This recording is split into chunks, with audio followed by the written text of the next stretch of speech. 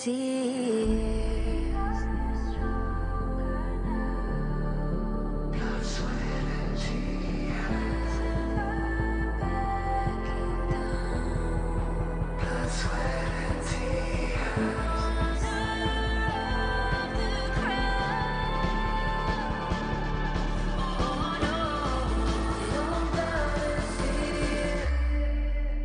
sweat, and tears. Fight for what we want. Doesn't matter the cost. Every day, putting work. Nothing comes overnight. Strength in numbers, stars in light. We don't gotta fear. Blood, sweat, and tears.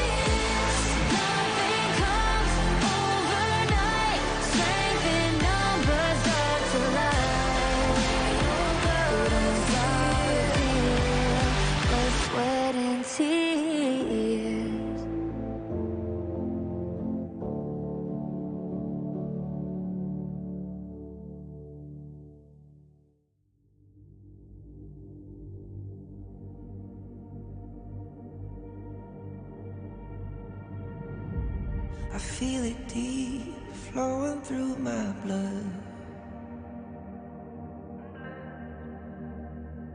Rising up to become someone,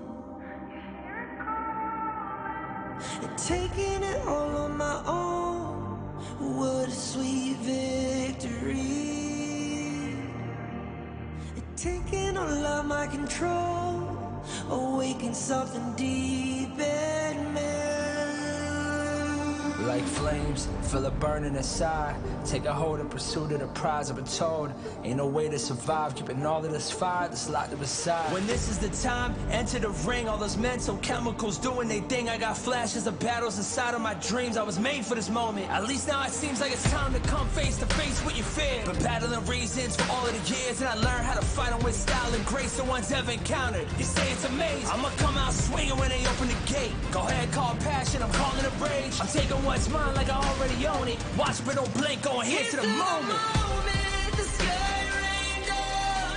Here's to the madness that's all around. Go on, tell them who you are, you are, you are. Go on, tell them who you are, you are, you are, you are. Here's to the moment. The sky rain down.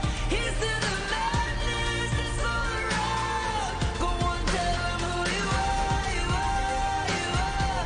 Go on, tell them who you are, you are, you are, you are. My name is honor, my name is king, my name is champion, my name is strength. Tell them who you are.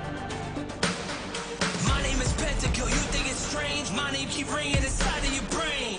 I hear it every night. It's till the moment the sky rain down. It's till the madness that's all around. So tell them who you are, you are, you are. Go and tell them who you are, you are, you are. Here's to the moment the sky rain down. Here's to the madness that's all around.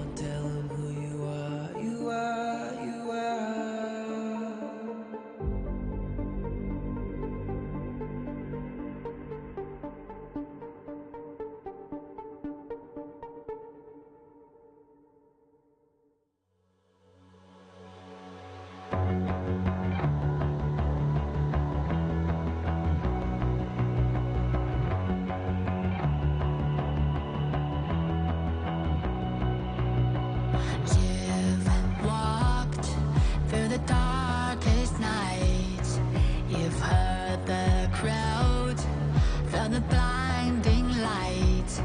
You were standing there when your heart comes alive. It's a dream I've had, and it never dies. Right here, right now, give it all, get it out. Never surrender, I fight and never fail. I am a contender, a challenge I can feel. The smallest lies become the brightest enemies, relentlessly. And even if you fall, you gave it everything to be a king.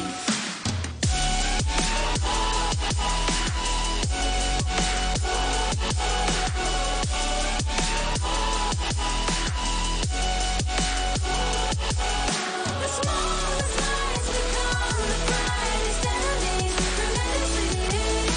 And even if you fall, you gave it everything to be a king. You carved your way with a sharp attack. You watched it all burn, and you never looked back. There will come a day when your fears will rise. You protect your crown, so it never dies. Never surrender, I fight and never fail. I am a contender, a challenge I can feel. The smallest lies become the brightest enemies, relentlessly. And even if you fall, you gave it everything to be a king. On my way, on my way, find my way, find my way. On my way, on my way, dream my way, dream my way. Never a surrender, I fight and never fail. I'm a contender, and challenge I can feel. The smallest lies become the brightest enemies, relentlessly. And even if you fall, you gave it everything to be a king.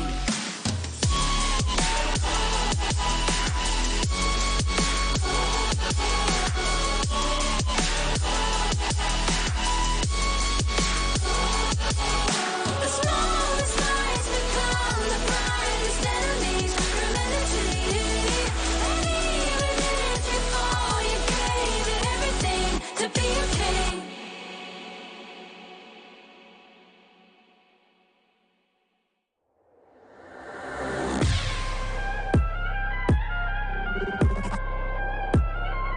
Turn it back.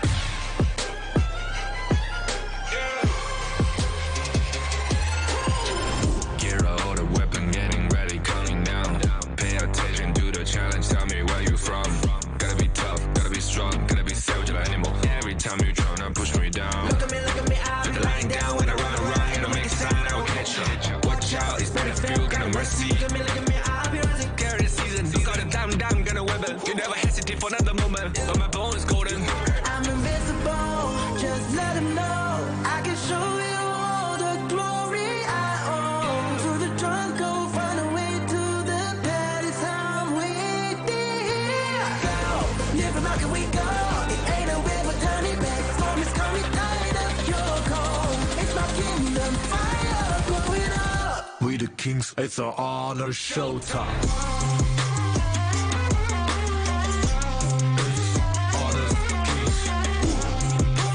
Guess it's gonna burn up. On a killing spree, I turn to violence. All my enemies, they go on silence. Wipe them out for only simple seconds. Yeah, we got honor. You wanna get me juice, kind of the one who made the rules. You have night to choose, only one way, got night to lose. I'm gonna show them. We got no cry. We barely fight as one, crash in pieces, you can cheat. First blood, double trouble, then I take a pen, I kill. All you do is sweat and look at me still victory. Say. I've taken my soul On down. my pace. We the champions screaming, I'm invincible. Just let him know. I can show you all the glory I own. To the drunk, go find a way to the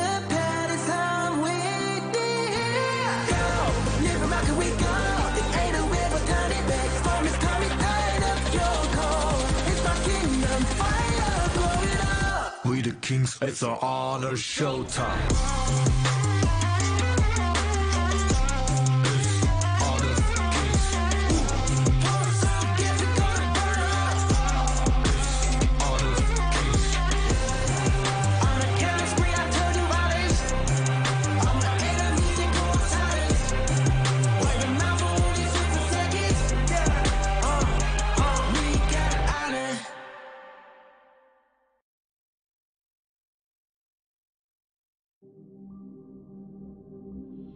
In this world,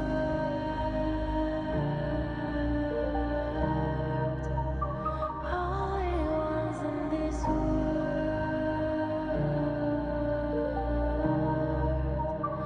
all it was in this call out my name, cut through the sound of the rain. No matter how I feed the flame, you know I feel the darkness and the pain. All of the ways we tried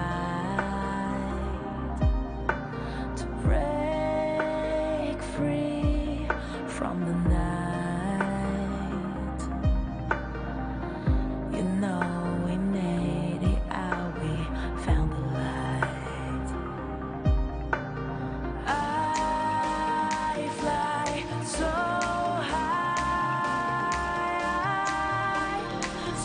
high, light up the skyline. Let's do it this time, like it's a whole new vibrant world.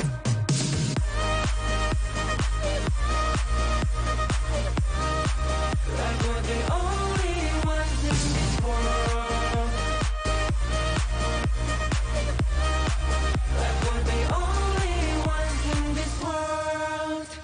Now I see that I got everything I need. It's alright, I'm on fire, I'm alive, 'cause now I fly so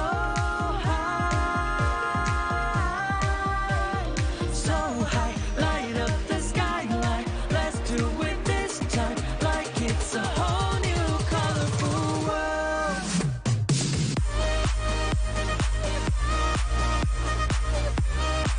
Like we're the only ones in this world. Like we're the only ones in this world. Never thought we'd get.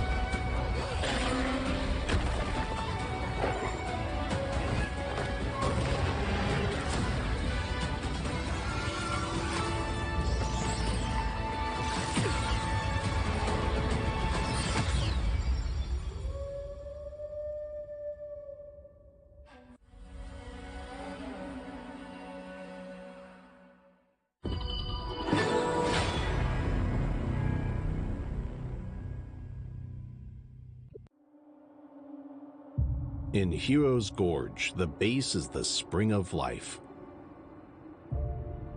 In the real world, every forest and plant is the Earth's spring of life. The base nourishes the gorge, just as Earth's ecosystems sustain all life. If the base is exhausted, heroes will lose their home. If ecosystems are destroyed, all life loses their habitat.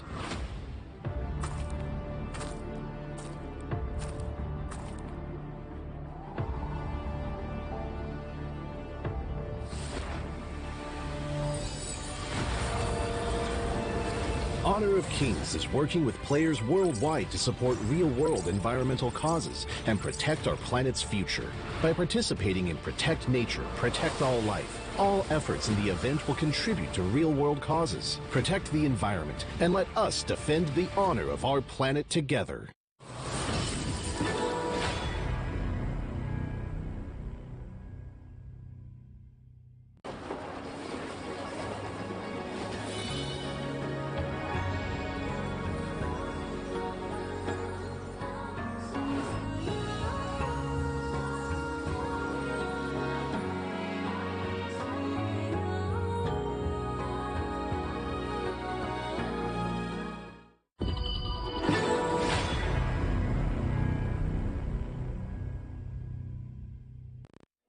Excuse me.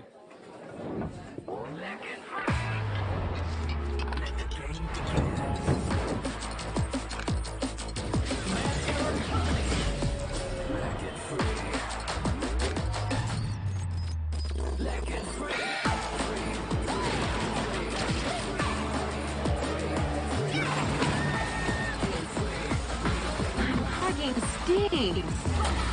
Victory! Yes, yeah. Another round. Sure, but how about a smoother phone next time?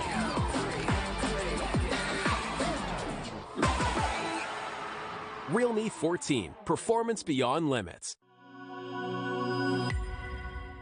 Welcome to the Honor of Kings Major East League Spring and Major West League Spring 2025. Two independent tournaments, each featuring 7 top teams from rising powerhouse regions across the globe. Major East features teams from South Korea, Japan, Middle East and North Africa, and South Asia. Major West brings together talents from North America, Latin America, Europe, and Turkey.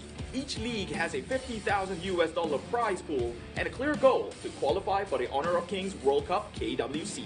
The majors will be split into 4 phases: Ranking Week, Survival Week, Knockout Stage, and Major Last Call. Running from April 17th to May 4th, each phase will become more challenging than the previous, ensuring teams to be on their best forms at all times.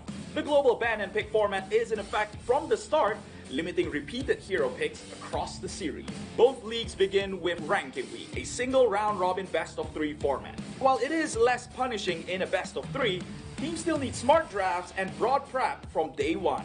At the end of Ranking Week, the top 3 teams move to Group S, while the bottom 4 head to Group A for Survival Week. Unlike traditional slow-paced formats, this Week 1 is anything but forgiving. Every match counts. Survival Week ups the ante with double round-robin best-of-5 matches. Here, the global ban and pick rule really kicks in, and teams are put to the test. Hero pool depth, draft strategy, and flexibility becomes essential. There's no hiding behind comfort picks. Only teams that can adapt will survive. In Group A, it's a ruthless fight. Only one team advances, while the rest are eliminated. One stumble could mean missing the knockouts entirely. It's fast, high stakes, and decisive. In Group S, the top 2 reach the upper bracket, while 3rd place drops into the lower brackets of knockouts. The final stretch is the knockout stage, featuring a double elimination best-of-5 bracket. Each league's champion qualifies directly to KWC, meanwhile runner-ups get one last chance in the major last call, a final best-of-5 to secure their World Cup slot. This format rewards consistency, creativity, and composure under pressure. Catch every moment live on our official channels. Every game is a chance to prove your region's strength and your team's readiness for the global stage. The path to honor starts now.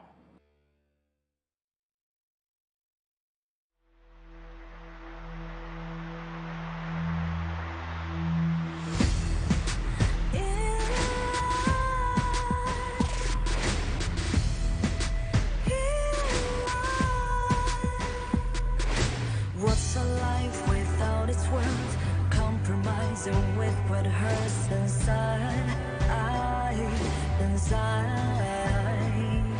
When you let fear decide your fate, you don't choose which path to take in life. In life, I'm finally letting go of everything that still holds me. I'm against the odds, but I won't give up, 'cause it's my time to shine. Standing in the spotlight, and no one let me down. Destiny is calling high. I'm not afraid to fight for everything I love. Victory's in my sight.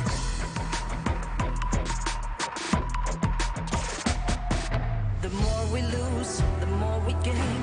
The more that nothing stays the same. In time, can't love ever, can't forget. What you see is what you get. Sometimes,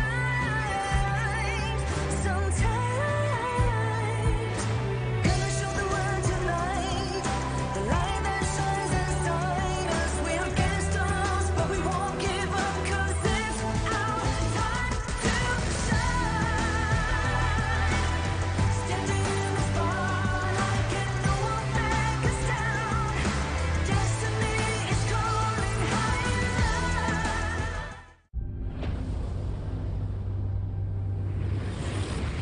Become a pro player? I am 3D. How hard did that to take another path?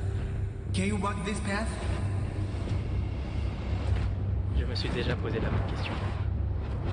Posso percorrere questa strada? Il l'appelle. Le chemin et le champ de bataille vers le plus grand honneur. Posso arrivare? Je ne suis encore personne. Posso lasciare il mio nome? Inizia a salire su questo palco. But the moment I tapped my first skill button, the moment I was no longer nobody, our names began to shine.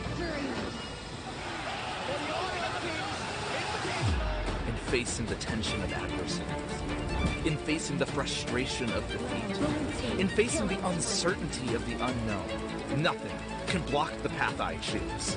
With the light of victory, we pierce through the thorns.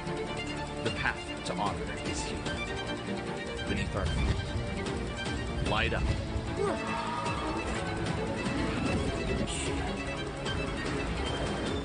When our footsteps awaken the dawn of the gorge, to walk this path is to walk toward honor.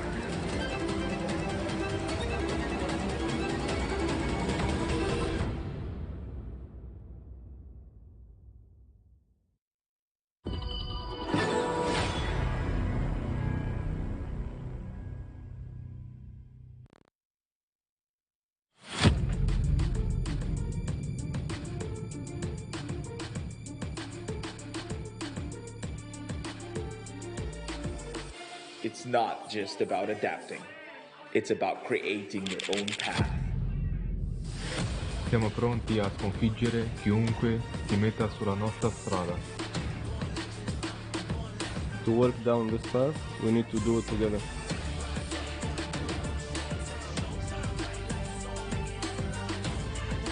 Side by side, we walk the road that shapes our fate. Es hora de cumplir con nuestro papel. Siamo pronti a sconfiggere chiunque si metta sulla nostra strada. It's time to walk the path of honor. That's right.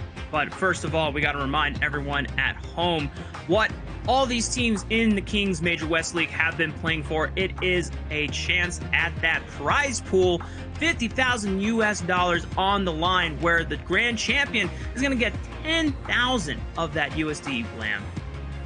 Oh, absolutely. I mean, that's what we're looking for, right? I mean, it's the top prize for the prize pool, but then obviously the entry ticket into KWC. But obviously, the second place also gets their last little bit of hope, right? In the major last call, which obviously takes place tomorrow. So even if you're second place, yes, it's kind of like various sorrows. You're not going to quite get there for KWC and that 10,000 prize pool just yet. But you're still going to have another shot at trying to get to a tournament with a bigger prize pool. That's right. And for all the other teams that were able to at least make it into the Major West League, they're still going home with a bit of that cash prize, even though they have taken their exit in the tournament a little earlier than they would have liked. So they're not necessarily walking away empty-handed. But of course, as we talked about before, 3 teams left in the Kings Major West League, all trying to fight for the grand prize of 10,000 USD on the line. We'll get a chance now to show you those 3 remaining teams in just a moment. Lamb, I have been so excited, at least watching one of these teams dominate the entire Major West League for the past 3 weeks, almost maintaining a completely undefeated record before one of those other teams was able to at least deny them that undefeated game win streak. But they're still undefeated in series overall. I'm talking about OG Esports. Twisted Minds at least able to show that they are chinks in the immortal armor of this Italian squad. But now Virtus.pro, probably going to be the biggest story coming in tonight, because they are making a miracle run right now. Absolutely. I mean, it was like we were saying, obviously, before the broadcast, that VP seemed to be the team that have made those adjustments and kind of like been able to kind of settle the score with some of these kind of better teams within Team A. They've honestly felt, to me, the team that's had the most grueling kind of challenge getting to this playoff stage. And now they're into the lower brackets finals as well, right? Going against Twisted Minds. So honestly, either of these 2 teams, I do not envy, because they have a potential of 10 games overall to play today, whoever wins this lower bracket final, which is our first match of the day, right? Yep. Virtus.pro taking on Twisted Minds. And the last time that Virtus.pro played against Twisted Minds was nearly 2 weeks ago. So a lot has been changed since we first got started with the Major West League during the ranking week. And I dare to say that Virtus.pro is a completely different team. And if you are a Virtus.pro fan, or, you know, even a representative of Eastern Europe, this is an exciting time, because now you're going to get a chance to see, is Virtus.pro finally up to the challenge? Because they have done a remarkable amount of changes ever since ranking week and towards the end of survival week to now get here. Exactly. I mean, honestly, it's like seen a team that's gone like night and day, especially like Virtus.pro, and now they're able to sort of like get here. But honestly, it's kind of like shining a highlight onto players like Prince and Grizzly Q as well. Honestly, I feel like those 2 in particular have really kind of stepped up, because normally their jungler, Eleme, has been somebody that's kind of like very much settled into the role of picking those assassin jungles. But whereas Prince and Grizzly Q kind of like, right, okay, if we're gonna let this like player Eleme shine, we need to kind of step up and basically set him up for the plays that he needs as well, and dominate their lane, so we just have to kind of like care for them at the same time. Yeah, I think the between in-game decision making has been changed up, also the drafts, but obviously we're going to get into all of that high discussion points. First of all, we got to remind everyone at home who these teams are. Starting up on the blue side, it is Virtus.pro. Check them out.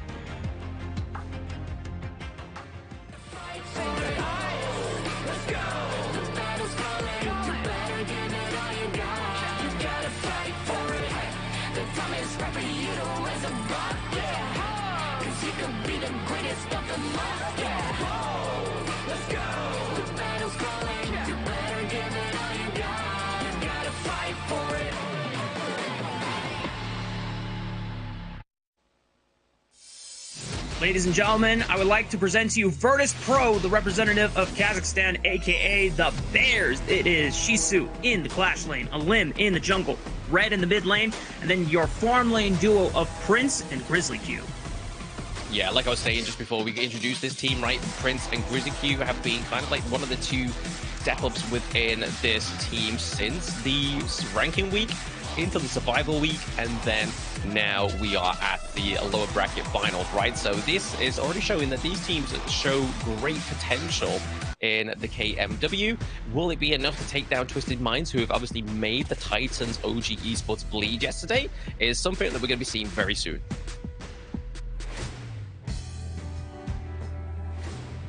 Going to be a big question for Virtus.pro to see if they are ready for the challenge going up against Twisted Minds ever since at the beginning of the tournament, and being able to witness from day 1.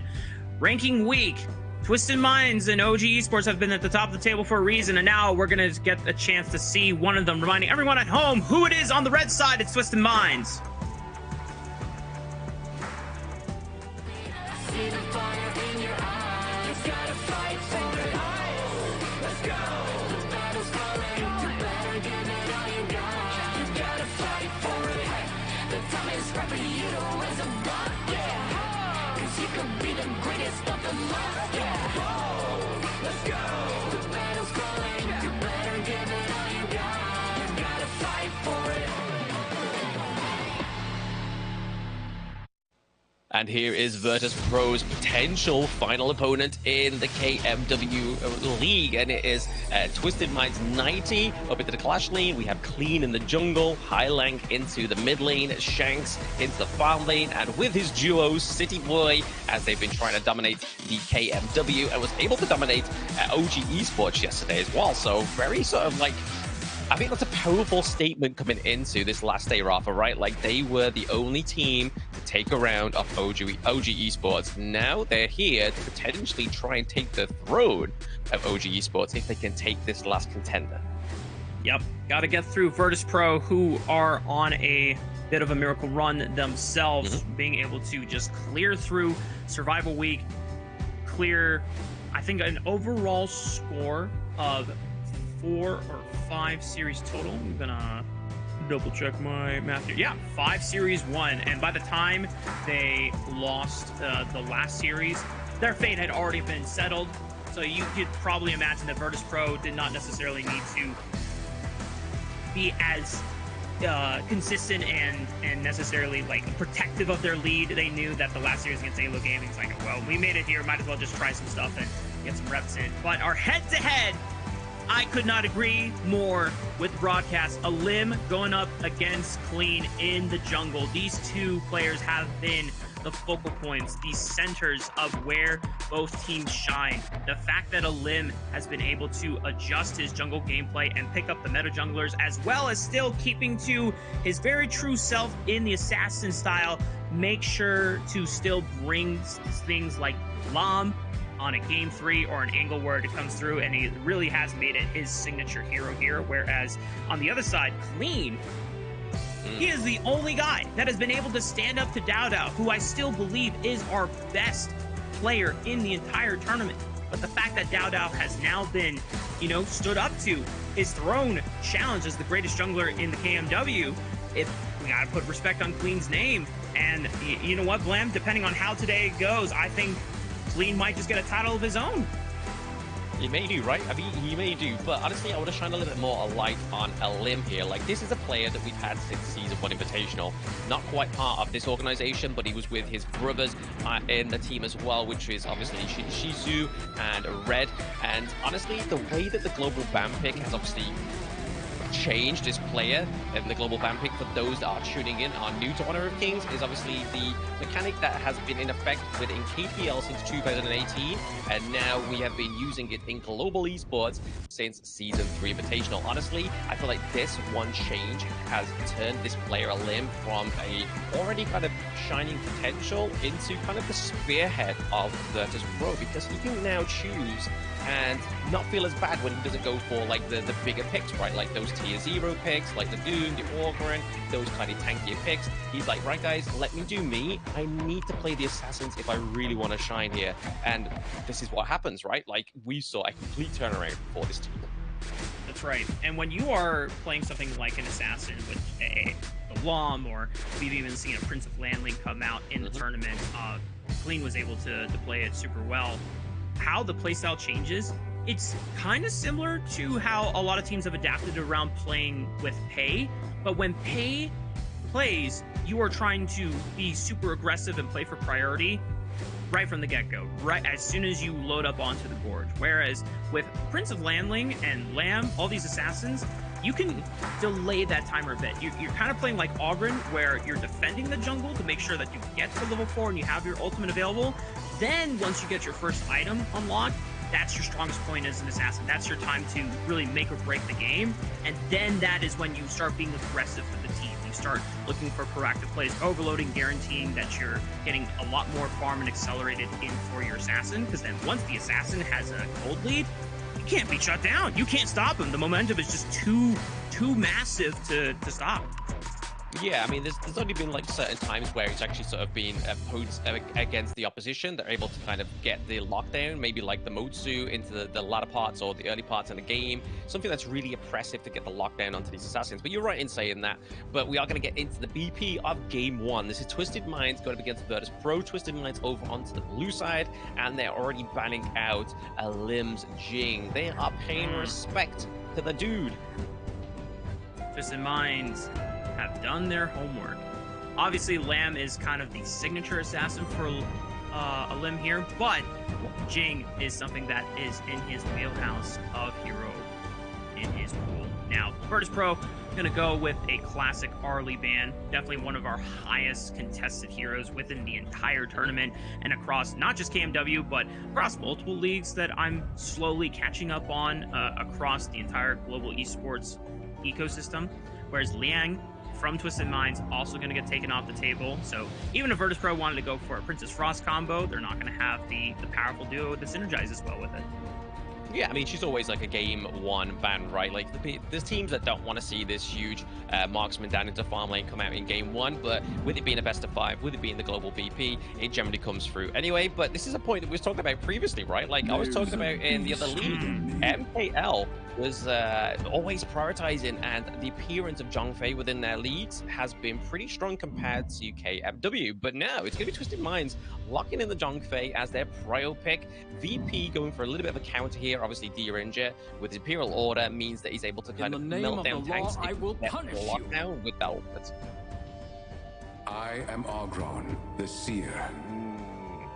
And with the Ogren locked in, Virtus.pro are ready to initiate potentially a pay Ogren standoff here, as we saw that was a clear exchange between both Twisted Minds and OG, as well as Virtus.pro and 9Z Globin. But Twisted Minds are gonna save onto their pay pick for potentially a later game where they can bully another jungler that will not be the Ogren and will have a higher punishment if they do not successfully stop the Ogren from forming up, going for the Luna instead. And when we've talked about assassins, Luna is definitely one of them too, where you want to just kind of exchange with the jungle on the other side, saying, okay, you get the farm, I'm gonna get the farm, we're both gonna farm, we're both gonna be happy. But then comes at the mid-game point where the Luna is gonna try to strike using some of the powerful CC that you have access with something like a Lady Jen to then get that snowball rolling.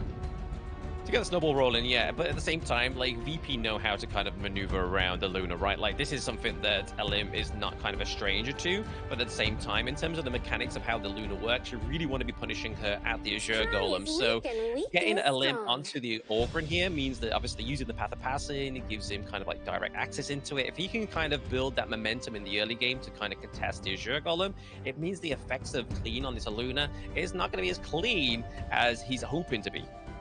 Yeah. Virtus.pro, I will say, there's some decent single target CC that is available to them. The only thing I would like to see from Virtus.pro being rounded out, especially for the bottom side of the map in Grizzly Q, is a little bit more frontline, like dedicated frontline. If Eleme is your only frontline as Ogren, that's a bit scary, because as soon as you get grievous wounds or you're able to have a lot of lockdown for Twisted Minds, which kind of technically they do have at the moment, Eleme has a heavy burden on him, and if we've learned anything about how Virtus.pro have been scaling on up, they've tried to alleviate the burden away from him so that he is able to excel in these team fights. Yeah, I know. Into this second part of the ban phase, though, they are kind of targeting Grizzly Q's picks here. Obviously, the Diadea didn't get picked in the first 3 ones here for VP, but honestly, this is like a bit of an MO that they've kind of changed up as well, right? Like, VP are no longer trying to go for those big picks in Game 1 and Game 2 to try and secure the victory. They're playing this more like a chess game, right? They're like, right, okay, what can we exhaust to still get the victory, still get the win condition here, but not kind of burn out all our options as we get into the potential Game 5. Like we saw yesterday, they was able to go all the way to Game 3 and still lock in the Lung, the Elaine, Dolia, all the good little bits that come through in a draft that normally comes into the early parts of the game. But they ban out the Motsu here, but honestly, I'm feeling like Grizzly Q still has the Sakir here as well, right? So Kia paired with the D-Ranger down to the bot side of the map, pretty huge combo. Like, more Brave Power, if you're a squishy farm lane, is going to do a lot of damage to you. And at the same time, you have Auburn that can obviously heal himself with his HP regen, which is immense. Now pairing that with the Huan, if we get the Sakir into this as well, it could be a lot of HP coming through into these team fights for VP.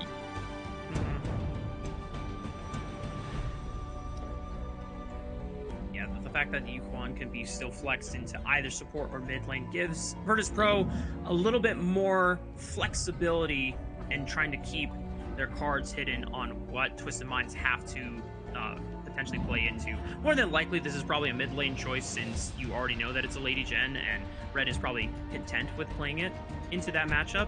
But you have a lot of extra healing and sustain that you already mentioned, so trying to help build around this Ogren as much as possible, giving it as many tools as possible to just being able to pseudo drain all the way through Twisted Minds. But with the lock-in, Lady Sun, classic marksman that you see in the farm lane these days in the KMW, but the Eleme, that can potentially be a difference maker with being able to just threaten the back line. And this is a relatively short range composition from the side of Virtus.pro, as we talked about before with D-Renja. If he doesn't get accelerated, then, I mean, it is tough for him to start interacting with longer range backline threats.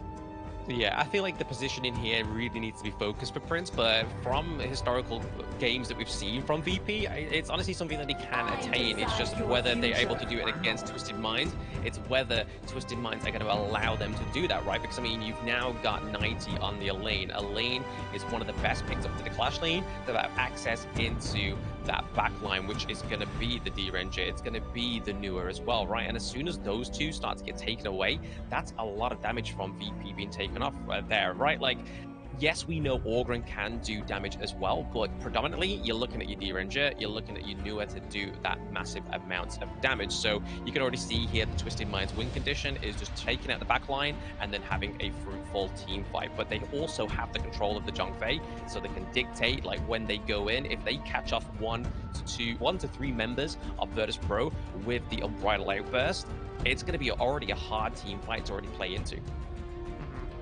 I will say, the pivot to a Nua in the mid lane instead of going for something a little bit more tanky in the support could be a cool pivot from the side of Virtus.pro, because I was hoping that it was going to be Yuhuan going into the mid lane and then seeing something like, I don't know, a Lian Po, or if there was another like frontliner. I know we don't see it that often, but I think there's like a hero called Lu Bin? Lu Bang, yep. Lu Bang. Yeah. Lu Bang, even though that's typically a Clash laner, I have seen it, played support a couple times and just being able to absorb a little bit more damage. But this is really just Eleme being the main front line for Virtus.pro. But that being said, what you can do with this Virtus.pro squad, instead of opting into 5-on-5s, Blam, I think your power is going to be trying to make fast plays on the side, try to play around the D-Ranger early, and then using the Imperial Order to set up CC. Then Nua, Red's Nua can look for snipes across the map with the Annihilation, or just try and use that global power, and then get yourself accelerated in the mid-game that way.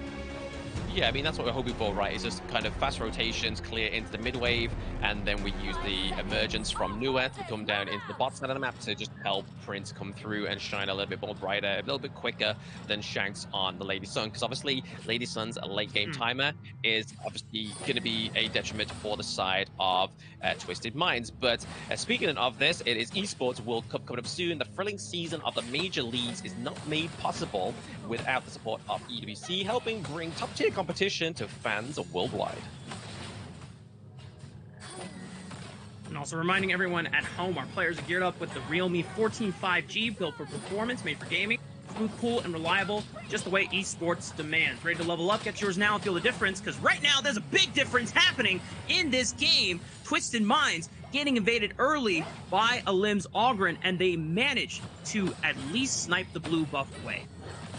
Yeah, I mean, this is what exactly we wanted to see, right, for the side of Virtus.pro, is the fact that they need to sort of put a punishment onto the side of Twisted Minds, saying, look, hey guys, we're not going to play very sort of coy in the early game. We are going to basically be the guys that are dictating this team fight. But rightfully so here, Clean looking to try and take their Azure Golem away from them as well.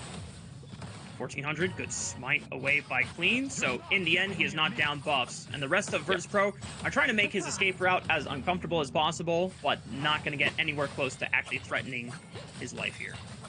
Yeah, not so much, right? I mean, they have potential. They have a lot of healing with the Hue one here as well. So, like I was saying with the Sakia, it's not as kind of like powerful with the without the Mulberry power, but it's still going to give a lot of sustain over the side of Virtus.pro, especially on the Prince into the early game before he gets those defense items. But oh, Clean, just getting out there with very little health.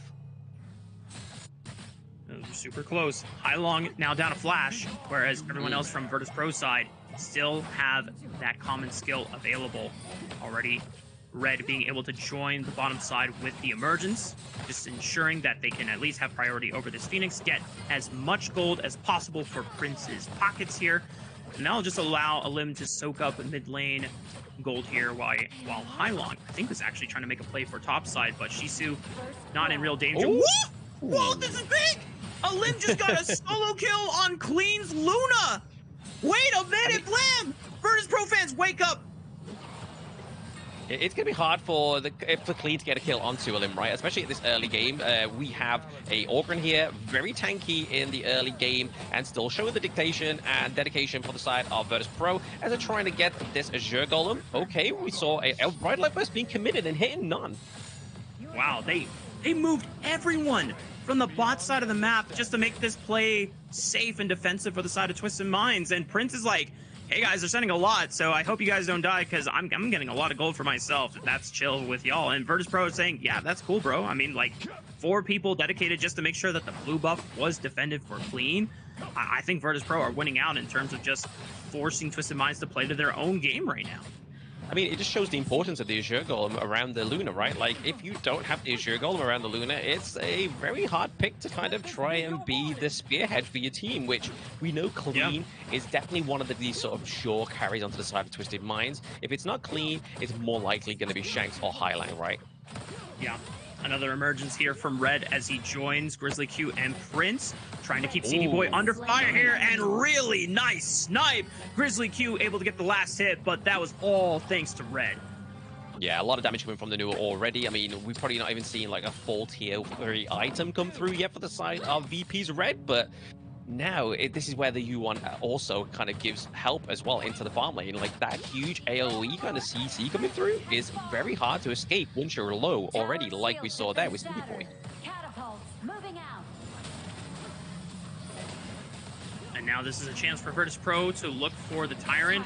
Good move by Clean, though, knowing that there was no chance that they would have priority for that objective. So just goes over to the top side of the map, solos the Overlord, and ensures that at least there will be some global pressure that will kind of help Twisted Minds keep themselves even in the game.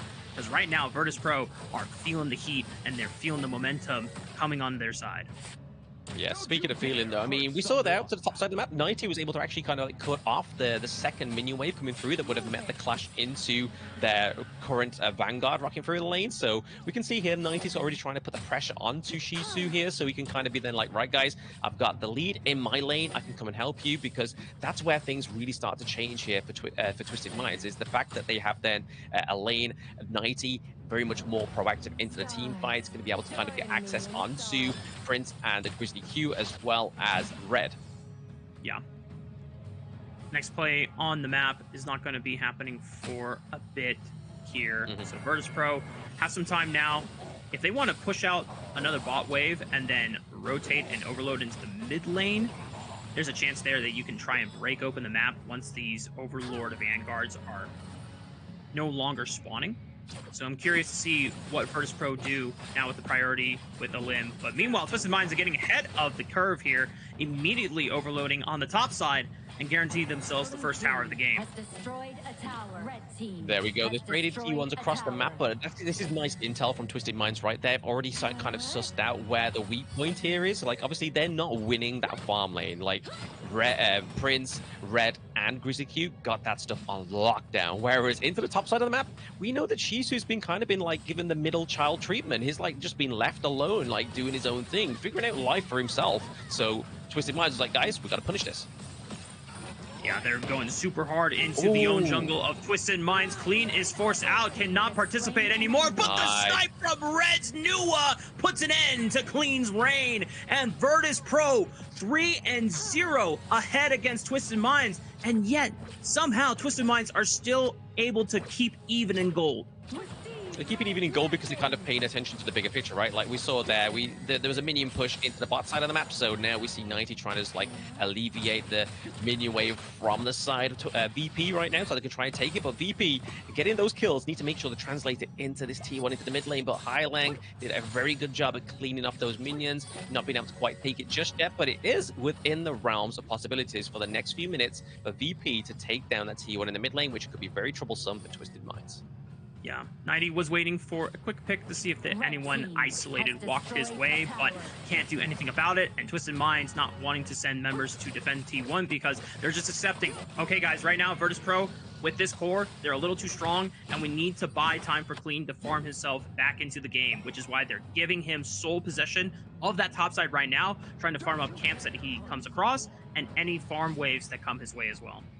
Yeah, I mean, it's the beauty of taking the T1s into the side lane, right? It's such a blind spot for the side of Virtus.pro, and it's such a clean sort of like opportunity for Clean to go through, farm up a lot of more extra resources come through, but we've seen a bit of a brawl here into the mid side of the map. Yeah, CT Boy was forced to pop the ulti here just so he didn't go down. Grizzly Q exchanges his own ulti, and 90's trying to do all the heavy lifting, but this Eleme cannot pressure Virtus.pro enough to force them away from Twisted Mind's side of the map. Yeah, I mean, we saw the Death and Sunset being committed a little bit too early, and it was just right on time for Grizzly Q, but not quite the time for the side of Twisted Minds, right? Like, he dropped down, Grizzly Q went up with the Unending Sorrow, so became untargetable, so the actual impact of his ultimate didn't do anything for the side of Twisted Minds, which they really wanted to come through here, but you can now see the damage from Red and Prince really start to come online at about this 8-minute mark. 3v1, Clean gonna try to see if he can at least take out Red, but look at the healing from Grizzly Q, keeping his mid laner topped off, and Clean is just gonna be forced to back off here. Yeah, this is the only problem as well, right? With the Luna, you can get stuck into it, but the fact that they have a Q1 with not only the potential of trying to lock down with the CC, you have the healing come through, so you may be able to try and get them at death's door, but Grizzly Q is the guy like, hey, I'm here to bring them back up, I'm here to revitalize the side of my team, and it's already showing cracks into the side of Twisted Minds, but honestly, they're putting in the reps, right? They're putting in the reps because they're only behind around about 700 gold, which, at this point, when you've got such a good lead like Virtus.pro, is not looking the greatest in terms of prospects. Yeah. Another Tyrant going over Virtus.pro's way. Obviously, this isn't the Shadow Enhanced objectives yet, since we're under 10 minutes, so not the most devastating thing in the world, which is why Twisted Minds picking up another Overlord is at least better than nothing, but nothing that Virtus.pro cannot deal with, because it's only 2 spawns of the Vanguards in each of the lanes. They're not that strong. If they're left unattended, they will be able to do some decent damage, but Virtus.pro at this stage of the game are not pressed in any sort of way. No, yeah, I mean, they're pressed into the top side of the map. They obviously pressure the minion waves up there. That side, Eleme currently taking a lot of damage now from both Shanks and Clean. He has to be careful. He has nobody around him. He does have the Conductor of Souls. He does have the Blood Rage, which is going to give him a lot more sustainability, but he doesn't really want to be proccing those until this next team fight. Good Annihilation usage by Red, just chunking out Shanks. If they want to fight for, I think they're trying to prep for the Shadow Overlord on spawn. If they can just rip that, that would be a great way to start accelerating the tempo of this game and just being able to give them that map pressure that they desperately need. But at the same time, they see Twisted Minds starting to circle over Shadow Tyrant, and they're not really content on just giving that away for free as well. Yeah, I mean, the damage or the pressure into the map would be really good for both of these teams, but like you said, they are looking to highly contest this as Shadow Tyrant right now.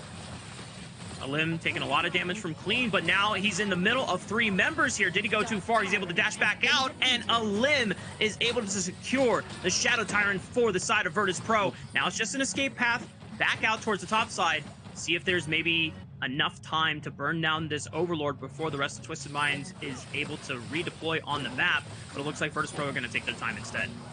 I mean, we saw there, right? Like, 90 was trying to thread the needle. He was trying to get that tip wet so he could put it into the needle and thread it through, but it didn't quite connect with the Unbridled Outburst, right? Like, if that hit 3, that would have been huge for the side of Twisted Minds. Like, even if they got the Tyrant, that would have been such a great team fight for them.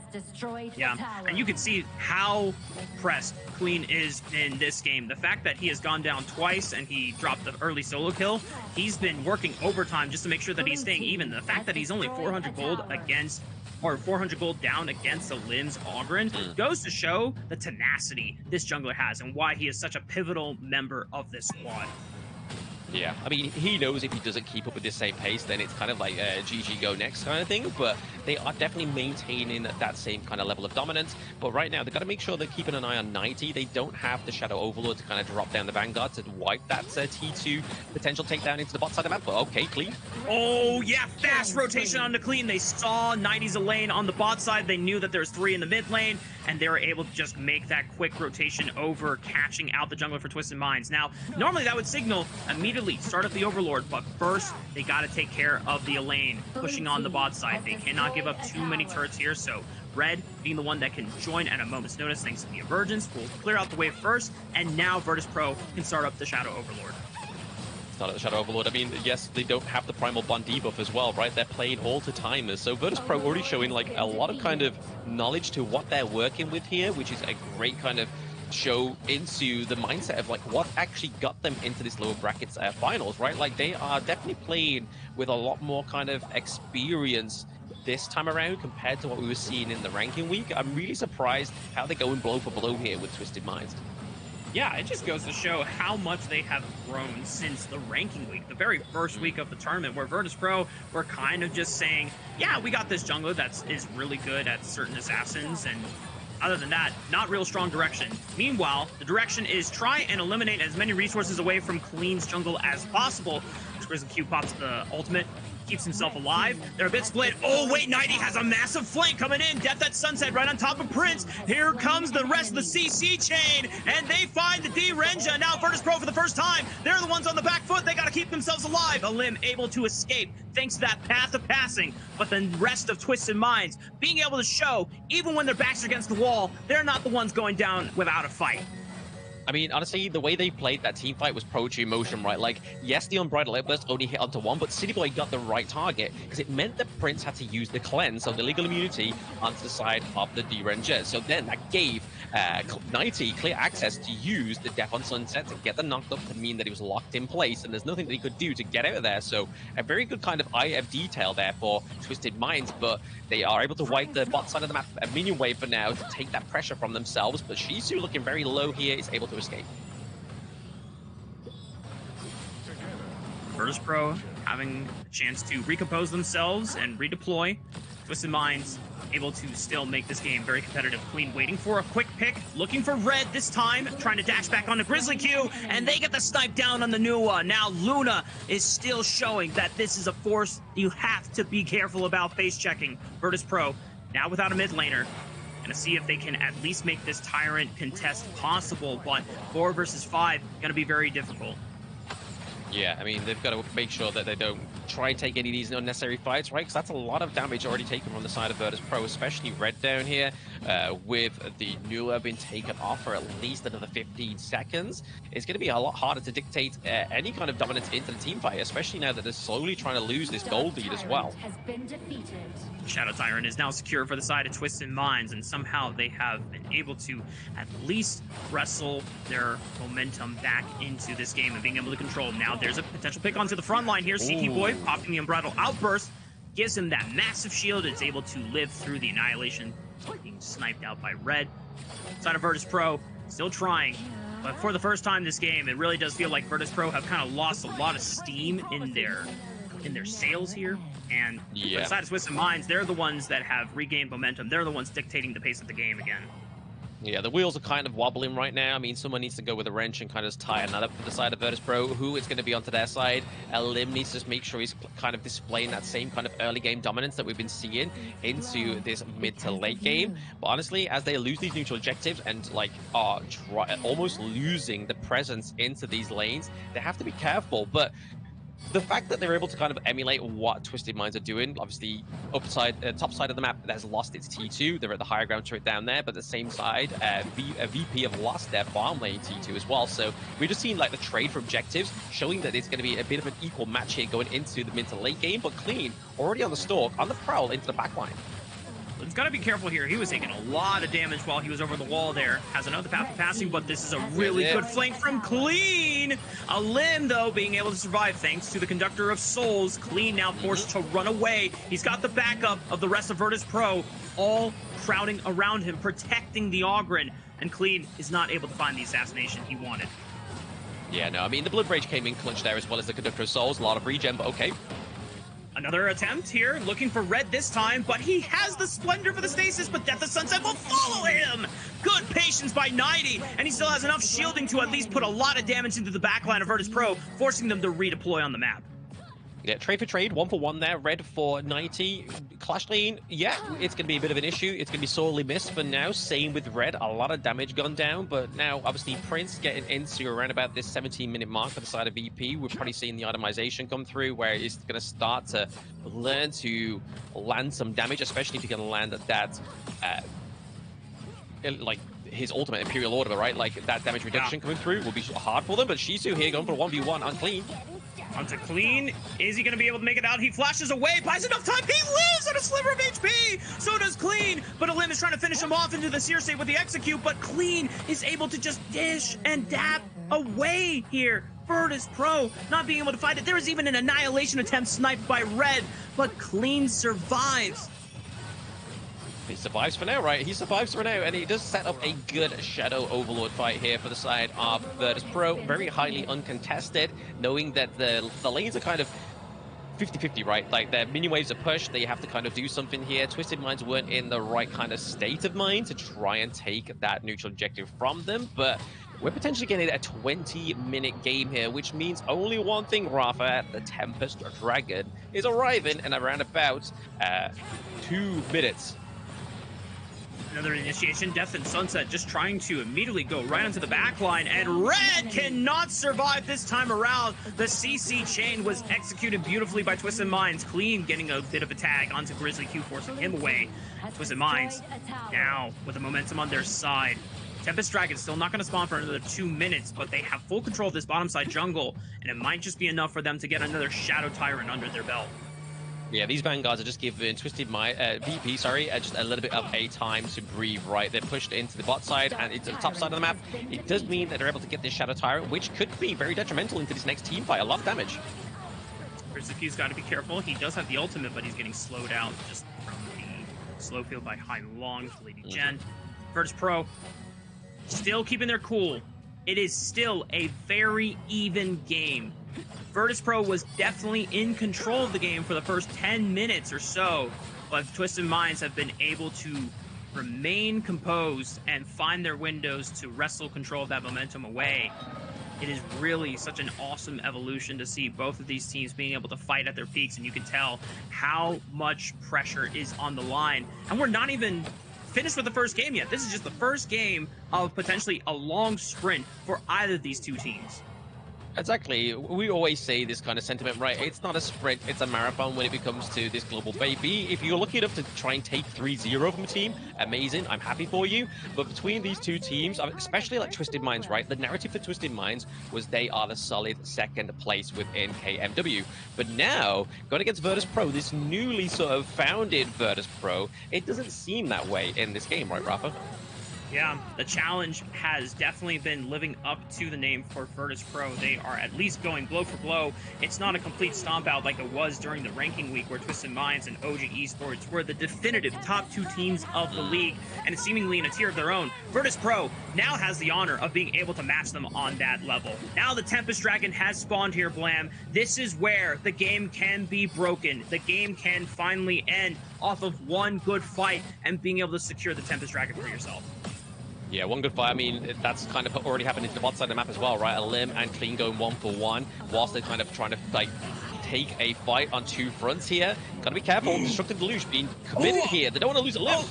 Eleme! He got slowed out by Hai Long and was not able to escape it with the Blood Rage. And without your Ogren, this composition is completely futile. Virtus.pro are forced to retreat, and that gives sole control of the Tempest Dragon for Twisted Minds.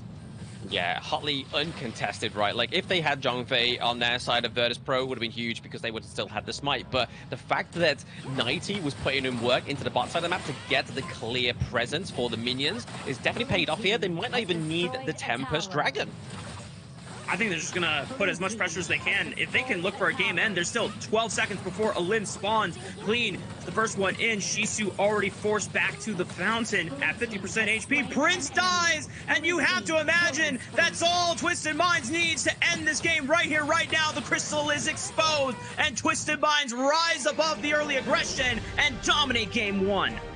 Yeah, but using the one key thing that got them the victory against OG Esports was the minions, right? I think both of the games actually won up OG Esports was the backdoor of the Winions. So the sixth member of this team that rarely gets a bit of a shout out, and I'm a big fan of them, is the minions coming through there, just guiding through with Twisted Minds 90. You could tell that this is what was going to be the end for the side of Virtus.pro, especially even in the early game. 90 was just giving so much TLC to these side lanes, building up the courage of these minions to be like, guys, I've got the trust in you.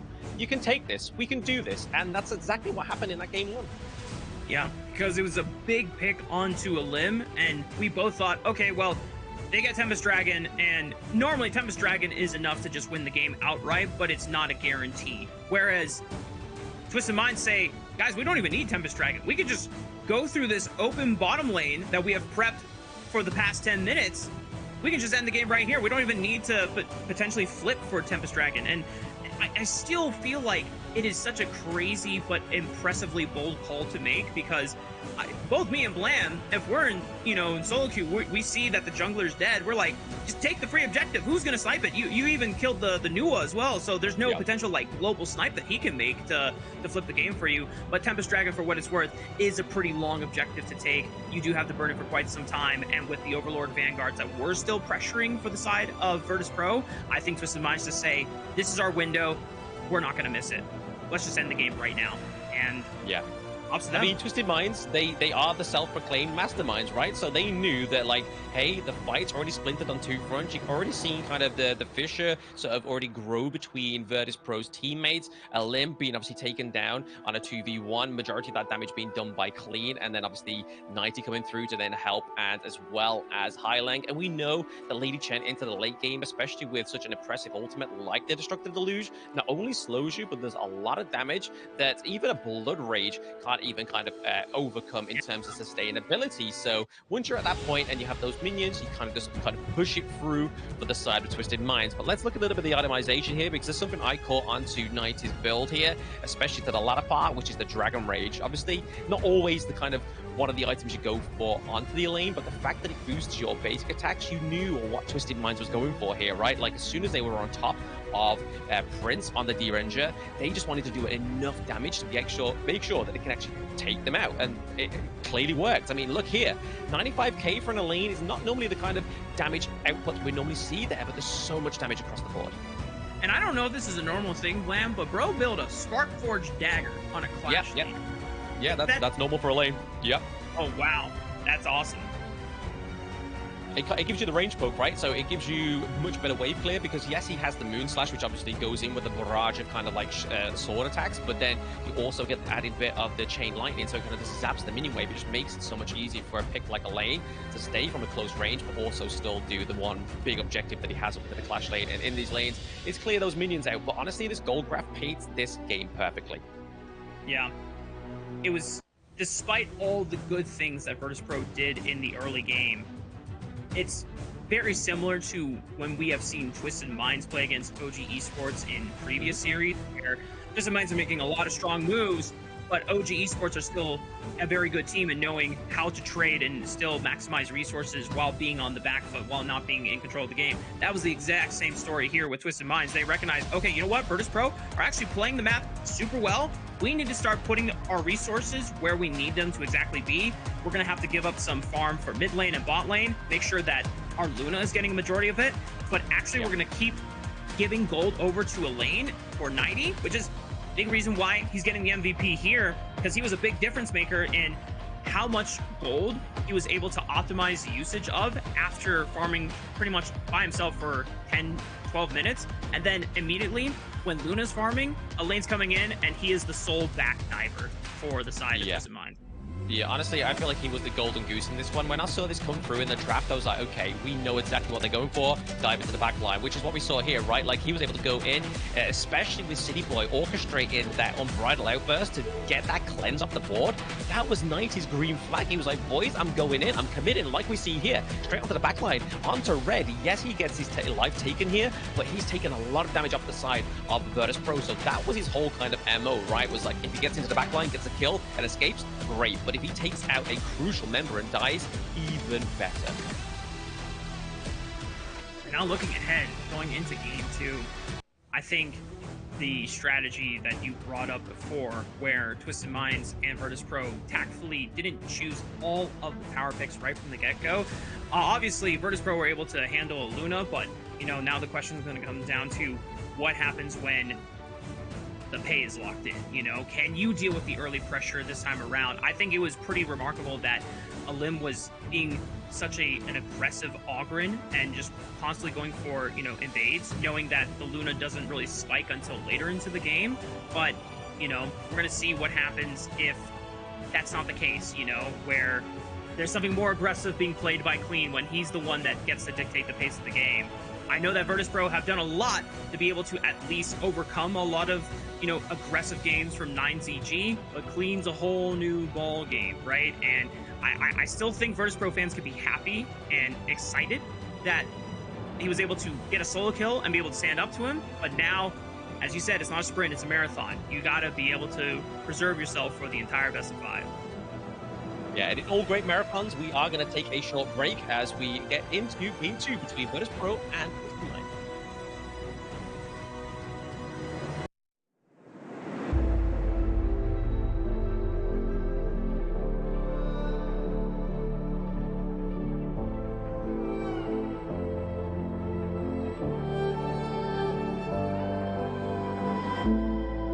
We're no stranger to the fallout. It's what got us here. Ever changing, some chameleon. Blood, sweat, and tears. We'll never make it if we fall to everything that brings us down. With a comeback is now. Blood, sweat, and tears. Fight for what we want. Doesn't matter the cost. Every day, put in work. Blood, sweat, and tears. Nothing comes overnight. Strength in numbers, start to line. We don't bow to fear. Blood, sweat, and tears. Blood, sweat, and tears.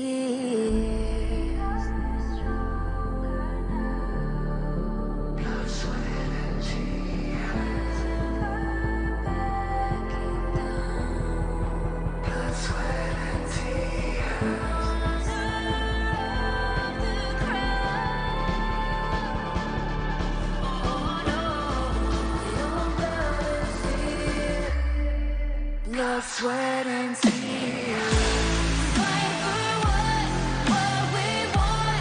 Doesn't matter the cost. Every day, put in work. Blood, sweat, and tears. Nothing comes overnight. Strength in numbers, stars align. We don't And welcome back. We're getting ready for game numero dos between Twisted Minds and Virtus.pro. And if you're just tuning in, welcome to the stream. This is our last day of the knockout stage, where the winner of this series will get a chance to go up against OG Esports, currently sitting and waiting in grand finals for a chance at that $10,000 US prize pool and qualifying to the KWC later this year. But of course, the story is now Twisted Minds being able to get the first game off of Virtus.pro, where to Virtus.pro's credit, they have showed the evolution of this team, of their drafts, of their playstyle in the early game, now being able to at least stand up to Twisted Minds and being able to show that they're very capable of dictating the game. Now the question comes down to, can they find really impactful leads off of the early game presence? Yeah, I mean, this is it as well, right? Like, this in game one, going all the way past 20-minute mark is also going to be a bit of a point of exhaustion for both of these teams, because whoever is obviously the victor of this low bracket finals is obviously great for them. But like we were saying in the introduction, if they keep going for these 20-minute games and they go for a full best of 5, woo, that's like an hour's gameplay already, and you've just got OG Esports waiting on their throne. Like, we're ready, guys. We're fueled up. We've had our drinks. We've had our snacks. We're ready to go for the attack.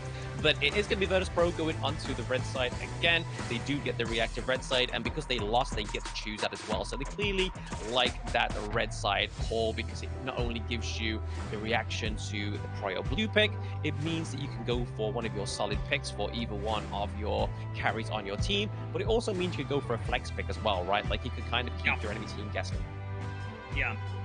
I think the power of red side comes down to being able to, if you keep the board open for power picks on the field, then yeah, there will be a prio single pick for blue side, but then you'll be able to snag 2 right away.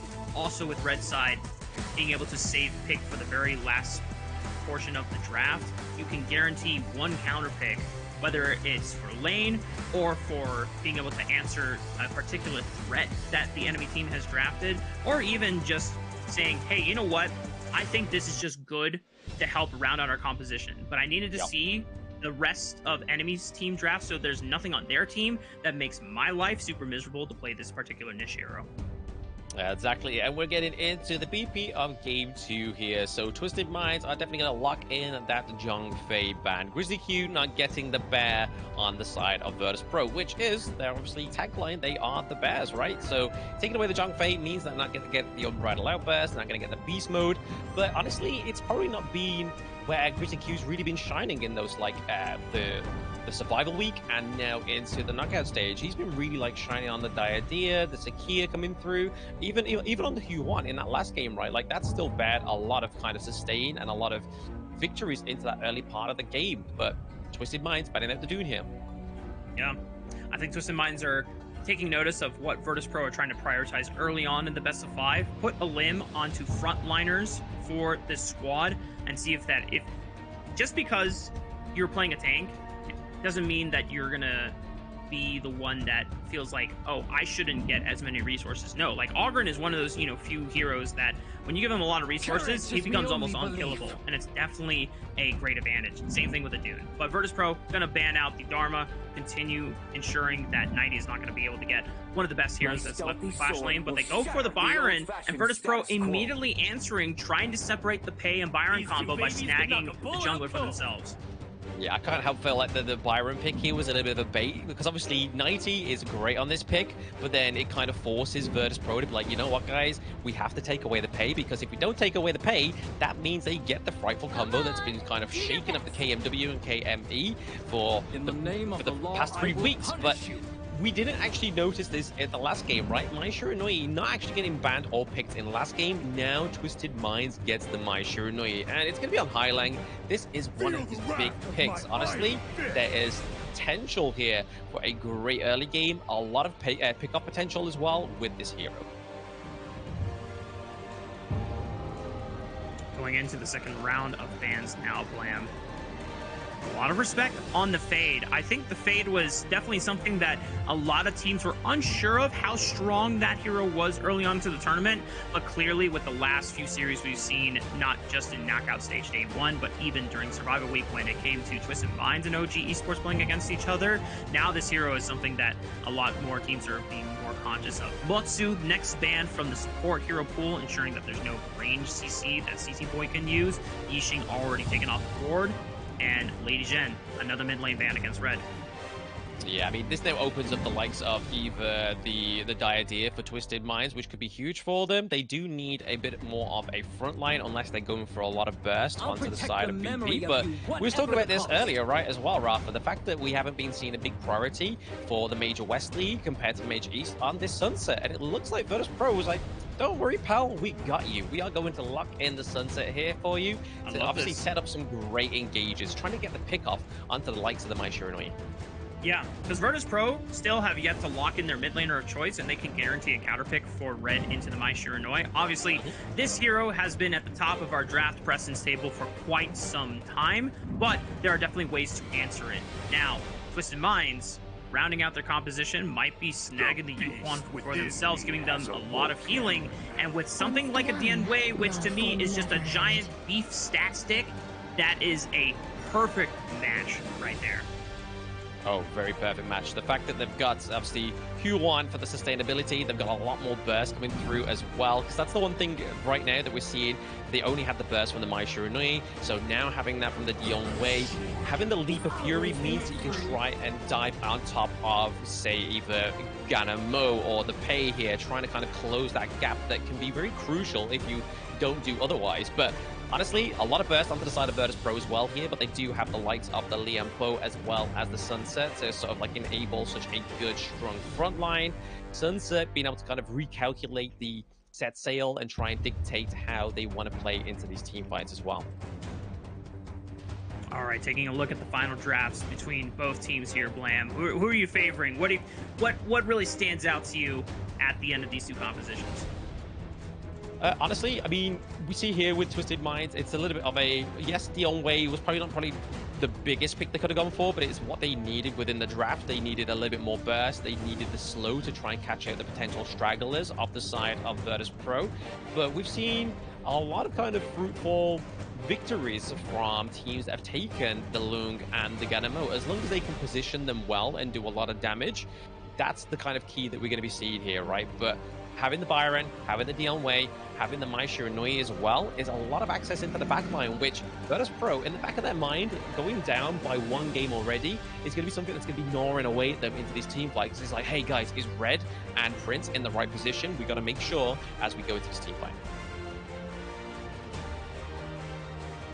If you are Virtus.pro, you are trying to test your overall mental composure, because you have the strength and the confidence knowing that you are at least able to be the ones dictating the tempo of the game, fooling around Twisted Minds for the at least first 10-12 minutes.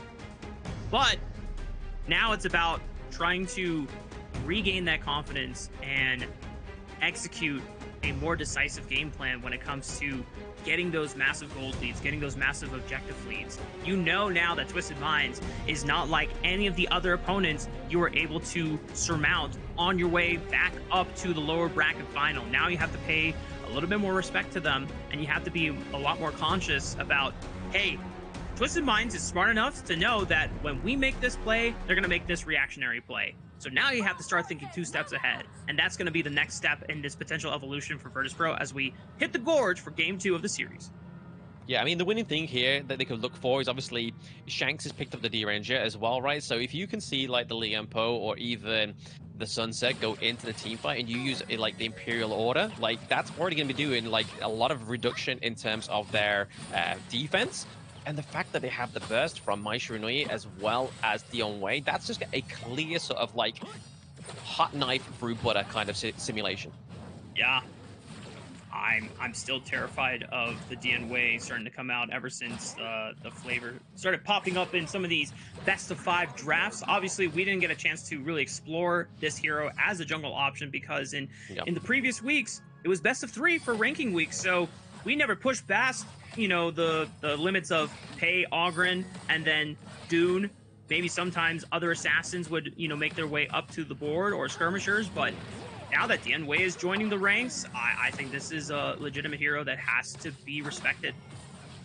Yeah, it has to be respected, but you can already see what they need to do on the side of Twisted Minds, right? They need to put a pressure onto VP Prince. Yes, he's a late-game hero, but he's also, if he leaves to his own devices, especially as he starts to kind of go into that kind of level 6, level 7 territory, depending on his gold resources when he gets the items come through, he can take down these turrets very easily. So Hailang is going to be going on the very heavy rotation, and I feel like Eleme needs to catch up those rotations to kind of make it impactful for the side of VP. Clean helping 90 get that wave shoved in. Both of the junglers now level 4. Ultimates available pretty much across the board here. It looked like 90 had actually used Death at Sunset, maybe just to force Shisu away from the wave. They're going to guarantee that camp on the top side as well, so that they can have first access for a teleport play. I'm curious to see if Twisted Minds are going to try to look for an overload play onto the bottom side of the map, as we see Hailong actually was waiting mid lane. Oh, good fog toggle war. Virtus.pro had made the rotation on the bottom side of the map, and you could see the thought process for Twisted Minds thinking that maybe a play was going to be made, but the timer was so long that they backed off, and Virtus.pro get a clean roam on the bot side. Yeah, the slow came through there really well. Obviously, it was enough to shut down City Boy, and again, now it's kind of like a 1v1 potential between Shanks and Prince into the bot side of the map, which obviously, in terms of range, in terms of kind of 1v1, I'd always take the Lung into this situation, because obviously he has the ride the winds, kind of able to push away your enemy ADC, but then also lay the smackdown with those Flaming Palms. So right now, a good catch for the side of Virtus.pro, a good early game catch, I have to say, right? Like, you don't want to burn all your resources just to take down City Boy, even though it's a lot of healing over the side of Twisted Minds. All right, Virtus.pro. These are the plays you got to make, but you can't just make one of them. Got to do it over and over and over and over and over again. And they at least were able to prove that in the 9ZG series yesterday and in their Survival Week series. But now I got to do it against Twisted Minds. And already Hailong making the adjustments necessary by being the first one proactively roaming to the bot side, just watching for the action between these two farm lane duos. Yeah, I mean, this is the kind of MO we're going to be seeing for the first part of the games, right? Is Hailang very much highly pressured down into the bot side of the map, as well as Red. They want to make sure... Oh! Just jumping right onto Red, knowing that he was going to make that rotation, and patience is rewarded for the Mai Shiranui being able to get a clean assassination. Yeah, and through it all, even though they rotated both the mid lanes down to the bot side of the map, it is going to be Hailang going on to his, obviously, one of his prize picks. This is his prize pony, Mai Shiranui, and you're already seeing here that he's playing it very, very well, very impressively onto the side of Twisted Minds, setting up these neutral objectives, clearing out those minion waves, even getting this T1 into the bot lane, potentially. Yeah, they are putting a lot of pressure on it. The fact that they were able to at least eliminate and force Prince away, he could not defend it. Now this tier 1, there's just one more fight that Twisted Minds would have to take on bot side, and then boom, that's the first turret of the game gone. It's clean. Now trying to put the pressure onto Eleme. We're at the point of the game where, even though Pei still has his means of being able to bully around a lot of other people, Dianwei is not one of them. You're going to have to give up your red jungle here, unfortunately. Yeah, I mean, this is where they're going to be putting the pressure. Okay, set sail. Oh, set sail, but it's in the middle of a lot of people. Shisu will go down for this one. Maybe they can turn around now with reinforcements coming through. Grizzly Q giving up his entire HP bar just to make this one happen, but he still goes down, and Klee doesn't die! This is what I'm talking about! Dianwei will just not be a hero that you can just easily deal with. He will persist, he will endure, and he will cut you down where you stand. Yeah, the sustainability, the HP regen here from the Dianwei is coming through quite thick onto the side of Twisted Minds, right? Like, we saw there the VP, honestly, if Twisted Minds had any other support, City Boy would have been gone. But the fact that he's U1, he goes for the Unending Sorrow, was able to get clicked off, but again, Red getting taken down here, but more. Stop here. Clean is super low. Finally, Virtus.pro have enough tools to shut down the Dianwei. They find Hailong right into the back, but they're still trying to contest the rest of Twisted Minds, who are still at an all-time high, being able to pressure Virtus.pro under the safety of their tier 1 tower in the mid lane, and will brute force the rest of this blue side jungle away. Yeah, I mean, this game, too, is looking like a stark night and day difference for the side of Virtus.pro, right? Like, Twisted Minds have put the pressure on, and they are laying it thick. They are cooking with oil, right? Like, it's spitting, it's coming out the pan. You don't know if you're blind from the sausages or the eggs right now, but it's definitely something blind in the side of Virtus.pro in terms of trying to get the advantage in this early game. All right, Virtus.pro. Time to dig deep. Because now with Twisted Minds, this is the stark contrast that you were talking about. When Twisted Minds are able to control the pace of the game, look at the gold lead. It's already nearly 4K, and they are just bullying Virtus.pro, smacking them back into their own side of the jungle. They're diving past the tier 2 turret as well, and Shisu and Grizzly Q are the ones that pay the price for it. Eleme not being able to get anything really done on this pay hero. This is kind of the folly when you're trying to get that early game rolling for yourself and you're the one falling behind. Yeah, no, Twisted Minds knows what's up, right? They definitely need to be like, right, guys, what's the one thing that Red and Prince are the best at within this team comp? Damage, burst damage, great. What do they need? Resources, great. What do they need for that? Well, what's that translate into? Itemization. What can we kind of work to here in terms of the timer? We need to finish this game pre-10 minutes if possible, because at that point you can kind of start to see the itemization then come through for both Red and Prince on the Lung and the Ganon mode, but it looks like Twisted Minds are just not allowing that to happen, and this is what I really like about their draft. The CC, the oppression coming in from City Boy on the Hue 1 just opens up such clear pathways for clean, high length to dive right in. Yeah.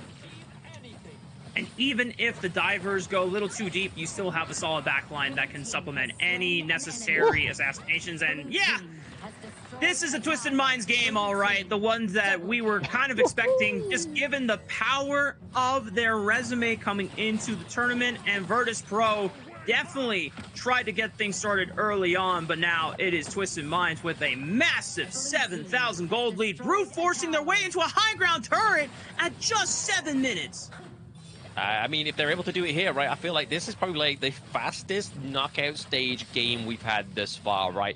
Even compared to KMW, so we don't like to bring them up because we don't like to embarrass them. But at this point, Twisted Minds are at 10 kills to 3, and we're at 8k gold difference, right? Like you said there, Rafa, team fight coming in here. We just see the burst run being committed, but oh, Prince is under fire. Clean is going super ham into the back line. Maybe a little too hard in the paint there, but the job has been finished here. I take that back. You know what? High ground turret is still standing on the side of Virtus.pro. They're making the defenses, and now Twisted Minds maybe have overstayed their welcome. Virtus.pro trying to remind them, all right, guys, you know what? You're having your fun, but this is still a lower final. You can't disrespect us that hard. Yeah, I mean, this is what Virtus.pro is kind of resulted to, right? They have to kind of say, like, look, guys, if you're going to come at us very aggressively, we're going to try and pick you off because we're still able to do that. We still have the damage regardless. But Clean being taken down there is probably like the be-all, end-all here because we saw 90. He's kind of tending the garden. He's trimming the bushes. And he's just making sure that the minion waves are still kind of crashing in and on the side of Twisted Minds. Because if you look at the Gorge overall right now, there is not a single turret takedown for the side of Virtus.pro. They are still struggling to get access into those T1s. And right now, in the realm of possibility, unless they get a solid team fight, I don't think they're going to be able to either. I'm in the same boat with you, Blam. I think Twisted Minds have got this one wrapped up in the books, because even if they're able to stall enough time for Prince to really come online with this long, I think you just don't have a front line strong enough. You know what? Maybe it could be Grizzly Q, but it's got to be like the most magnificent Liempo performance ever. He's got to move heaven and earth to make this comeback for Virtus.pro and create space for Prince. But they're going to dive right past the open space beyond the crystal, forcing members of Virtus.pro to just retreat. Already you see 90 and Clean just making sure that there's nothing that they can do. And during this whole time, Virtus.pro were trying to at least give Eleme time to split push on the top side of the map. He got a tier 2 turret for what it's worth, but they lost another high ground turret in the bot side of the map here, Blam. So yeah, for what it's worth, right? It's a pressure point. It's a pressure point that Virtus.pro didn't have a few seconds ago, so it's still a very good advantage for the team on the red side. But through it all, Eleme was able to kind of push into the T2. He wasn't able to actually acclaim it, but right now we're seeing a fight for the Tyrant. Yeah, they tried to rush down the Tyrant, but the rest of Twisted Minds have responded. Eleme goes for a clean assassination on the Shanks. Maybe they can turn this one around. Grizzly Q going crazy, but now Eleme is isolated, and that pay is too squishy to survive against the relentless wrath of Clean's DN Way. Virtus.pro now down to only 2 members. It's just the Sunsei and the Long. Leap of Fury really live up to the name, right? I mean, that's a ultimate, just like Trembled Mortars. It strikes fear into me as a mere mortal, but right now, 19 to the backline. They're just trying to clear the minion wave, make it so that the crystal is a lot harder to take down, but Shisu gives his life for the cause. Prince, one last stand, a Hail Mary flashback where it doesn't matter. Game is over. Twisted Minds are on match point. Match point for Twisted Minds. This is kind of seen like a bit of a same story yesterday, Virtus.pro against 9Z Global, where they were up 2-0, and then they had just a clean game 3. But honestly, there is still so many great picks for the side of both of these teams to go for. It's still anybody's game, right? Like, they could still go for the Silver Scrapes here. There's still potential for a turnaround. But ultimately, Twisted Minds has the foot through the door here. They have the alleviated pressure that they are 2 points ahead. And you know what I'm super concerned about, Blam? Twisted Minds have yet to lock in pay. They have yet to bust out the pay themselves. This entire time, it's been on the table. They won with the Luna. I don't want to say the Luna was the pivot point, though. It was the rest of Twisted Minds being able to step up, because it was the one game that Eleme did have Clean's number, rightfully so, and, you know, deservedly so. But the second game, Clean stepped up and said, you know what? I didn't like how you manhandled me in game 1. I'm going to show you what happens when I bust out the Rock Lee weights and I drop them off. I'm now going for the DN way, and I'm telling you, Blam, this hero in the right hands, in the right compositions, you saw how disgusting that sustain was. And we mentioned that it was going to be helpful from the draft phase, but even CT Boy ensuring that Clean, while he was below 400, 300 HP, he was still surviving. Yep, I mean, I think that's just a roundabout way Rafa's just basically saying here that Clean is a guy that likes to be handled with care, right? But looking at this one, when he has given the opportunity, he doesn't handle with care, obviously. He got 7-2 KDA that time around, but this time we see here Clean 52.9k damage, close to Highland's My Shiranui as well, so to have that great kind of pressure into this team comp that's already got quite a lot of damage, especially the consistent damage from Shanks onto the D-Ranger, just showed that it just was it was too much for Virtus.pro to handle in the early game. Yeah, and you could see that Virtus.pro definitely tried to do their best when it came to pumping out the damage themselves early on, but like we said before, this long was a late game insurance policy, and they did not get to the late game. This pay for Eleme was supposed to be that early bridge. They didn't get a chance to really leverage that anywhere. They found one play on CT Boy early on, but as we said before, you know, when you make those early game tempo plays, you can't just be content with just the one timer. You got to do it over and over and over again. You got to make sure that you're breaking open that first turret to getting that map pressure going for yourself, and then you can get the stranglehold on them, and it just wasn't there for Virtus.pro this time around. I had to contain myself there for a moment, right? I thought that gold grab was a Matador, and I was going to charge right through the screen as a ball would normally do when you see red, because there was no blue in sight on the side of Virtus.pro in that one, unfortunately. This is a completely different tale of game 1, but rightfully so. MVP here is Highlang on the My Shiranui. Obviously, there's such aggressive rotations in the early game was so sort of impactful for the side of Twisted Minds. They just didn't have a kind of leg to stand on the side of Virtus.pro. 419 is the KDA, 22% of the damage dealt, and only 11% taken, so only dying once, and a lot of that damage came through that one death.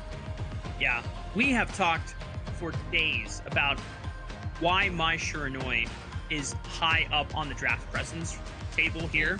Most of the time, it's just been banned a lot, though. Picks, it hasn't really come through, and one of the funny stats that I used to have going into Survival Week was that My Shiranui had been obviously banned so many times, but the few picks that had been let through the draft, it actually lost.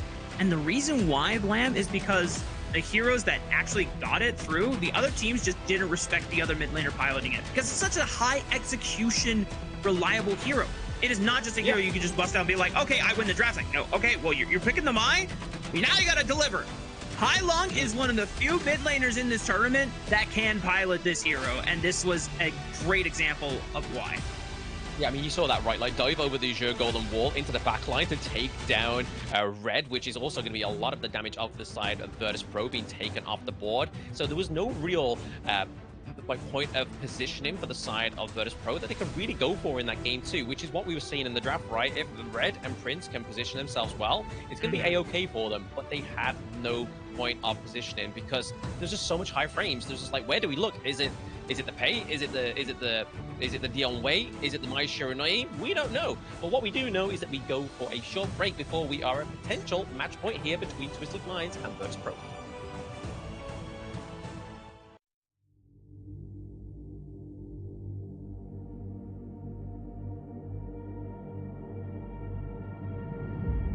I feel it deep flowing through my blood.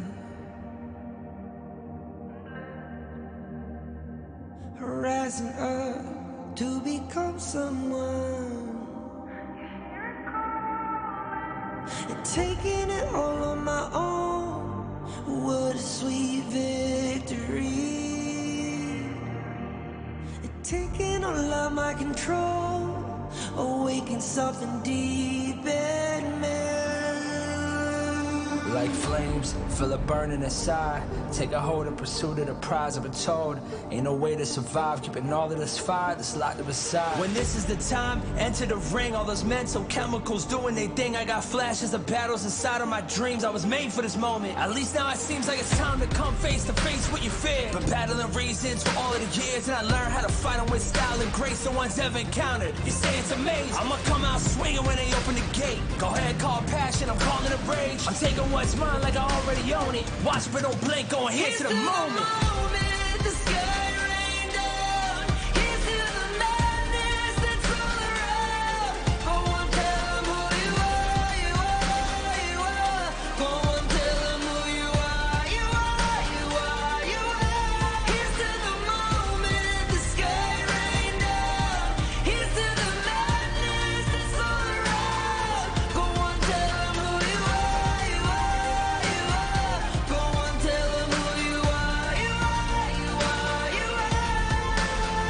My name is Honor, my name is King, my name is Champion, my name is Strength. Tell them who you are. My name is Pentakill, you think it's strange? My name keep ringing inside of you.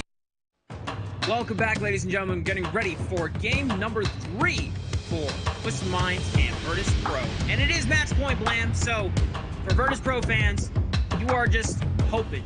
You are praying that Virtus.pro can dig deep and start clawing their way back into the series one game at a time. Whereas for Twisted Minds, I mean, I think...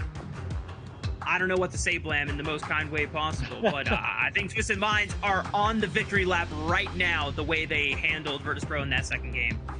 Yeah, like we said in the post-game of Game 2, right? The fact that it was just so night and day, the way that that kind of shifted in that Game 2 compared to Game 1. Obviously, all kind of enabled by the draft of Game 2. Is definitely why Twisted Minds was able to get that sort of strong early game. They knew that that was the winning condition there. They couldn't allow Prince on the loom to kind of have the room to get the resources. Same for Eleme on the pay, right? Like, they knew that if they just gave room over to both these picks, you're then playing to, okay, can we win the late game? And honestly, when you've got a late game Lung and quite a lot of squishy heroes at the side of Twisted Minds, he's going to melt through them. But the thing about the global ban pick is that these heroes from both of these teams that now been played in both of these games cannot be picked against. Still banned, but not picked against. So the likes of Lung, Dira, and Zhe, both off the side of VP, Lady Sun off the side of Twisted Minds. Highlang is already exhausted his Mai Shiranui this far. So already we're seeing these kind of like these pocket picks come through, these kind of like golden horses for the side of both of these teams to make sure that it's just a quicker victory for them. Because like we've seen as well, Rafa, is that Twisted Minds wants to make sure they don't play too many games before getting to OG Esports, or vice versa. Virtus.pro now have to play another 3 games to get to OG Esports. Right. Well, for Virtus.pro side, I know we talk about global pick ban and being able to say, well, I'm glad I'm not able to, I don't have to play against this hero again. That is a legitimate statement after playing against Hailung's Mai Shiranui. My goodness, that was terrifying. And it reminded us all at home, if you ever look at the stats, it was like, well, why does Mai Shiranui have so many losses to KMW? It's because Hailung wasn't playing it. And then he did. So now, you get the chance to understand that in the right hands, this hero is so lethal, is so deadly. But for Virtus.pro side, you don't have to deal with it. And this time, did I see that correctly, Blam? Virtus.pro have selected blue side for this game 3 draft? I believe so, yes. I think it was actually showing Virtus.pro there onto the blue side. They've gone, you know what, guys? We've normally chosen red. It normally works out for us, but there's no green, which means obviously go green light for victory. So we're going to go for blue, closest to the green on that spectrum there. Nice. All right, well, maybe Virtus.pro tried to take the, decision of red side, we'll get a counter pick ensured for our team. Did not work out. We now need to go to the blue side with a lot of global pick and bans kind of up at the table. I think this is a good time now to make that trade because you know that things like My Shiranui and Luna are now open for something if you want to snag for yourselves. But then there's still picks that have been consistently banned in every single game, like the Arlie and the Dharma, that now could be traded if, you know, for example, on Twisted Minds, they say, oh, but we don't want to give up this. But we can't pick it for ourselves anymore, so we have to ban it so that this team doesn't get it anymore. So a lot more priority and a lot more pressure in the fact that being able to have blue side, the very first pick, actually is much more rewarding this time around. Yeah, you can really see on the faces of Virtus.pro, they're just like ready to lock in. They're like, guys, we're 2 points behind. We need to make sure that we actually get at least one game on the board, right? Like, we've come this far. We've proven so much. We need to make sure we actually prove a lot more to those fans at home, those watching on all our platforms as well. Virtus.pro, you can guarantee, don't want to go down without taking a win here onto Twisted Minds because they've done it before. They will hopefully try and do it again. This is where we get to see real changes in the draft. Arlie still being continued as a ban on the red side. Virtus.pro forced to ban the Ogren. This tells me that they are not they can't go for the pay anymore, right? They've already used their pay kind of counter pick to pressure the Ogren, so now they have to fear an Ogren coming out from Twisted Minds as a response. Diadea. Okay, Maya is open, but Dharma is also open as well, and that is the main priority for Virtus.pro. Locking that in for Shisu. Twisted Minds still can go for the Mayin counter, or if they want to use it and say themselves, we'll see. There we go. Calling it like you drafted it. Both coaches are definitely intertwined and sharing a hive mind with Rafa here. Is the Dharma and the Mayin being called out correctly? Yixing here for Highleng is another one of his good picks, especially in terms of performance overall. He's definitely had a great kind of performance onto the Yixing. A lot of control, but it also means that Virtus.pro, Eleme, gets to get his Jing as well. So honestly, they're going out guns blazing. Like I said in the introduction, they are now bringing out the picks that are going to try and see them through to get a victory.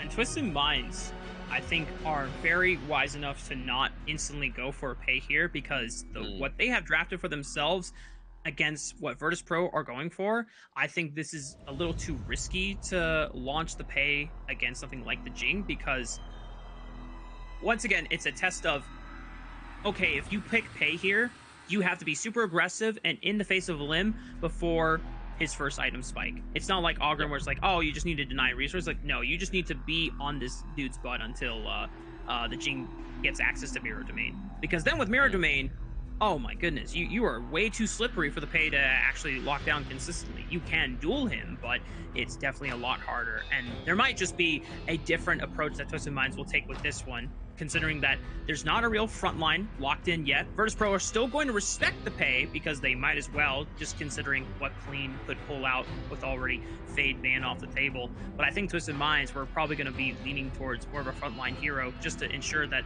there is something there for Twisted Minds to stand behind. I mean, yeah, exactly. Virtus.pro are just paying their dues, right? They definitely pay the dues to the Clean onto the pay here.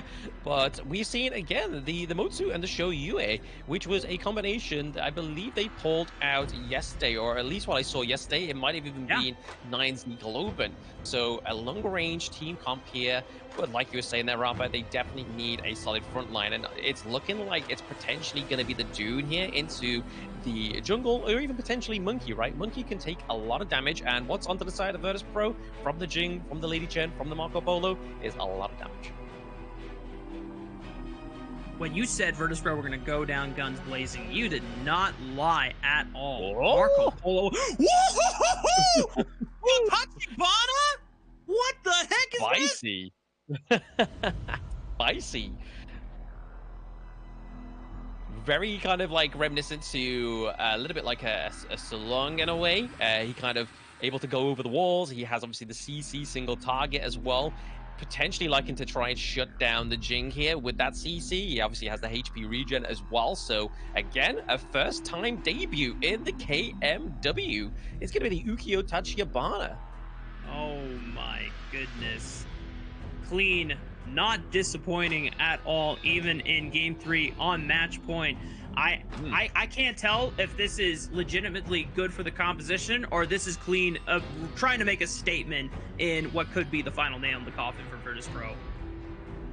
We'll have to wait and see on the Gorge, right? I mean, we could always surmise into the draft if it's good or not, but the fact is the execution going to be there? But they don't really have any kind of like long-range shutdown for the Ukyo Tachiyabana, because obviously the only real long-range shutdown you could have had onto the side of Virtus.pro is the Motsu, right? But already, Twisted Minds was like, guys, we've got your number. We're going to lock that in. And now they not only have the Ukyo Tachiyabana, who's going to get kind of like single target CC, which hopefully, if the execution is there for them, Shanks on the Shoyue is going to put them wild rounds down and just blaze some like immense HP. Yeah, I'm still slightly concerned. You know what? Let's take nameplates off. If we look at nameplates off, I look at this draft that Twisted Minds have gotten. There is not a single dedicated tank on this composition. You have fighters galore, and your one person that can kind of be a frontliner is the Motsu, but this guy doesn't want to be like a full-time, 9 to 5 frontliner. He's like, coming in part-time. It's like, hey, I'll throw in this range skill shot. I'll set up CC for you. I can probably get one person with a thing inside the box, but that's it, man. I'm not Dune. I'm not built like Kaiser. I'm not built like any of these typical frontline heroes. Even the Monkey would have been nice, but I will say, if you snowball with this composition, how do you recover as Virtus.pro? Yeah, I mean, technically, to be honest, both VP and Twisted Minds don't really have that solid front line, right? I mean, their pseudo front line is going to be both their clash lane, so a lot of priority, a lot of focus up into the clash lane is going to be what we see in this early game. But honestly, there's potential shutdown here for both of these teams, but I do like Twisted Minds draft a little bit more, right? Like, yes, we have Grizzly Q on the Dolia with the Wave Breaker, which is normally a good kind of like deterrent into the team fights, but you've got Shoyue on the range, right? Like, he's not going to be getting touched down. He's not going to be rippled by any of those waves anytime soon. So unless we see Prince try and get a early 1v1 lead here, which, again, with the Motsu being very present into the bot side of the map, doesn't look like it's going to be the case here. Yeah. I am curious about some of the combos that Grizzly Q is going to find with this Dolia. We know that with Celestial Melody, you get a chance to double up any cast of an ultimate within the next 7 seconds. So I'm thinking, is Fever Barrage going to be the go-to? Is it going to be the Truth Mantra? Or is it going to be Mirror Domain for a limb just to give himself even more playmaking potential? I think it depends on like how the team fights go, right? Like if they're playing defensively, I feel like it's going to be onto the Destructive Deluge. So dropping 2 of those or having at least one of those to kind of clear out a minion wave if you're being pushed. But okay, Shizu getting very low into the top side of the map. But back on my point is that if you need some clear, you've got 2 Destructive Deluges, better than 1, right? Yeah. Lady Gen Ultimate, always good for wave clearing as well as just controlling the state of the battlefield. What is my board? Expended by Han Long. At some point in the game, he did burn his flash because of pressure that was pressured onto him by someone on Virtus.pro's side. As CT Boy now just roaming on up, ensuring that he is matching Grizzly Q's presence in the mid lane. But there is a point where Red can actually look for a quick play on the top side, isn't capitalized. Yeah, again, like I said, both of these teams need to kind of put a lot of focus up into the clash lane, right? Because like I was saying, they're their pseudo front line. Like, they need to make sure they have that pressure being locked down for either of these 2 teams, and whichever team gets it done first is definitely going to be in a better position going into these team fights, because you're not going to be down a teammate. You're not going to have that pressure into the back of your mind that your T1's already been taken down into the clash lane. It's definitely the first kind of the first calling card for the victory of either of these 2 teams is that clash lane. Yeah. Hailong now making his presence felt on the bottom side of the map, guaranteeing priority for the Shoye and the Motsu here. They pick up the Phoenix camp. Hailong faking a base, still staying here on the bottom side of the map, knowing that Virtus.pro could rotate on over, waiting to see if Red shows his face first, and then could make that counter gank. But now, I think he's pressured to return back to the mid lane. Yeah, I mean, he wasn't too sure where Red was. He wasn't too sure where Eleme was either. So I think, like, going to the rotate up into the Azure Golem just means that he's able to say, like, hey, guys, they're not here. It's okay. You can get the Azure Golem. Because, again, it definitely benefits the Ukyo Tachiyabana, right? Like, getting that cooldown reduction for those quicker skill come-throughs is definitely what he's going to need going into either the 1v1s or even trying to pick off the backlines here. Yeah, makes sense here. Clean picking up a lot of farm already on the Ukiyo Tachibana. And the way I look at this hero is the fact that he doesn't really offer that much CC, if not any, but it's a lot of damage and a lot of deceptive healing. However, 1v1 between Eleme and Clean. We knew what the story was like in game 1, and Eleme was very close to replicating that story, but this time around, Clean survives the 1v1 onslaught, and the rest of Twisted Minds and Virtus.pro sending reinforcements. No, yeah, Ukiyo just have the single target CC, which is what we saw there, but he also has the HP regen, which is the kind of saving grace he had in that one, because if Jing was going up against anybody else with that 1v1, honestly, Eleme would have came out on top of that, but 90's got to be careful here. Tyrant is secured, though, for the side of Twisted Minds. First one of the game. Nice to pick up for additional stats and team fighting power. If we take a look at the gold, it's a pretty much dead even game. Hailong has a little bit of an edge, so as 90 as well, but still not completely game over for Virtus.pro. A lot of pressure being put on the bottom side of the map. World is my board keeps them in place while they're trying to defend this wave, but it's only a bit of chip damage onto this turret health bar here. CT Boy looking for another cannon blast. It's just all to guarantee this feat if you can. Yeah, I mean, it may not be the biggest goal difference overall, but all these ripples make waves, right? I mean, if you look at the overall picture, it's about 1.2k gold difference. So it's still kind of surmising into the early game gold lead, which they kind of need going into this neutral objective. A lot of damage going over to the side of Twisted Minds already. 4 Cannon Blast Snipes, Twisted Minds continuing up the pressure to the point where it can become torrential. And for Twisted Minds, starting to brute force their way now, leading that advantage into jungle pressure. They haven't been able to contest for things like the red buff yet. However, only time will tell. As you called it out, Blam, you know, soon at some point, Twisted Minds, the ripples that they've made, at what point do they become tidal waves and insurmountable for Virtus.pro? I think like it's whoever takes the first good team fight, right? Like as soon as you start taking picks off of the side of either Twisted Minds or Virtus.pro, especially Twisted Minds having the Motsu here, okay, World's my board being committed.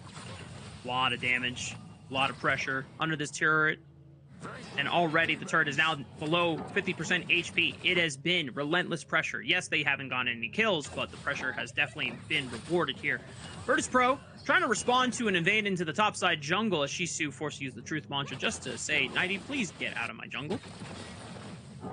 Got to pay the respect, right? The Fever Barrage being committed down there is going to be wasted just to get the wave clear, but is going to get hit by the cannon blast there by the side of Twisted Minds. City Boy being very oppressive with the Motsu, having to use the roaming gun there for Prince just to get out alive, but the wild rounds connecting here. He can't have that safe distance beyond the T1. Shoyu has got that range, baby. I'm not gonna lie, Blam, I'm getting a lot of solo queue PTSD. I have played against so many Shoyus recently as Ho Yi, and I'm like, I outrange you with my arrow. And then he's like, yeah, but I have a gun, and I outrange you from like a screen away. And the fact that it feels so instantaneous, it definitely feels like when you're not used to that skill shot, it is such a deceptively hard ability to dodge. Oh, very hard, very oppressive. And I mean, what's even more oppressive is the T1 takedown into the mid and the farm lane. This is not the early game that VP needs, right? Like, this gives Clean the go, the green light to just give access, because we saw there, steal the boars. So we're already going to be seeing resources taking trades over to the side of Twisted Minds. And already Clean is up in the level advantage as well, over to Eleme. Eleme is still waiting to see if he can make a pounce onto 90. Waits for him to face check the bush. Mirror domain. Ooh, not available quite yet. Oh, no!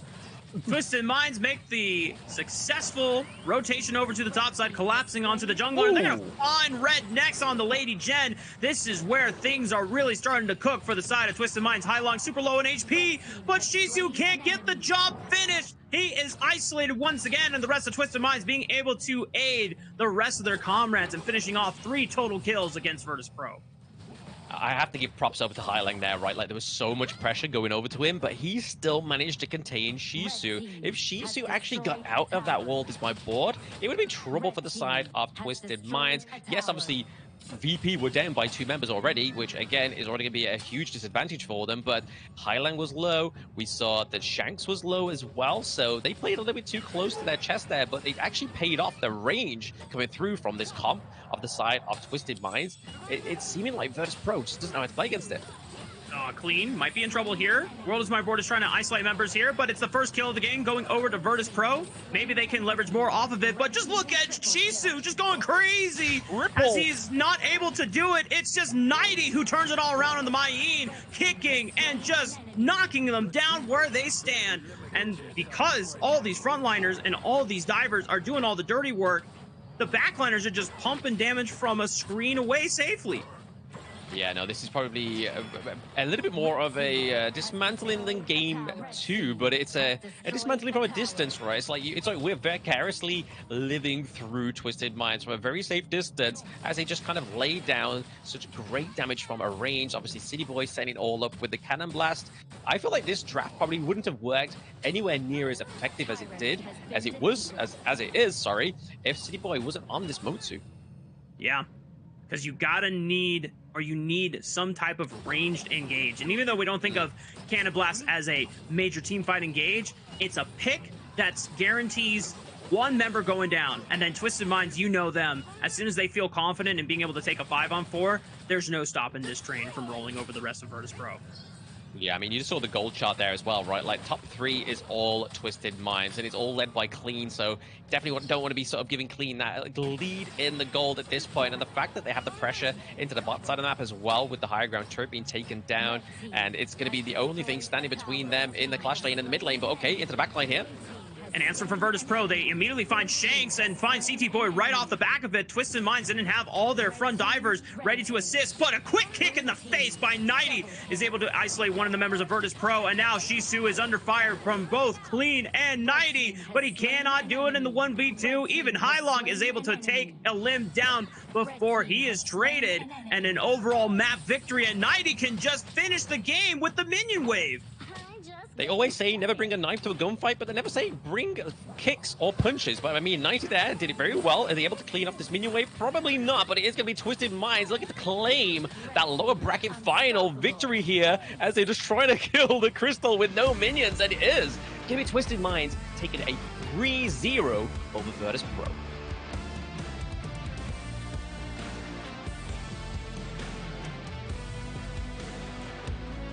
Absolutely Speechless, Rafa. Incredible. Speechless. Yeah, I had to breathe in the moment.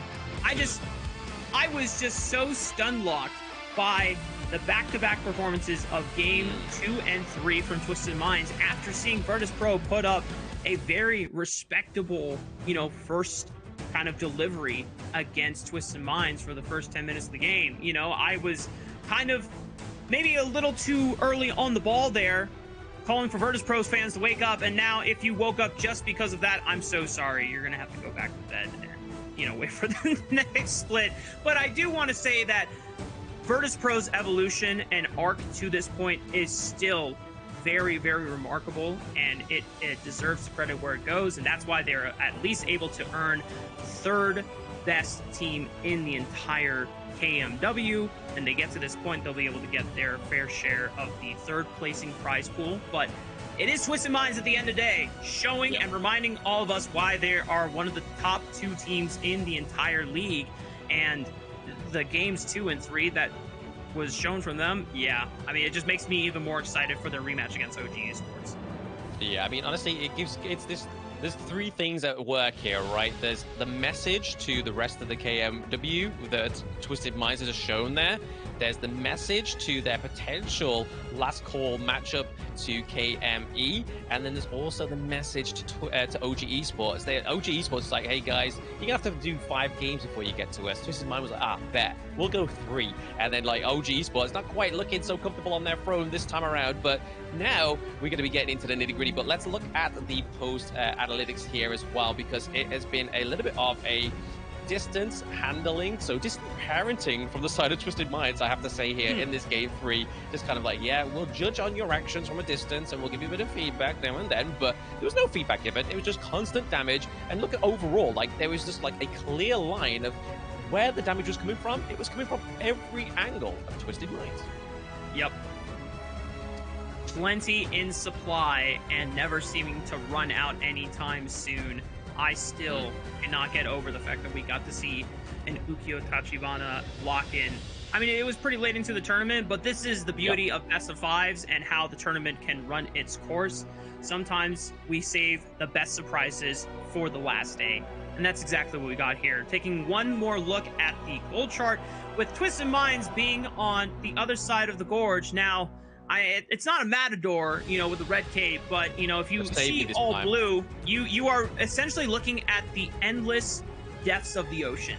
And unfortunately for Virtus.pro, they definitely drowned in that one. So they do, just like a fly in a cup of tea. But at the same time, obviously, I feel quite calm looking at that gold graph. I know Virtus.pro probably aren't feeling as calm about that one, because like we were saying there, like, it's a great narrative. I want to sort of like give praise to Virtus.pro, right? Like, ranking week didn't look so hot for them. Survival week, they rose to the top of Group A.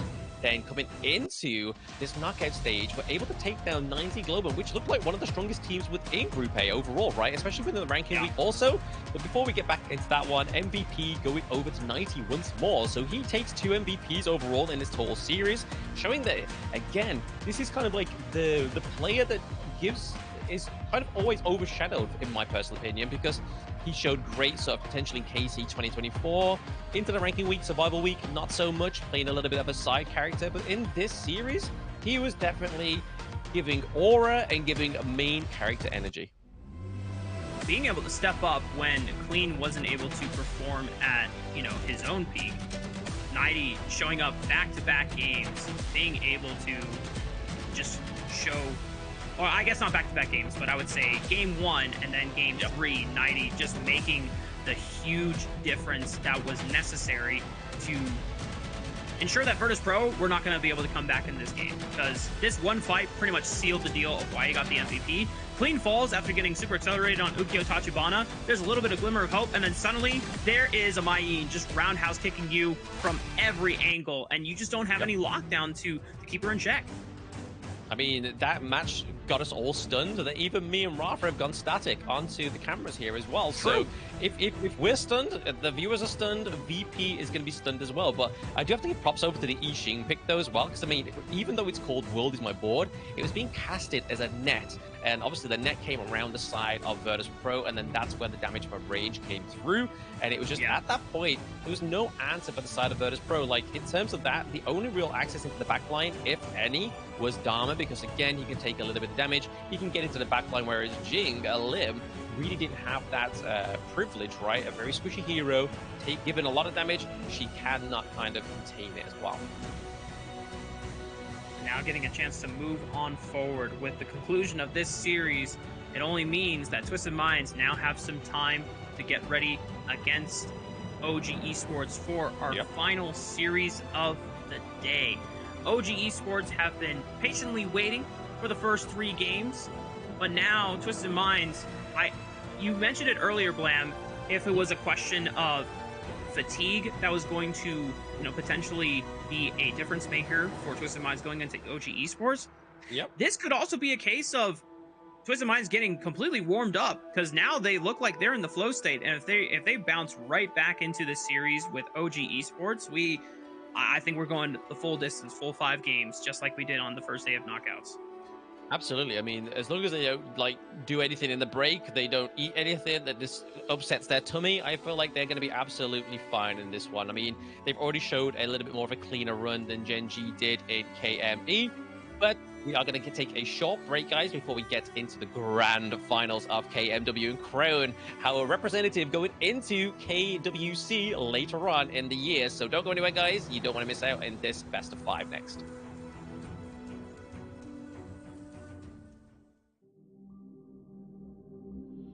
In this world,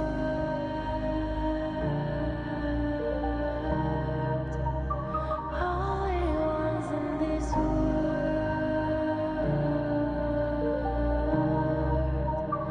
only ones in this call out my name, cut through the sound of the rain. No matter how I feed the flame, you know I feel the darkness and the pain.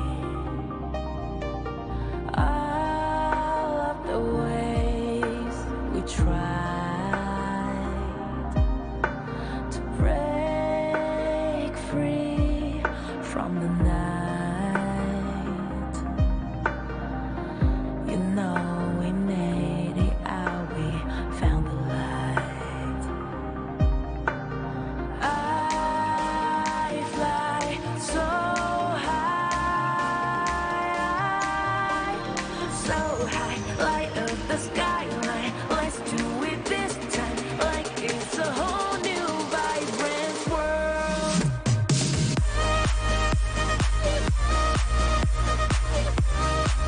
Like we're the only ones in this world. Like we're the only ones in this world. Now I see that I got everything I need. It's alright, I'm on fire, I'm alive, 'cause now I fly. So Destiny is calling higher. We're not afraid to fight for everything we love. Victories on our side. Takiki takiki takita. Takiki takiki takita.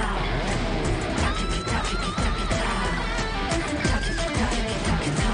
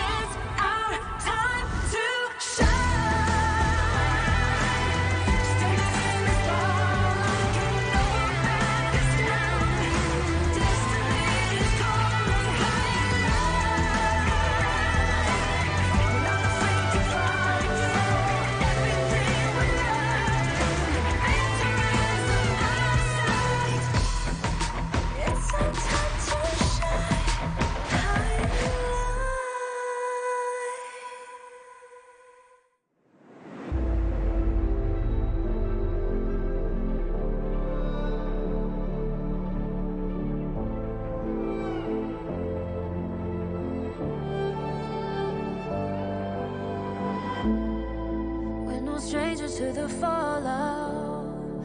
It's what got us here. Ever changing, some chameleon. Blood, sweat, and tears. We'll never make it if we fall to everything that brings us down. With a comeback is now. Blood, sweat, and tears. Fight for what we want. Doesn't matter the cost. Every day, put in work. Blood, sweat, and tears. Nothing comes overnight. Strengthen numbers, start the line. We don't bow to fear. Blood, sweat, and tears.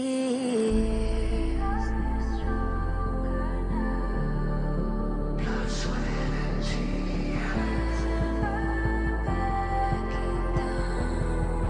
Blood, sweat, and tears.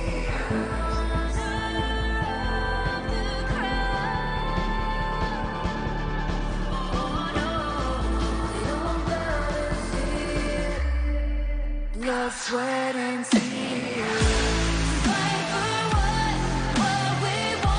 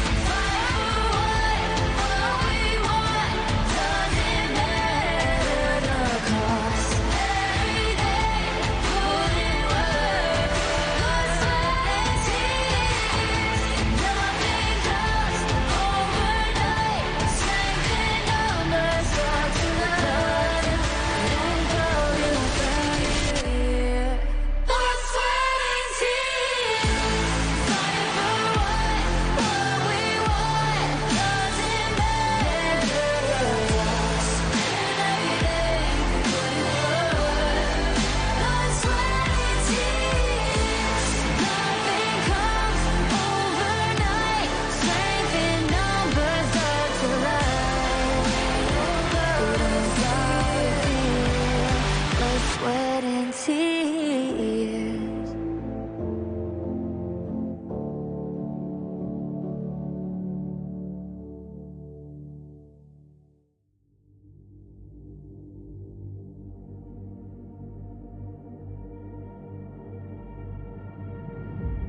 I feel it deep flowing through my blood. Rising up to become someone, and taking it all on my own. What a sweet victory. And taking all of my control, awaken something deep in me. Like flames, feel it burning inside. Take a hold of pursuit of the prize. I've been told ain't no way to survive, keeping all of this fire that's locked up inside. When this is the time, enter the ring. All those mental chemicals doing their thing. I got flashes of battles inside of my dreams. I was made for this moment. At least now it seems like it's time to come face to face with your fear. But battling reasons for all of the years, and I learned how to fight them with style and grace no one's ever encountered. You say it's amazing, I'ma come out swinging when they open the gate. Go ahead, call passion, I'm calling it rage. I'm taking what's mine like I already own it. Watch but don't blink, going here to the moment.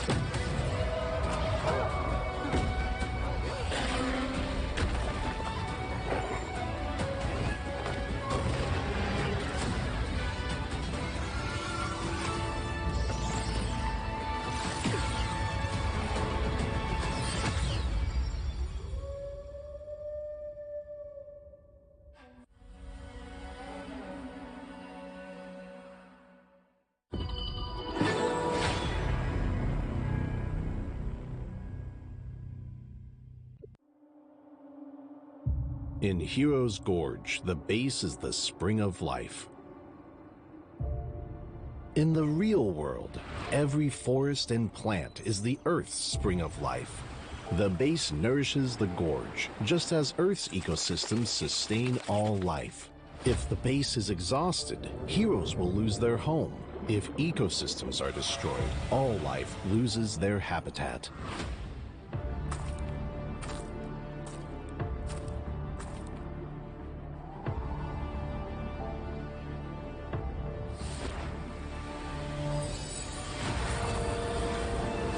Honor of Kings is working with players worldwide to support real-world environmental causes and protect our planet's future. By participating in Protect Nature, Protect All Life, all efforts in the event will contribute to real-world causes, protect the environment, and let us defend the honor of our planet together.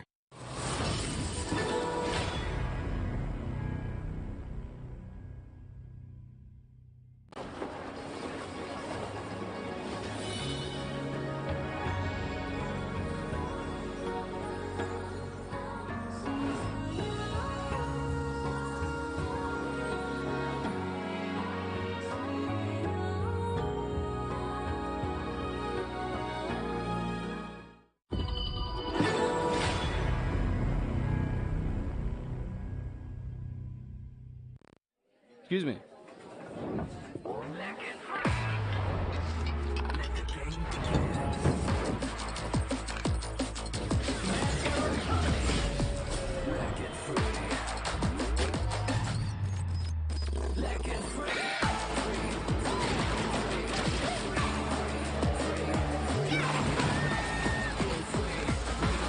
Hugging stings.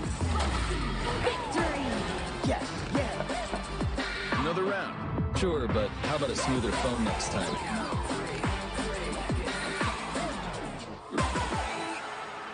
Realme 14, performance beyond limits.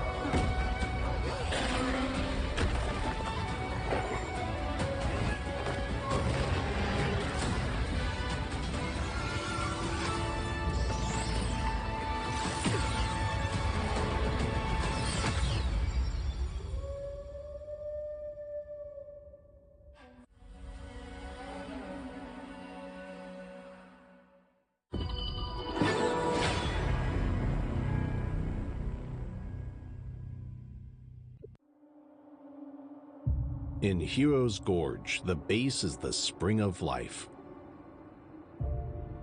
In the real world, every forest and plant is the Earth's spring of life. The base nourishes the gorge, just as Earth's ecosystems sustain all life. If the base is exhausted, heroes will lose their home. If ecosystems are destroyed, all life loses their habitat.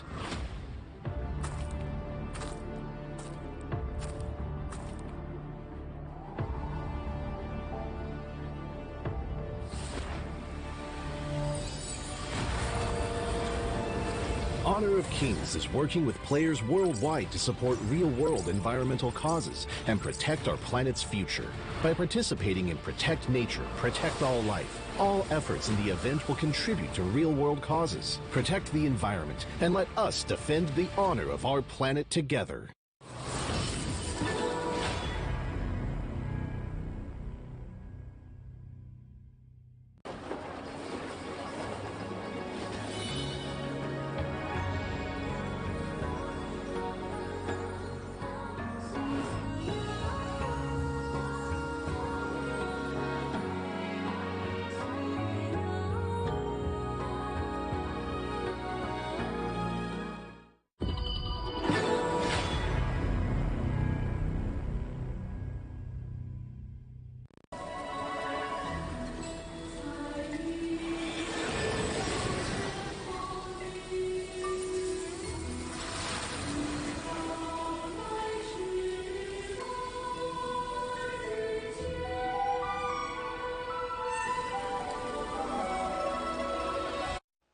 Ladies and gentlemen, the moment we've been waiting for has finally arrived. After 3 weeks of grueling back and forth competition, we have made it to the promised land. It is the Honor of Kings Major West League Grand Final, Blam, and we've got the top 2 teams left standing, ready to duke it out for the title of champion in our Major West League. It is OG Esports taking on Twisted Minds, an upper bracket final rematch, and every time that these 2 teams have clashed throughout the Major West League, it has been nothing short of an absolute banger.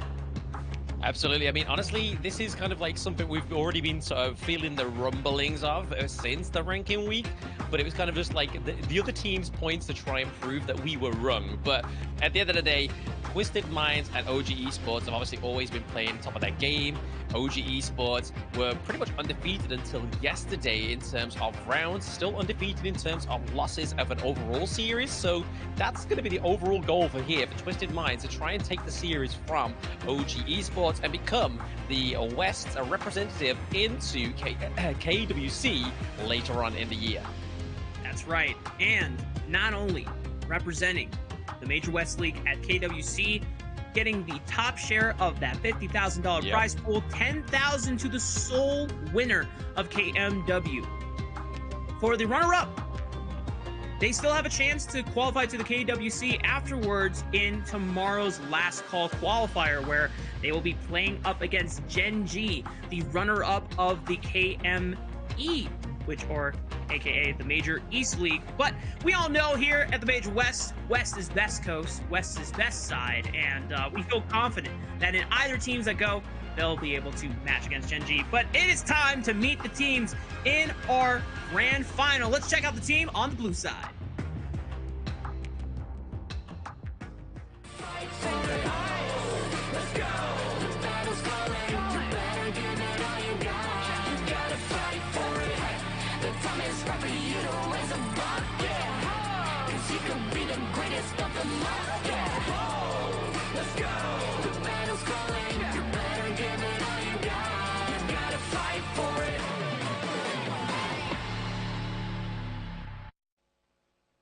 Meet your current resident grand finalists in OG Esports on the blue side, aka Dream OG. Keke in the Clash lane, Dowdo in the jungle, Wen in the mid lane, On in the farm lane, and Muchen at support.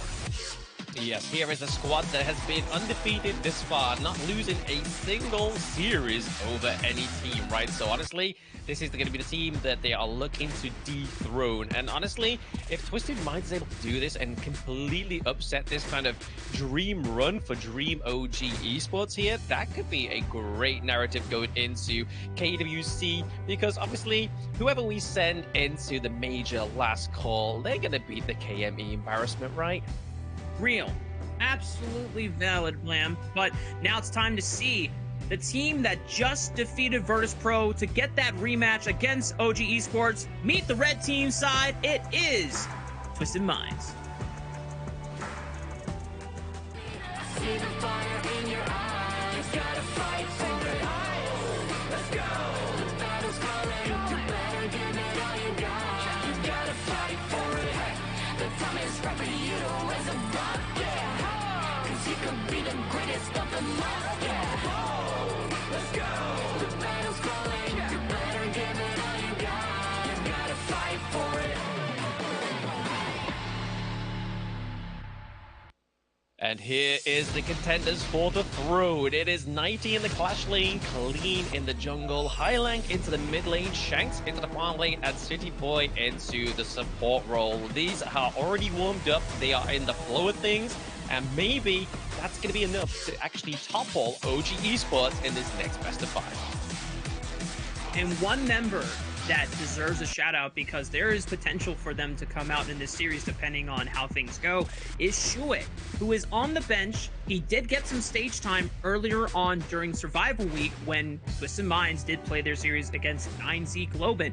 And Shuei, I think, is a very respectable jungler as well. And there is a chance, we have seen in other esports as well, in other titles, where if you want to try and download what the enemy jungler is doing while the main jungler is playing on stage, you send in Shuei after a game, regardless of win or loss, and you try to exploit a lot of the information you may have gained just watching what the tendencies are coming from the enemy jungle after witnessing them play one game.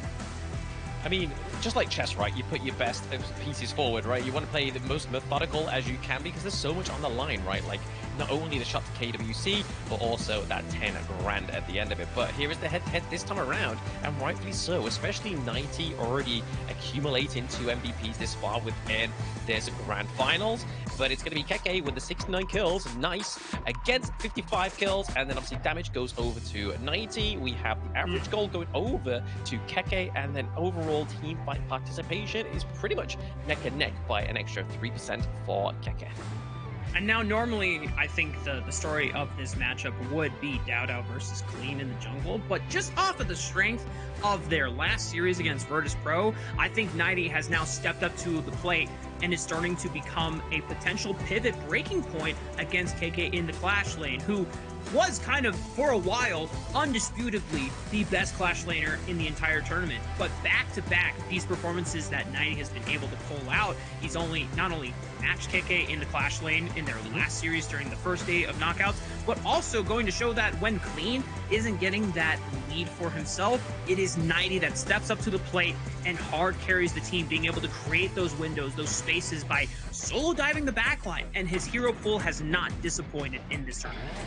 Oh, absolutely not at all, right? And I think the thing that makes this like matchup even more excited is the fact that Twisted Minds yesterday, for those new tuning in, was able to take 2 rounds from OG Esports, and it was all thanks to their great kind of control of the lanes as well, getting those minions into the turret, the crystal territory, and then claiming the victory via the minions. So maybe that's what they're going to do this time around, or they're going to be completely different, win it off the back of a team fight under these neutral objectives. It's all to play for, but honestly, I feel like if we can start to see some more 20-minute matches, or at least limit tested OG Esports in the early part of this series, that's where Twisted Minds could really shine here. Here we are, Blam. We've made it. Grand Finals Game 1 draft has started between these two teams. And to give a reminder for anyone that missed the last time these two teams encountered, one of the few combos that OG Esports busted out in Game 1 was that Liang Princess Frost combo. And learning from their prior experience, Twisted Mind saying, you know what? You destroyed us in Game 1 with that Princess Frost combo, so we're going to deny the other half of that combo by taking away the Liang off the table. Exactly, so far, right? Like, they've taken the Liang, they've taken the Guan Yu, so paying respect to Keke into the Clash lane, but honestly, he's been giving more of a performance onto the Mulan as well, right? But just a little bit of the same story we saw from the last series from Twisted Minds. They're taking the Zhangfei in Game 1, and honestly, the way City Boy played this and orchestrated those unbridled outbursts onto the key roles of their opponents, I'm not surprised that he's gone for this Zhangfei first. Yeah, I mean, you mentioned it before, the Zhangfei priority has starting to now rise up for at least Twisted Minds, and maybe it will rise up for OG Esports as the series progresses when they get a chance to lock it in for themselves. But the Mai Shiranui was open on the table, and we just saw what Hailong was able to do to Virtus.pro, completely dismantling them all by himself, and paired up with an Augur, and DAO will at least have one lane that he can have some safe priority towards and rely on, creating all those moments in the game early on, while DAO just farms up the storm. Yeah, I mean, Muchin, honestly, his historical performance within the KMW on the Motsu has been obviously nothing short but a miracle, right? Like, his Cannon Blast have been ahead of their time, like, basically mentally ahead of their time. Like, he calls where the enemy opponent's going to be rather than kind of trying to lock them down where they already are. So locking in the Motsu is going to be a good counter against the Lung here, a good kind of separation between both of these teams. But like you were saying there, Rafa, the Mai Shiranui coming here through for Wen, and obviously DAO on the Augur is going to be a great centerpiece in this whole draft. Look at that. Coach for OG Esports getting super vocal. I think there's some great strategies being cooked up right now. I think just reminding and restating a lot of the win conditions early on for this 3-man core, and just showing that, hey guys, this is what we're going to go for. There's a chance that Twisted Minds go for this hero in response. Make sure that this is all part of the plan. Trust in the process. As you said about before, with these best of 5s, these long marathon-like kind of mentality you need to have. Yep. Just because you don't go Dance for with certain the priority wolves. picks in game one, it does not mean that is all for naught. It is ensuring that you are eliminating things that Twisted Minds can no longer use for the rest of the series. And I'm going to bring it up. Shano being locked in game one, Blam, how are you feeling? Honestly, MKL got me feeling a different kind of way, right? Like I was wearing a red shirt, I felt like I betrayed the KMW, but at the same time, they actually gave me results with the Chano in game one, so maybe it's just a KMW issue, but if it's OG Esports going with it, they could make this work, especially with the likes of obviously trying to push away the Lung into the early game, obviously using the Spirit Wolves as well. It's going to be just another kind of means of getting that damage over time onto such a pick like the Lung. But over to the side of Twisted Minds here, they go for the Agudo, so a little bit more of a pseudo frontline. They have the AoE healing from Wild Growth, but they also have that important knockup from the ultimate as well, right? And then once Furball is detached, he then becomes your 6th member of your team, so already soaking a lot of damage, putting a lot of pressure onto whoever you throw Furball at. Yeah, Twisted Minds rounded out their composition with a Mayin in the Clash lane for 90, and the response for OG Esports, I was expecting going to be one of KK's signature picks here, but because Guan Yu was banned and it's not time for the Mulan quite yet, according to him, he's going for Charlotte as an answer to at least split push and still be kind of that diving threat. OG Esports have not shown a proclivity to the Soon Say yet, only really Twisted Minds and Virtus.pro have kind of adapted to that. Actually, if I really go back in the stats, it really was Virtus.pro that adopted Sunsei a lot more proactively than either of these teams. But maybe we'll see it later on in the drafting phase. But right now, it's all about the Clash laners trying to have a very strong fighter on their side, not necessarily for the CC, but just being able to cause a lot of disruption and be that diving threat that we know KK and 90 has shown themselves to be this tournament. Yeah, again, it's just another high frame hero for the side of OG Esports, right? Like, they've got the Mai Shiranui, they've got the Charlotte as well. So, for the side of Twisted Minds, they've got to try and lock down both of these heroes before they get access onto the Lung, access onto Highlang here on the Lady Chen. Because if you take either one of these picks off the board, that's a lot of your damage gone onto the side of Twisted Minds. Because honestly, even though Gudo can kind of do a little bit of damage over time when you kind of dismount from Furball and you kind of got the both damage outputs coming from Furball and Agudo herself, then that's the only time you can really see that damage come through. But honestly, if they take down the Lady Chen, take down the Lung, it's going to be a hard team fight for the side of Twisted Minds. All right, as we load on to our first game of our grand finals, we want to remind everyone at home that this thrilling season of the Major Leagues is made possible with the support of EWC, helping bring top-tier competition to fans worldwide. Yes, absolutely. And I mean, all these players are currently playing on the Realme devices as well. So our players geared up with the Realme 14 5G, built for performance, made for gaming, smooth, cool, and reliable, just the way esports demands. Ready to level up? Get yours and feel the difference. So we now rewind back to the game. Twisted Minds and OG Esports are already starting to get into each other's faces. Dao was not actually able to get his blue buff. There was a successful invade pulled off by Twisted Minds, denying that as Dao takes to his top side first, whereas Clean was actually, or not blue buff, red buff, sorry, and Twisted Minds being able to now regroup onto the bottom side. Dao not able to make an answer into the bottom side of the map here, is only just going to be able to operate with his blue buff for the first full clear. Yeah, so you can imagine that obviously Agudo here, so Cleans maybe used his release onto the Blessing of the Azure Golem, which gives over magic damage with every hit as well, so kind of like a DRNG kind of thing going on there with the Agudo, right, with this Blessing, and then taking the enemy's Azure Golem. It's going to be hard for them to actually get the CDR and obviously the mana that Orgren needs in the early game, but it is looking like Dao was able to secure an Azure Golem anyway. Yeah. Just no red buff for the side of Dao. But you know what? On something like an Ogren, it's not the end of the world.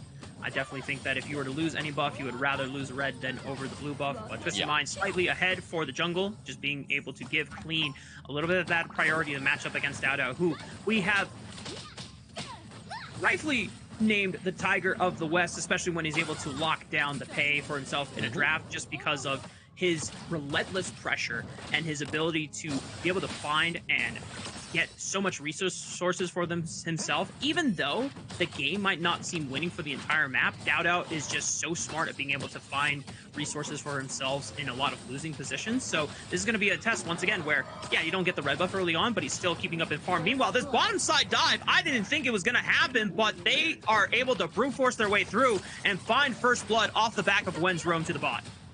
Yeah, no, honestly, Poetry Motion, right? Like, we saw them bait them with the Fire Beak. There's like, hey, guys, we're going to take your camp to the side of your lane. Okay, the Destructive Delusion is being used there. Muchin does take a lot of damage, but it was all kind of situated around the Fire Beak, right? And we saw that come in. They were kind of dragging Shanks and City Boy into the position they needed to, and Wen was already here with a fast rotation. As soon as that Cannon Blast hit, that was it. I knew City Boy was going to be up in the air 10 feet.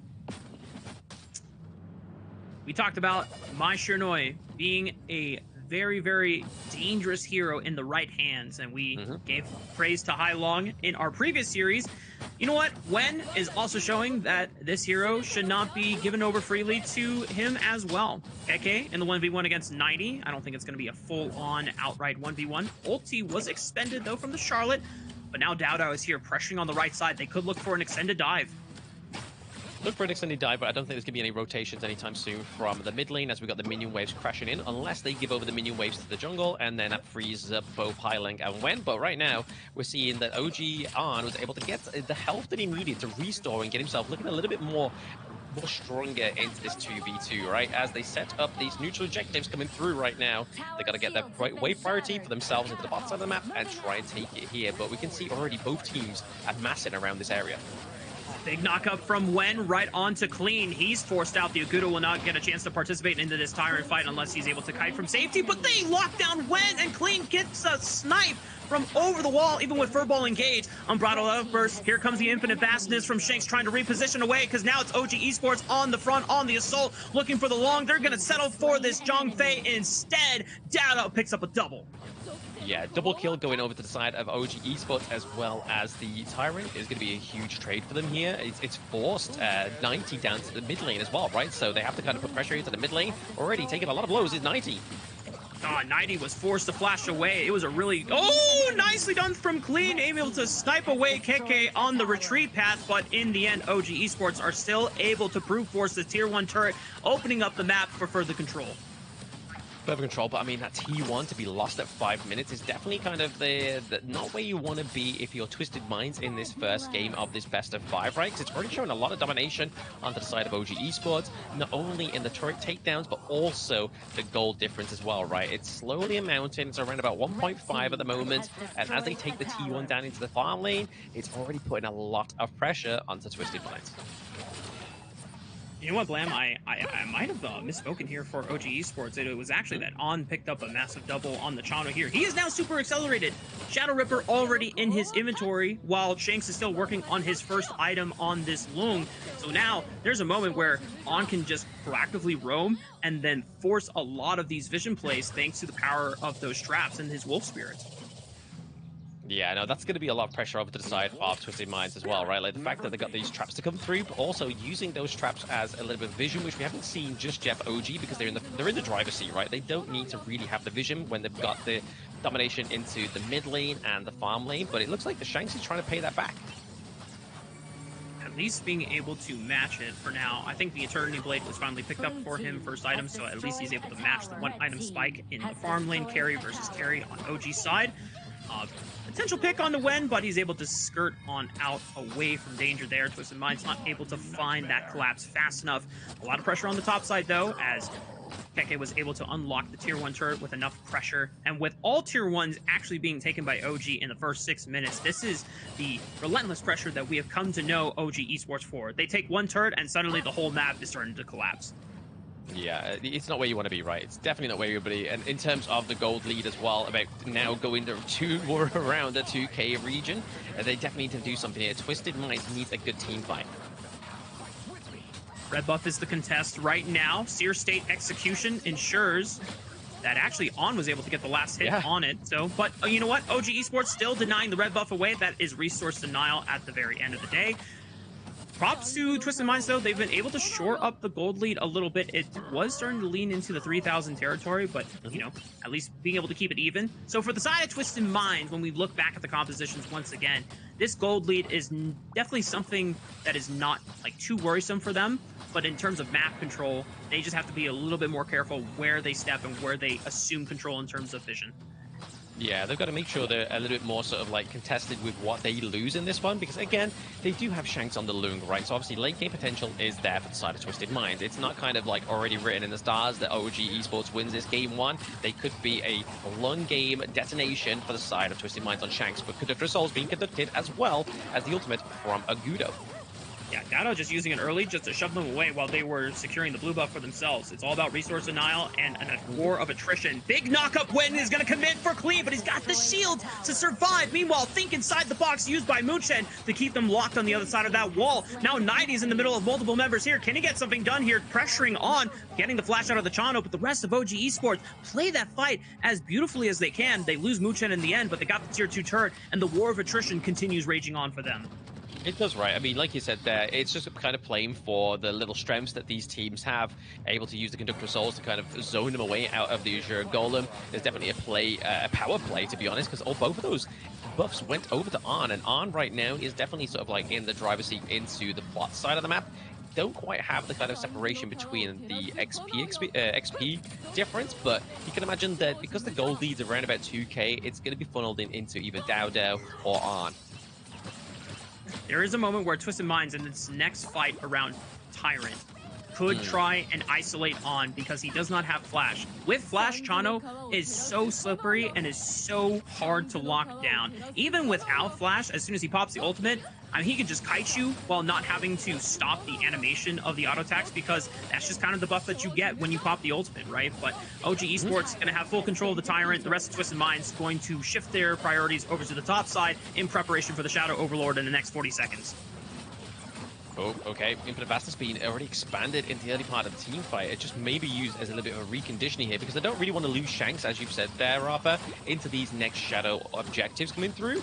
So they've got to make sure they're trying to get some leeway onto the side of Twisted Minds. Even though Twisted Minds are expending a couple of ultimates there, thankfully they're low cooldown enough at this point in the game that they should be back up by the time Shadow Overlord becomes a thought, as well as the Shadow Tyrant also spawning at the same time here. OG Esports starting to favor the Tyrant once more because they have really been kings of team fighting in this tournament, and they just want to continue having that stat pressure so that when it comes to 5-on-5s, they just can stat gap them. Stat gap indeed, right? I mean, that's what potentially could happen here. But honestly, Twisted Minds, they haven't dropped many kills, which I feel like is kind of like a blessing here. But oh my god, talking to kills though, Clean almost got caught out there, but it was thanks to the unbridled outburst of City Boy over the wall. Really kind of pushed away the team fight there. Yeah, he putting in a lot of work here, ensuring that his jungler does not go down for free. Unbridled Outburst is now gone for the time being. OG Esports have an option to shift their priorities over to the Shadow Overlord, where some ultimates are expended. However, their pressure is going to be into those turrets. And as we said before, you know, turrets are the pathway to victory. Being able to eliminate another tier 2 on the bottom side of the map now gives you further control of those jungle quadrants. Meanwhile, it looks like 90 was trying to push onto this top side. Keke is going to look for the lockdown here on the Charlotte. Still has a flash, but 90 is just so fast. Hang on. Rest of OG Esports are now trying to collapse on him, but look at 90 go. He's just running amok on the gorge, and I don't think he's going to get run down anytime soon unless On is able to sail over the wall. He's flashing. Wow, they are bloodthirsty for this buy-in. That was a statement flash right there from On. I felt like I was watching a Benny Hill film for a moment there. I was expecting the music to come through, and just like a lot of like comedic effect come through as we saw 90 there just take a sprint around the whole map. He was going for like a country mile. And On just delivering a message there. I don't need my flash for this next fight. I need you dead on my screen. 5 versus 4 now for the next 10 seconds. They use that pressure wisely to take out the tier 2 in the mid lane, and now have a chance to fully siege on every single high ground turret in the game. Dao taking a lot of damage over the wall, but because he's the Ogren, he still has the Conductor of Souls if he needs to. Looks like he already expended it. And the rest of OG Esports going to take their leave. Yeah, honestly though, like Twisted Minds, if they can just keep their high ground turrets intact and kind of minimize this gold difference right now, we saw right there that Shanks is already hitting a lot of damage onto Dowdow. Like he went down by at least a third of health when those flaming palms came through. Obviously, yes, he has the Blood Rage, yes, he has the Conductor of Souls for that second win, but honestly, getting the right catch out here could potentially be a comeback for Twisted Minds if they really have it in them, right? Like City Boy has been landing some great Unbridled Outburst. I feel like that just needs to be the big setup here. And this is where the composition difference can actually be felt by Twisted Minds here. They have dedicated frontline members, whereas OG Esports don't really have them in supply. Dowdow is the only frontliner here on Ogren, but not that much CC. It's all about the range CC and the pick controls from Muchen and Wen being able to find a key target here with a Cannon Blast and being able to link up with the entire kit of My Shiranui. But it's enough to hold this choke point, guarantee the Shadow Overlord going over to the side of OG Esports, and now they have so much global pressure with the enhanced Vanguards being able to pour in through every single lane. Yeah, I mean, we talk about choke points, right? But, like, honestly, the most clear choke points is the fact that OG Esports have got all the neutral objectives to this point. Twisted Minds, not a single one, which, like, if you look at all the other leagues and stuff like that, when you have the presence of these neutral objectives, because they are powerful, they are, tide-turning mechanics, it becomes harder for your opponent to actually get any breathing room, which is what Twisted Minds here are struggling with. Clean was really trying to see how much he could tank from Dowdow's Ogren, and he found out, okay, I can tank a little bit by himself, but that's 50% of the HP already gone. He's going to try to sustain himself before there's a big fight. 90 getting collapsed on here when not having enough damage in the tank to single out this Mayin. Going to return to defending the siege on the bot side. Meanwhile, it is KK finally unlocking the first high ground turret of the game through the top lane. OG Esports now trying to see if they can brute force their way through the second high ground turret on the farm lane. KK just continuing to put the pressure in, and with the big Shadow Vanguard coming in through the top side, I think it'll give enough of a window to take out this bottom high ground turret. Yeah, it's definitely giving them the room to breathe, right? I mean, they definitely need to sort of just put that pressure on them to the bot side of the map, because it becomes a lot harder for Twisted Minds to even get out of their base territory. And with the Vanguards coming through here, could be the potential last little bit of nudge they need there. A lot of focus went into the mid side of the map, though. So they're just looking to prioritize that mid higher ground turret. Yep. That last auto attack from the Shadow Vanguard found its mark on the high ground turret, and now both of those side lanes are completely open. The crystal is exposed. There's only one high ground turret left in that mid lane, but OG Esports, the way they've been playing, they don't necessarily need all three to win the game. They just need one good team fight. Exactly. That's all they need, one good team fight. But at the same time, OG, with their Twisted Minds, they need a lot more, right? They need to kind of like have a bit of a miracle play into this first game of this best of 5, because they're already literally at their last kind of lifeline, which is the high ground turret into the mid lane. I mean, we have seen in Season 3 Invitational where teams have come back from the point of no higher ground turrets. But as we're seeing this domination right now, 7k gold ahead, sorry, it's going to be very hard for Twisted Minds to try and pull off this miracle. It's definitely very difficult, but it is not impossible. We have seen in the KME where Nongshim Red Force were able to come back from Gen G with all three high ground turrets gone in their base, and yet they still made it happen. But OG Esports not wanting that to be their story here. They want their story to be taking game one. Big engage on the bot side, though. Twisted Minds being able to collapse, but here comes the reinforcements of OG Esports backing up their diving frontliners. The Infinite Vastness by Shanks, forced to reposition below 50% HP, trying to run away from Dowdow's Ogren, but he falls. But OG Esports have unlocked the crystal fully, but there's no minion waves left. Twisted Minds are able to hold their ground, and they push OG Esports out of their base. Yeah, I mean, they got Dowdow, they got Arm, right? So again, two vital pieces within this puzzle, but the fact they just have no presence into these lanes is going to make this comeback a little bit more harder for the side of Twisted Minds. And honestly, OG Esports definitely have the time to sort of wait for Dowdow, wait for Arm to get back on the board. But it does give Twisted Minds the potential to go into their jungle and take up their resources. If KK doesn't help himself to any more than their Azure Golem and any of their other mobs, right? Like, that's really where the difference and closing the gap in that gold is really going to come from for Twisted Minds.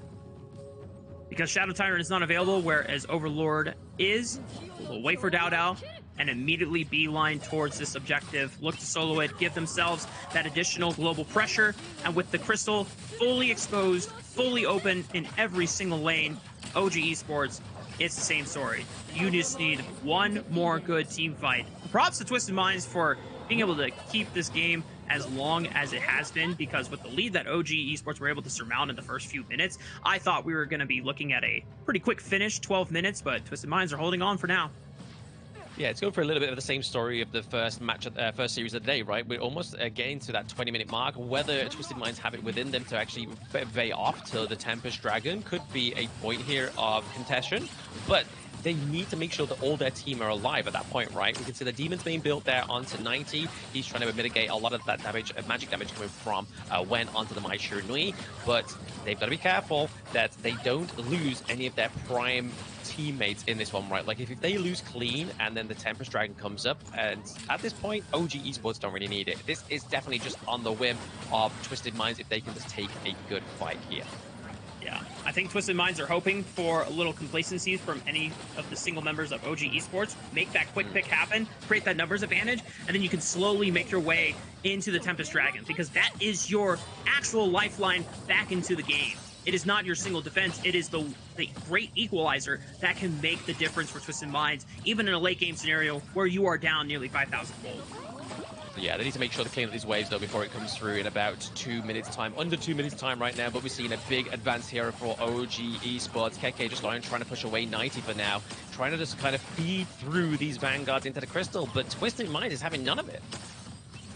They're doing a decent job of being able to wave clear all of them, and at the very least, this is still gold going into their pockets, so that Twisted Minds are starting to scale up even further and further. And the later the game goes, it does favor Twisted Minds in the long run. The question just comes down to if they can capitalize on it. OG Esports still trying to find that window for a ball already unleashed, because On was chunked out to below 200 HP. He's going to have to life steal off the camps. Meanwhile, Wen is putting in the heavy lifting, finding Hailong into the backline. They're brute forcing their way into the Crystal. Just one more hit, and bam! OG Esports take the first game of the series. I mean, we saw the desperation from the Unbridled Outburst, right? He pushed away teammates, he pushed away the enhanced minions as well, but it just wasn't enough for the side of Twisted Minds to actually keep hold of that crystal. And it's kind of just at that point is that those desperation plays do come through. But honestly, we saw some promise there for Twisted Minds within that first game of the day. So trying to take down On there was probably their MO, right? Because that's a lot of damage already taken off the side of OG Esports. But then the situation becomes, when do we strike for Wen? Because that was how they got into the crystal, right? Like Wen just went onto the backline, took out Hailong, and that's it. It all crumbled at that point. Yep.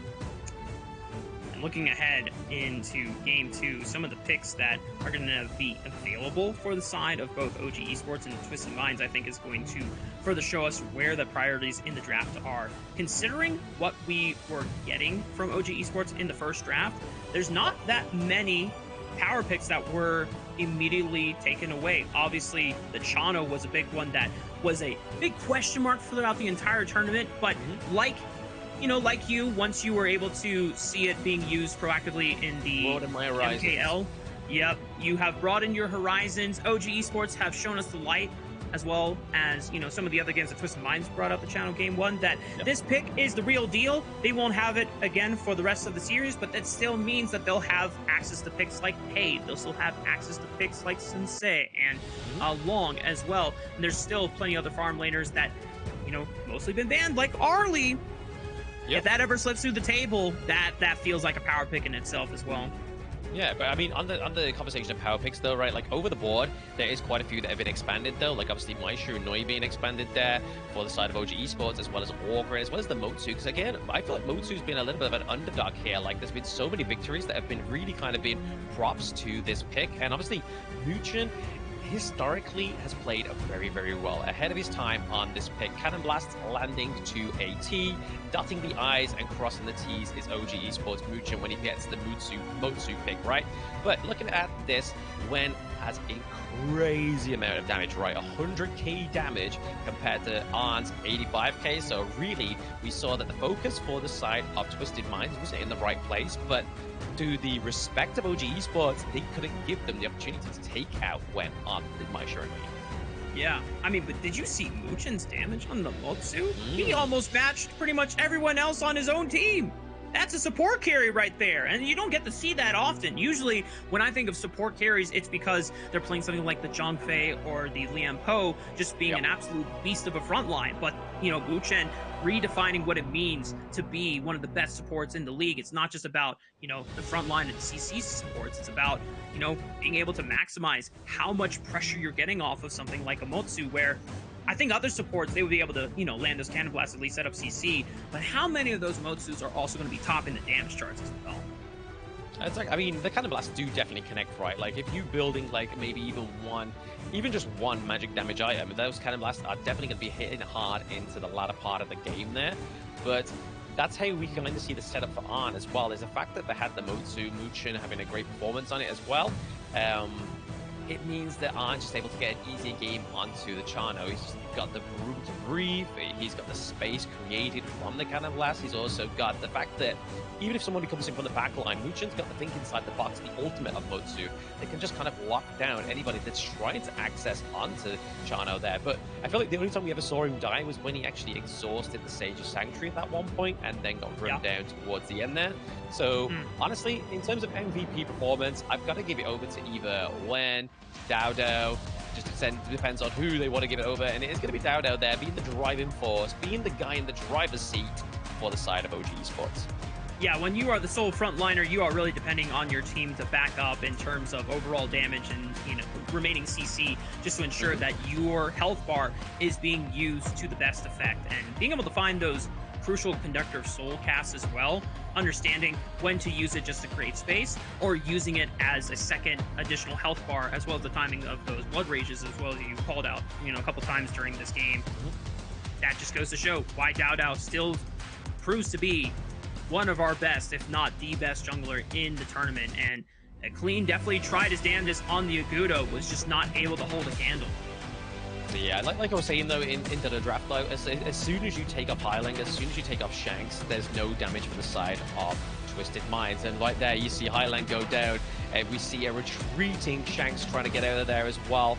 Not quite able to get on top of him. We do see Arn trying to rock around to get the damage on top, but here we go. Once more, we do see a big try for Highling, a big try for Shanks there. Down goes 90 as well. He's just able to get on. City Boy goes down, and at that point, your front line, if City Boy goes down, becomes literally half, because even though I love Agudo, I'm an Agudo stan, it's not quite the same as a Zhongfei. Nope, not quite the same. And I know how much that pains you, Blam, because you are such an Agudo stan. You love playing with Furball. It's been your favorite hero ever since the rework has come out, and unfortunately, it's not going to find its first win of the series. You know, maybe if Dowdow gets his hands on it, they'll be able to find one, or we'll just see if the hero is not as strong as some of the others on the landscape. I definitely think it has its purposes, though, and it has its, you know, niche. Twisted Minds not able to find the victory with it, but of course we are looking forward into our Game 2 draft, where priorities will change. And for both teams, the stakes still remaining just as high, but with OG Esports getting the first notch in that tally for themselves, they lead the series 1-0. Twisted Minds are going to have to find a way to rally and see if they can stop the momentum right here, because otherwise OG Esports could just look at a 3-0 sweep. We're going to take a short break. When we come back, it is Game 2 between Twisted Minds and OG Esports.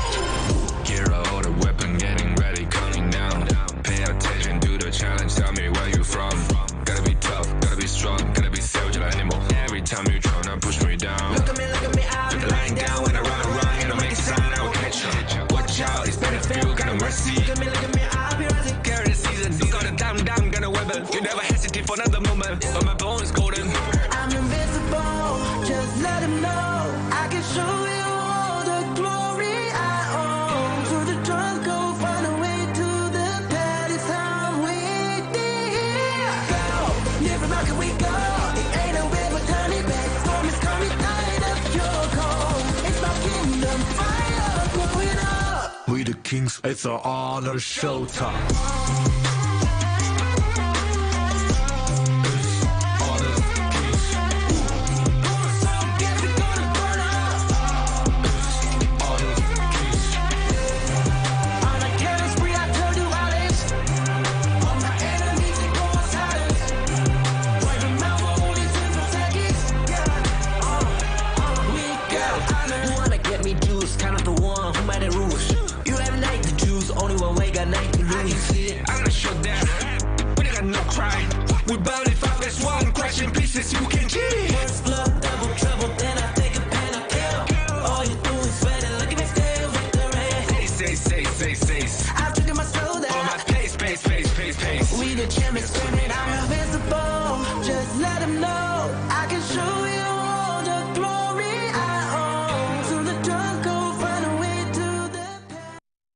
Welcome back, y'all. We're getting ready for game numero dos, aka number 2, in our grand final series between OG Esports and Twisted Minds. For those that are just tuning in, welcome.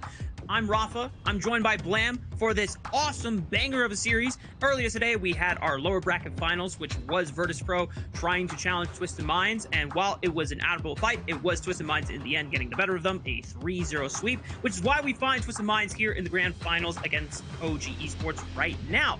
Currently, OG Esports lead the series 1-0. That puts them 2 games away from being able to crown themselves grand champions of the Honor of Kings Major West League. But we're going to see if Twisted Minds can have what it takes to rally behind. And if there's any, resume behind that, any, pre-results before this series that speaks up to it, they definitely have what it takes here, Blam. They do have what it takes. I mean, the reason why we're static on stream as well is here, guys, is because the tears will not stop streaming down my face after that Gudo loss. But we're going to look at the BAM picks here as well. So what we've expanded from Twisted Minds and OG Esports is the likes of the Lung, Lady Chen, the Agudo. We have, obviously, Zhang Fei being wiped out as well. So across the board, there's quite a few picks here that will go amiss going into this rest of best of 5. No Ogren, no Mai, no Chano, no Charlotte, no Mutsu for the side of OG Esports. I think the biggest losses will definitely be the Ogren and the Mai Shiranui. Yeah. Chano can definitely be argued to an extent here, but I think there's so plenty of farm laners that will feel like that can still achieve what Chano brings to the table. Whereas for Twisted Minds, the fact that they don't have access to things like the Mayin, which was the premier answer into the Dharma. If Dharma ever becomes contested for OG Esports, you're kind of, shaking in your boots a little bit going, do we have something that stands up to the Dharma now, guys? I know Nighty has been performing really well as of recent, but even he was struggling against Keke in that side lane just now in game 1.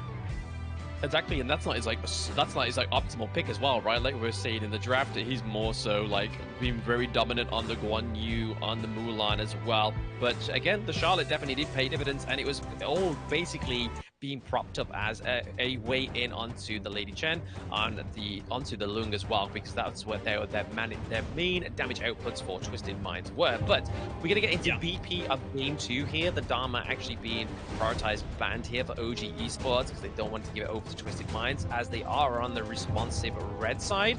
So there's so much already that OG Esports want to grab on the blue side, right? Like if Pei comes through here, manages to survive that first part of the banning phase, this could be where they'll be looking at for OG Esports, or they'll end up locking in the Byron and trying to supplement it for something else into the jungle.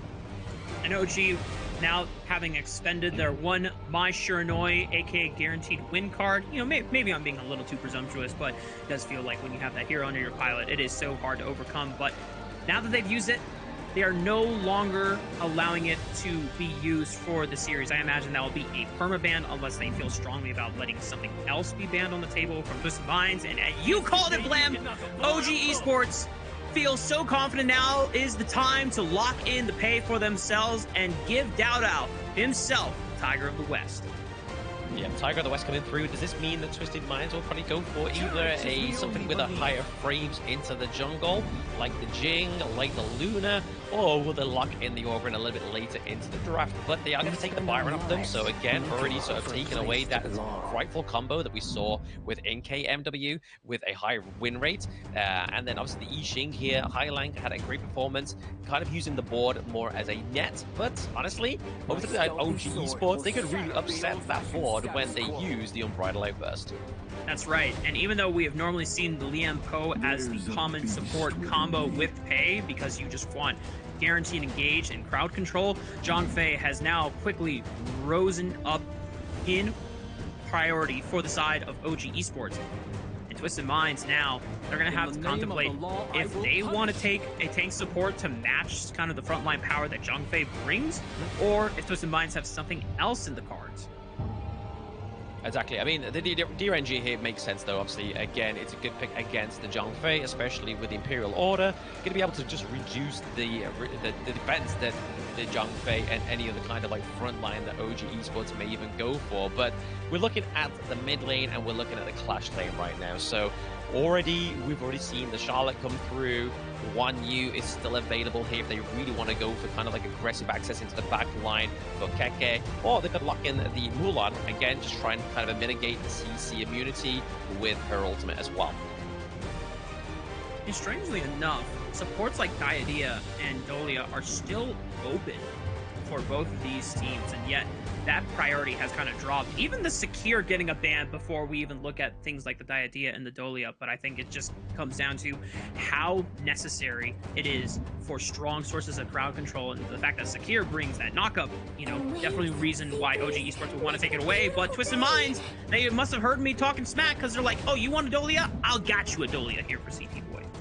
Yeah, taking the Dolly off the side of OG Esports, even though they've already got their support, is probably a good pick for Twisted Minds, because we could probably see a Dune come through here as well. We kind of need a little bit more of a front line, something that's going to soak the damage of the Pei, soak the damage of the Lung as well, right? We need something that's going to be a staple front line, because right now we're only really having that pseudo front line of the Byron, but his main prerogative is going to be trying to get into the back line, trying to take out both the Lady Chen and the Lung, and even try and catch off the Pei. But it's actually going to be looking at the Hue one as well, kind of gives that same, not as much tankiness of the Dune, but it does mean that you do become untargetable thanks to the Unnamed Sorrow. You are able to give over some more healing over to the side of Twisted Minds as well as the CC potential here for clean on the high on the Hue one. This is definitely a gambit for the side of Twisted Minds, because even though this isn't the first time we've seen Yu Huan in the jungle, it's definitely one of the rare times that we see it being locked in for clean on Twisted Minds. Normally, your answer into Pei, like you said, is either a tank that can at least outlast the early aggression from a Pei and then just become way too tanky to deal with later on, or you go for an assassin pick like the Luna, like the Jing, that can at least start match the Pei off that one item spike. But now Yu Huan is just signaling for the rest of Twisted Minds is like, hey guys, I'm playing for the team this time around. It's all about utility, and when you have things like the Renja and the Yixing locked in for Twisted Minds, this to me, Blam, feels like a composition that is very short in terms of timers, you know, which I guess in this situation against something like the Pei and the composition that OG Esports have, a lot of the threats you have to deal with, you can kind of overrun if you overload. But I'm worried about when it gets to late game, because then the Long comes online from OG Esports, and that doesn't seem like there's a strong answer from Twisted Minds that they have in mind for that.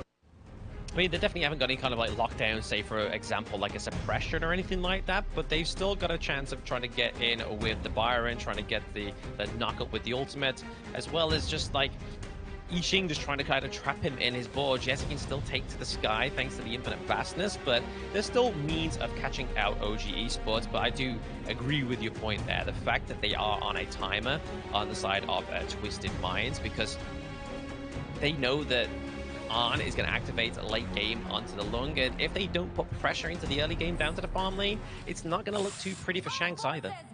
Yeah, I almost wouldn't mind Twisted Minds just overloading against on whatever lane he tries to farm in. You just continuously try to harass and just solely focus him out, maybe. So we'll see how Hai Long is able to proactively roam from the mid lane, and even if Clean tries to get involved in those early dives. But meanwhile, the story of Pei, the Tiger of the West here, Dao just going for the signature of Boar Camp level 1 steal, thanks to that second skill ability, being able to pounce his way in, clean it out, and then just quickly rotate over to his bot side, where he can get access to that red camp and still be a proactive threat.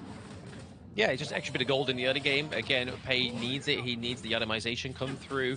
Obviously, going to be looking at running for both the second tier of the jungle item, more likely the second tier of Rapture Spites, and also going for his boots, but then looking to build into the Active Torment, because there is a lot of squishiness over to the side of Twisted Minds, and if he's able to get that activated very quickly, it's going to be a pain train. Twisted Minds are going to have to ensure that they can get themselves accelerated and be able to shut down OG Esports, while at the same time surviving the very, very relentless storm that is Dao's Pei. So that is a twofold job that sounds very difficult in theory, but Twisted Minds, we're going to see if they can rise up to that test here. Yeah, they're going to be trying to limit test in this game too, right? But they have taken 2 rounds off of OG Esports yesterday, so they still have it within them. It's in the realm of possibilities. And the wave breaker here for City Boy on Adolia is just going to be enough to kind of push them away in the early game. Hopefully, it's going to be enough to be kind of to upset the tide of the initiation of OG Esports as well. 90 getting pressured here by KK and Dao here on the top side. There is a quick roam throw from Hai Long as well as Clean. Potential for a 3v2 if they collapse fast enough. Wen is fast in tow. Dao is able to keep himself spaced, and here's a flash from Wen throwing down the ultimate, but it's immediately canceled thanks to the answer of Clean's Unending Sorrow. Yeah, becoming untargetable there is going to be the use of the Hue 1 here. I can imagine that that's where a lot of the Celestial Melody is going to come through for the side of Twisted Minds as well, because you can only really... There's only so much that the double world wide board can do. You're not going to give over 2 Imperial Orders to D-Ranger either. You want to be kind of baiting the skills from the Hue 1, so Clean getting that double ultimate is more than likely going to be the case here for Twisted Minds. Not only deceptive sustain for the side of Clean himself, but also just being able to provide even more utility for his team. So I definitely can see it.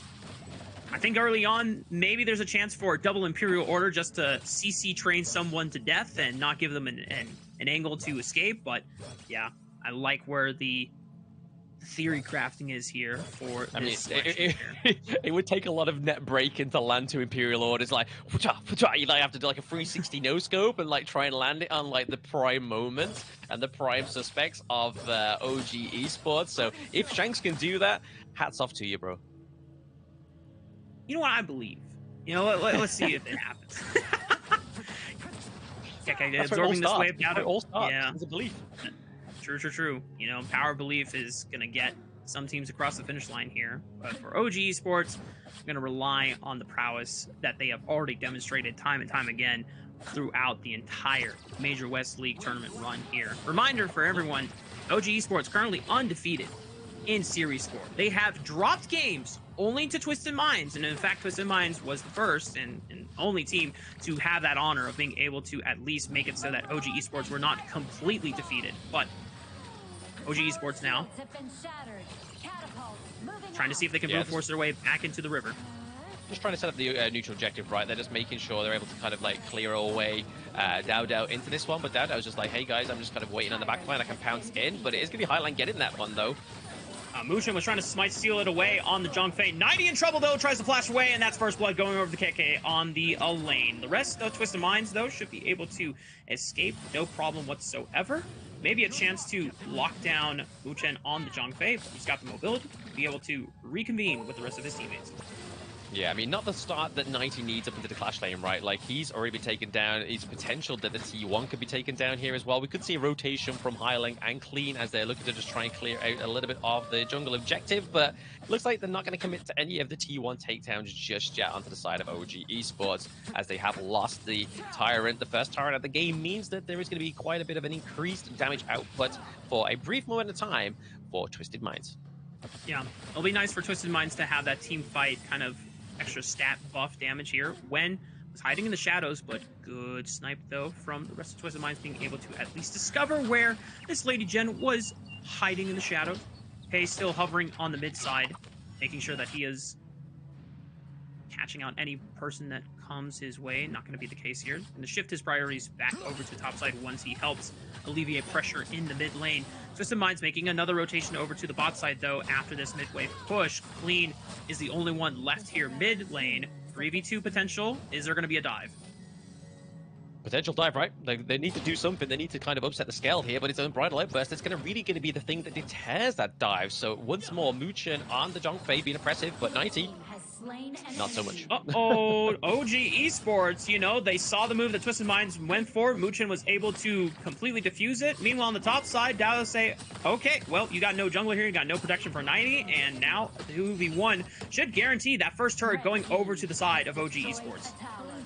I mean, they were able to trade both, so across the map, right? So T1 into the farm lane, T1 up into the clash lane. So again, just reciprocating those objectives. They got to make sure they don't let the T2 fall here, though, because that could be detrimental, especially with 90 not having the greatest clash lane early game, right? Like, it's definitely Keke's game so far, and it means that Keke is now going to be able to kind of free roam a little bit more easier. And the very scary thing for this clash lane matchup is we know that the Byron is selected to be paired with the Pei.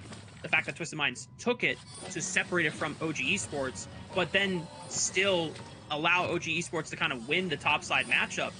This Byron doesn't feel that useful later the game goes on because his CC is so conditional. It's only on one target, and he is, you know, a decent frontliner at best with the shield off of his ultimate, but this Byron is going to feel very, very small come late game. Yeah, I mean, in terms of the goal lead difference with the Clash lane, it's not kind of like too bad, but where we kind of seen the utility of 90 here is obviously with the Blazing Cape. Any kind of healing coming from Clean is going to be kind of like, not mitigated, but definitely reduced thanks for the anti-heal of that one. And you can kind of see that he is building into that Spark Forge dagger once again. So even though like there's always kind of like a difference of the Clash laners, they generally like to flitter between, did they go Spark Forge first or they go Blazing Cape? But at this point, because there's so much healing coming out from Twisted Mind's Clean in these team fights, the Blazing Cape makes a lot more sense as well. Yeah. Byron coming up again in the next 40 seconds. Overlord was secured for OG Esports. There is a lot of grouping coming into the mid lane right now. KK teleporting to the bot side of the map so that he can clear the wave. 90 is going to make sure that he does not get completely caught out here. Still able to hold his ground even in a 1v2 against some of the weaker members here on OG Esports, but now the pressure starting to focus and rotate over to the top side of the map. Yeah, they're just trying to put pressure on, just kind of maintain the lead that they have, right? But they're the same. Twisted Minds are just trying to get those kind of little bit of macro play that we've been seeing quite frequently from when players pick up the D-Ranger, right? They need the resources, but they don't have that T1 to retreat to into the farm lane. So what they're going to do, they're going to go try and punish their opponents elsewhere on the Gorge, and they were able to take it. So again, some more decent amounts of gold going up to Shanks here, but they're going to be careful they don't lose this Crimson Golem. Oh, big stun. Muchen still has the Unbridled Outburst, but never used it. The fact that he was that bold. Meanwhile, Dowd feeling a little too bold. Goes in way too deep. Right on top of the world is my board. And Twisted Mind's going to be grateful that a Tiger just, you know, gave them a free meal. Gave him a free meal, but the Vanguards are still able to push into these side lanes, so there's still pressure onto the side of Twisted Minds, which means that there's a little bit of housekeeping needed to be used by 90 to try and just mitigate that takedown of the T2 into the Clash lane, which already looks pretty low. But over to the side of OG Esports, Muchen was able to claim the Crimson Golem, which, again, I suppose is a little bit of a Brucey bonus there for them because they don't really want to be losing that extra damage or giving it over to the side of Twisted Minds. Yep. I will say, Twisted Minds have been really doing a very good job of leveraging the pressure of Shanks' D-Renja because he has been splitting and getting a lot of solo gold for himself. Yep. In fact, the fact that he got the first turret of the game on the bot side, where I thought Pei and KK had it in the bag on top side, it got taken over first. He also got sole control of that tier 1 turret on the top side. So Shanks has been a strong pivot point for Twisted Minds to be able to play around for the past few minutes of the game. It will not last forever, but they're trying to make the most of it, as now On is in trouble, forced to use the ultimate, turns into a giant dragon, and just is able to escape. Meanwhile, the rest of OG Esports now focused around the Shadow Tyrant. Nice bit of intel though, right? The fact that we know that Arn doesn't have the ultimate into these neutral objective team fights potentially is crucial for the side of OG Esports. It means that they could try and focus him, get him out, and that's a lot of damage already taken off the cards for them, but Death at Sunset into the backline. KK's trying to go hard here. Super low health bars on Hai Long, thanks to the rest of the healing from CT Boy, able to keep him somewhat healthy as they reconvene back in the river. Shadow Tyrant has reset. And the fact that OG Esports are so confident trying to take a 4-on-5 just goes to show it's the power of Muchen being able to help Dowd with the Smite secure if they need to do so. But Dowd can't get into the pit right now. It's only onto Muchen that maybe can look for it. Dowd's going to walk on up, and he secures it! Big Smite steal for the Tiger of the West, but now he's got to get out because the Unending Sorrow is going to land right on top of the Tiger. He's able to pounce away back to safety. They lose Keke in the trade, but OG Esports are content with the objective steal. Yeah, only losing Keke is definitely sort of collateral damage there for the side of OG Esports. They're able to get the Shadow Tyrant, which again is going to be a lot of damage going up the side of OG Esports going into this 11-minute mark. And again, at the same time, Arn is now having his ultimate back. So those Flaming Palms, as well as his itemization that is coming to build through right now with the Starbreaker, the Eternity Blade, and also the Master Sword right now, is going to be a lot of damage. This is a very fed pay. However, these team fights are still the focus for Twisted Minds. Almost finding On here. Super low on the long. He doesn't pop the Infinite Fastness. this in time. He dies while casting it. Now it's on the rest of Wen and Dowda to be able to carry on this fight through. Maybe KK can make a difference, but they've already lost Wen and Zhongfei. Muchen running for his life, but Clean is pumping out the damage somehow on the Yuhuan, as well as keeping everyone topped off with the healing. This Yuhuan pick is proving to be very useful now for Twisted Minds. Very useful, especially paired with the Dolia as well, right? Like giving over that double, like either healing, either baiting the skills with the any sorrow. There's so much kind of utility here for Clean on this Yuan into the jungle. It means that they are able to kind of just to stay sustained into the team fights a little bit longer, which is what we just saw there. And right now, Twisted Minds looking like they're going to go for a free Shadow Overlord, which is going to put a lot more pressure into these side lanes. This is where we could potentially be seeing Twisted Minds with the comeback here. Yeah, quick roam from Dowda, noticing that everyone was going to be focusing the Overlord and knowing that the tier 1 turret in the mid lane was low enough. At this point in the game, Dowda can easily go in, use the Master Sword proc to knock it down very fast. Yep. Gives them at least a decent trade back over. The gold lead is dead even for OG Esports. We're at the point of the game where Dowda is no longer a threat in the skirmishes because they're no longer skirmishes. They're full-on 5-on-5 fights. So now OG Esports have to play the map game until On gets at a point where he is unstoppable on the long. Yeah, KK doing a nice little thing there with obviously feeding through the minions into the bot side of the map. Beans put the pressure down there as well. So again, this could all set up for another like late game team fight around about the Tempest Dragon as well. Like we're about 7 minutes away. I'm getting a bit too carried away, but I'm getting very excited the idea that we could be seeing a potential another Tempest Dragon and potentially an actual go for it as well, because last game they didn't even go for it, didn't need it. They were already at the high ground territory, but paying back their dues is Twisted Minds down into the farm lane, taking the T2, looking to put more pressure on as they have these vanguards as well. And if you are OG Esports, I feel like the target has to be Shanks or Clean, because both of these guys have been the difference makers in their fights. Shanks, obviously, the main damage dealer, whereas Clean has been able to give the sustain necessary or give the finishing blow to any members of OG Esports that get too close for comfort here on the side of Twisted Minds. The Overlord Vanguard pushing in through on the top side of the map. That's the tier 2 turret going down. And now Twisted Minds find themselves for the first time with a turret lead, a turret differential, a massive one in the series. Clean at 50% HP, should still be fine, still has the unending sorrow. World is my board, expended by Hai Long. Unbridled Outburst comes out. That's the flash gone from CT Boy and Keke, being able to find a quick flank. And On still has the safety of Infinite Vastness, so he's fine. Keke is just the one solo leading the charge, trying to dive the backline all by himself, while Knight is trying to do the same, but he's forced to flash over the wall. Keke falls. Clean is able to survive and endure it all, and Knighty is still alive, ready to assist in the next fight. Yeah, you can see in that team fight what they really were hoping to do is take out Clean, which was a potential here. That you do use the Ending Sorrow to get Clean out of that safe territory. So just keeping Clean alive means that they could potentially go for the Shadow Tyrant here to give them a little bit more damage going into another late game team fight, because they already got the waves pushed here into the top, into the bot side, and into the mid. So if they do want to go for it, but it looks like they want to punish the jungle objectives onto the side of OG Esports, kind of cut off the resources as they go and approach the neutral objective. Twisted Minds are starting to edge out the first goal advantage of the game here against OG Esports. Still small enough that OG Esports can feel like they can get back into the game. Dowda was looking for another steal, but the world is my board. The threat of it pushes Dowda away. That's the Shadow Tyrant secured for Twisted Minds.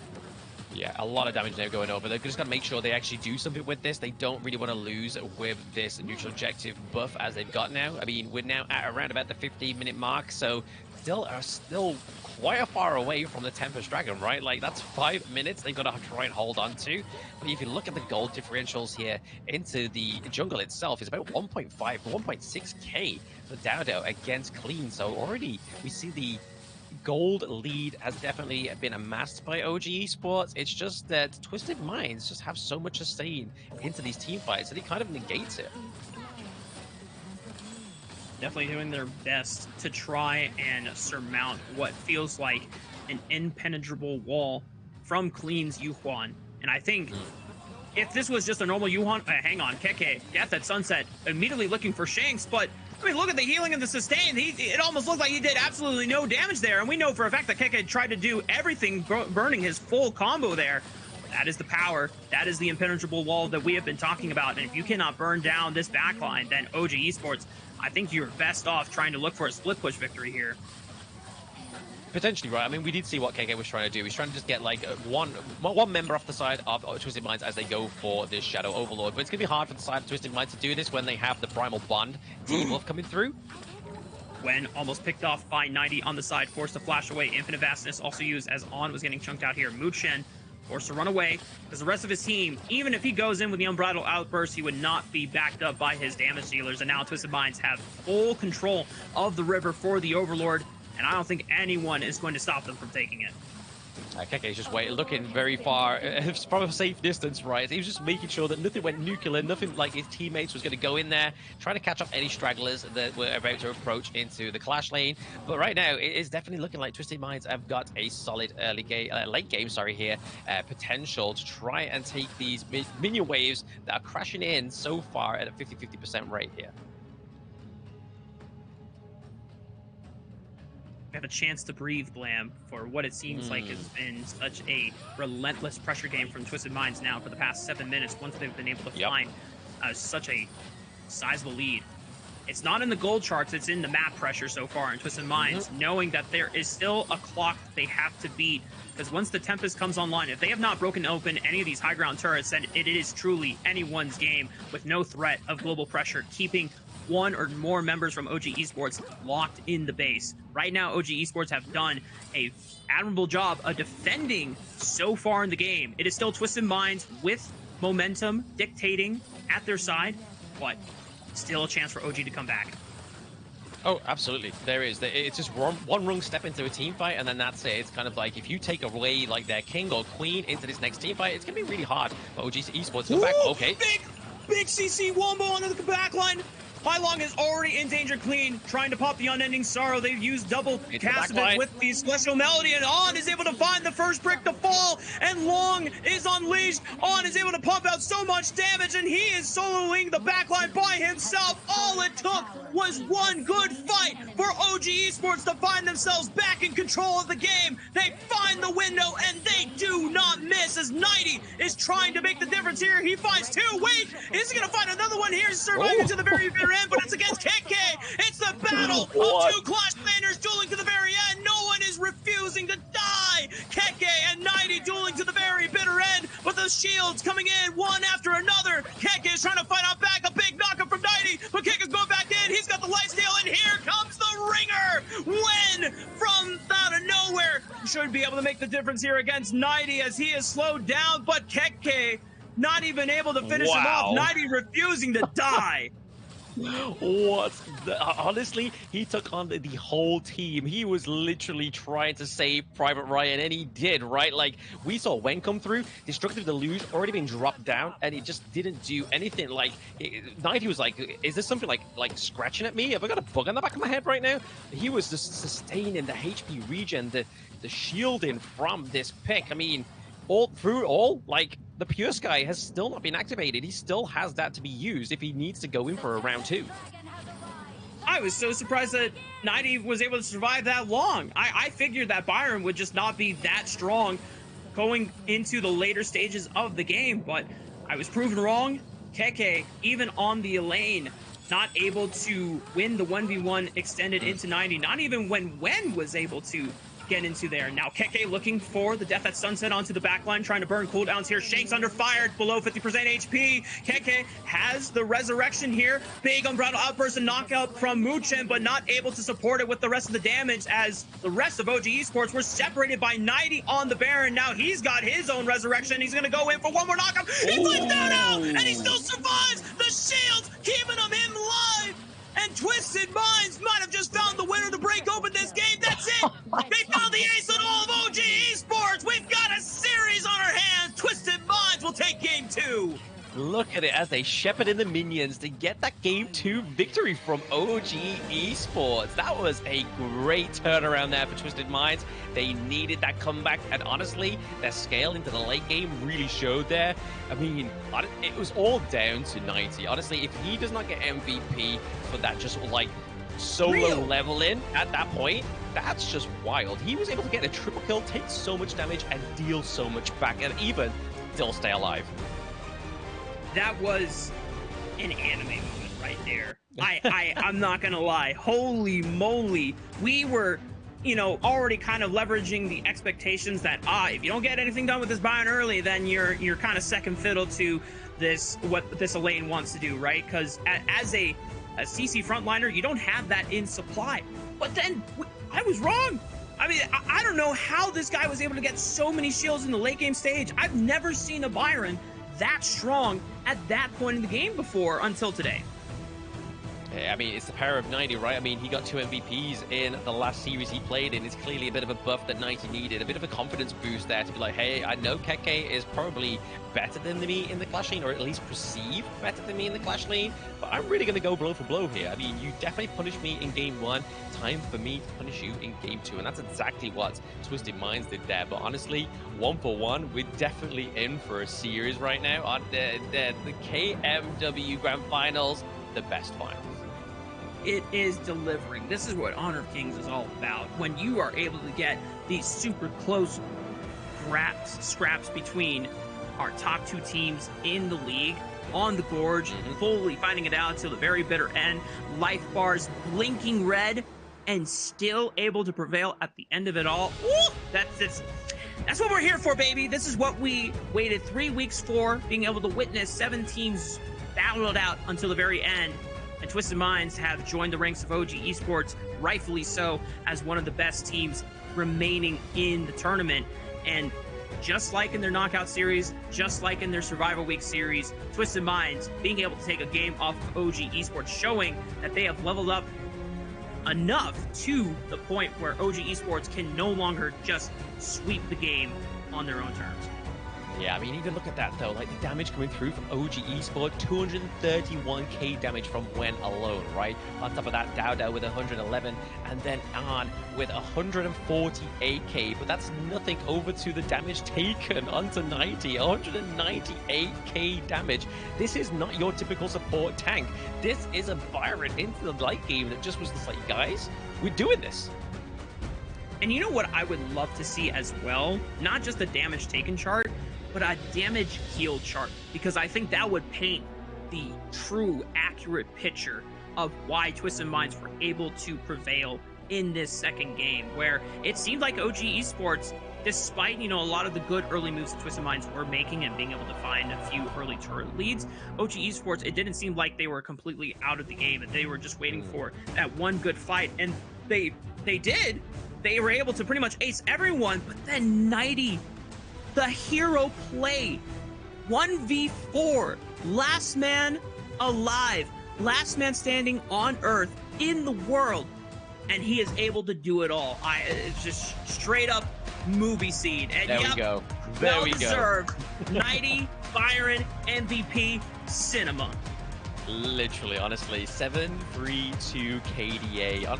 We saw a little bit of a more of a passive playstyle from 90. He had to play, it kind of was like I said in the game, he was tending the garden, he was making sure that these waves were crashing into the high ground turrets, which was ultimately going to give over the enhanced minions. But then that last little fight, that 3-on-1, it was Keke, it was On, it was Muchin as well, all on top of him, and they just could not take him down. He took them all down while Keke was able to run away and tell the tales for future generations that you do not mess with 90 on this Byron. And let's look at these highlights, man. Honestly, this game 2 has been phenomenal.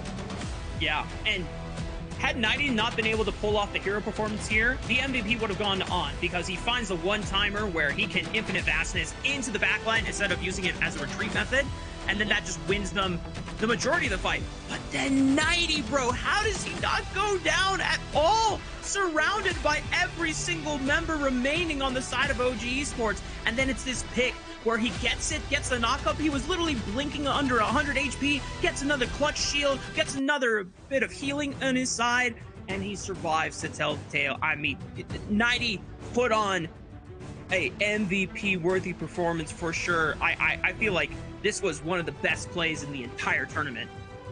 Yes, it was indeed, but we need to have a little bit of a breather, guys, before we get into game 3 between these two titans. So we're going to take a quick break, but don't go anywhere. Get your snacks, get your drinks. We're coming back with game 3.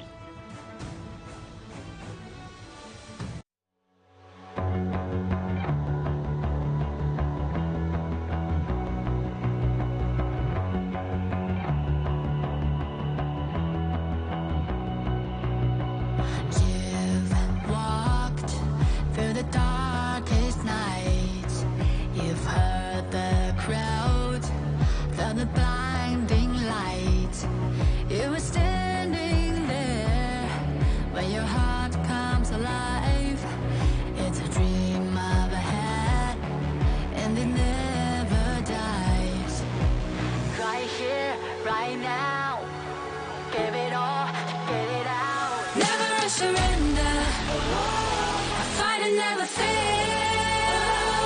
I am a contender, a challenge I can feel. The smallest lies become the brightest enemies, relentlessly. And even if you fall, you gave it everything to be a king.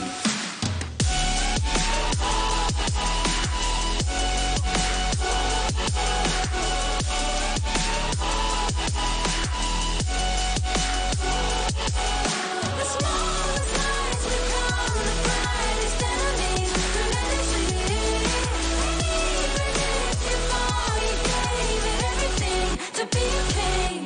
You carved your way with a sharp attack. You watched it all burn, and you never looked back. There will come a day when your fears will rise.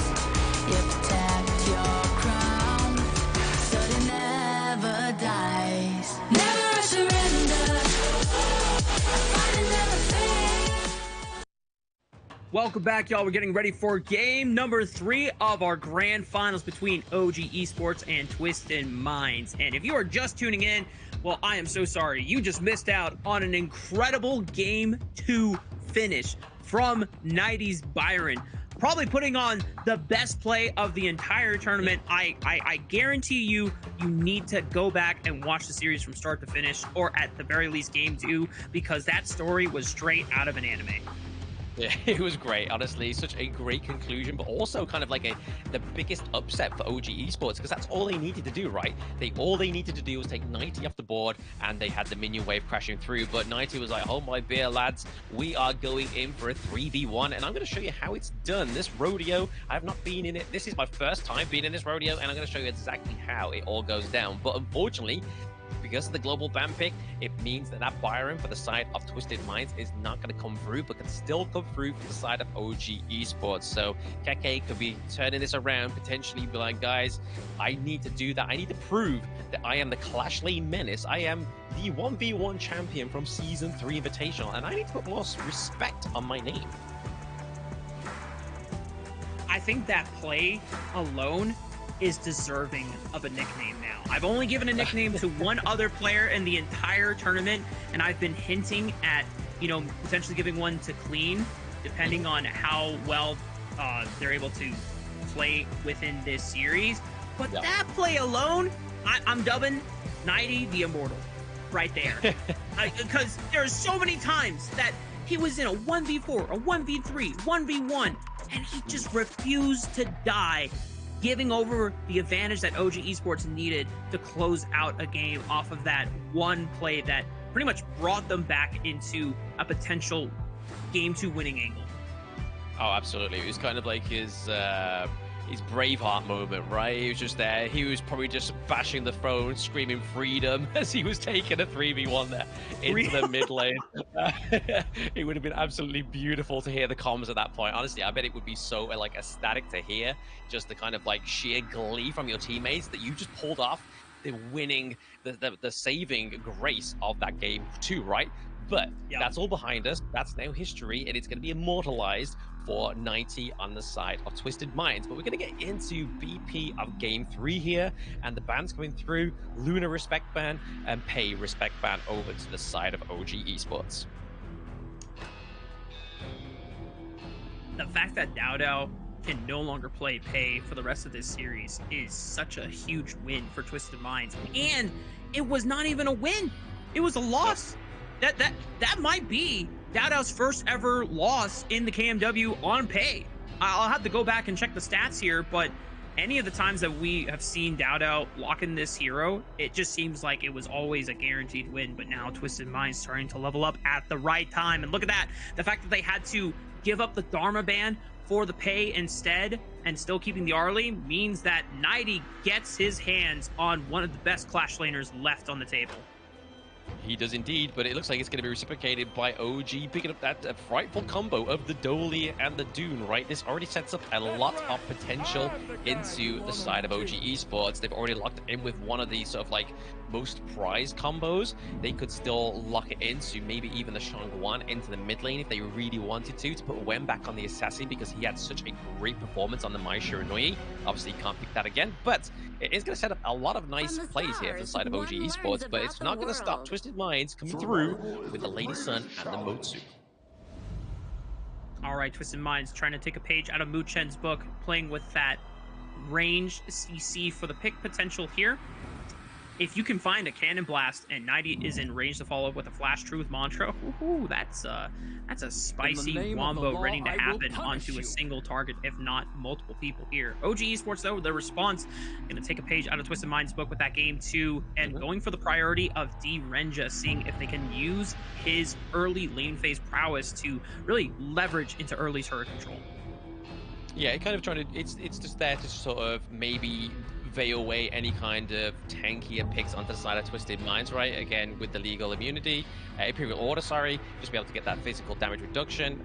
Twisted Minds can't pick it anyway. They've already had that one. Shanks played it in the last game, but it is one of the greater picks within the farm lane role this far, right? Like, it's been showed time and time again, a lot of proof in the pudding with this pick, but OG Esports putting a bit of respect onto High Lang here with the Shep ban and the Ganon Mo. They do not want any more bursts coming through onto the side of Twisted Minds, especially pairing that with the Motsu, right? That was the kind of like, for me, where I was going with Twisted Minds draft.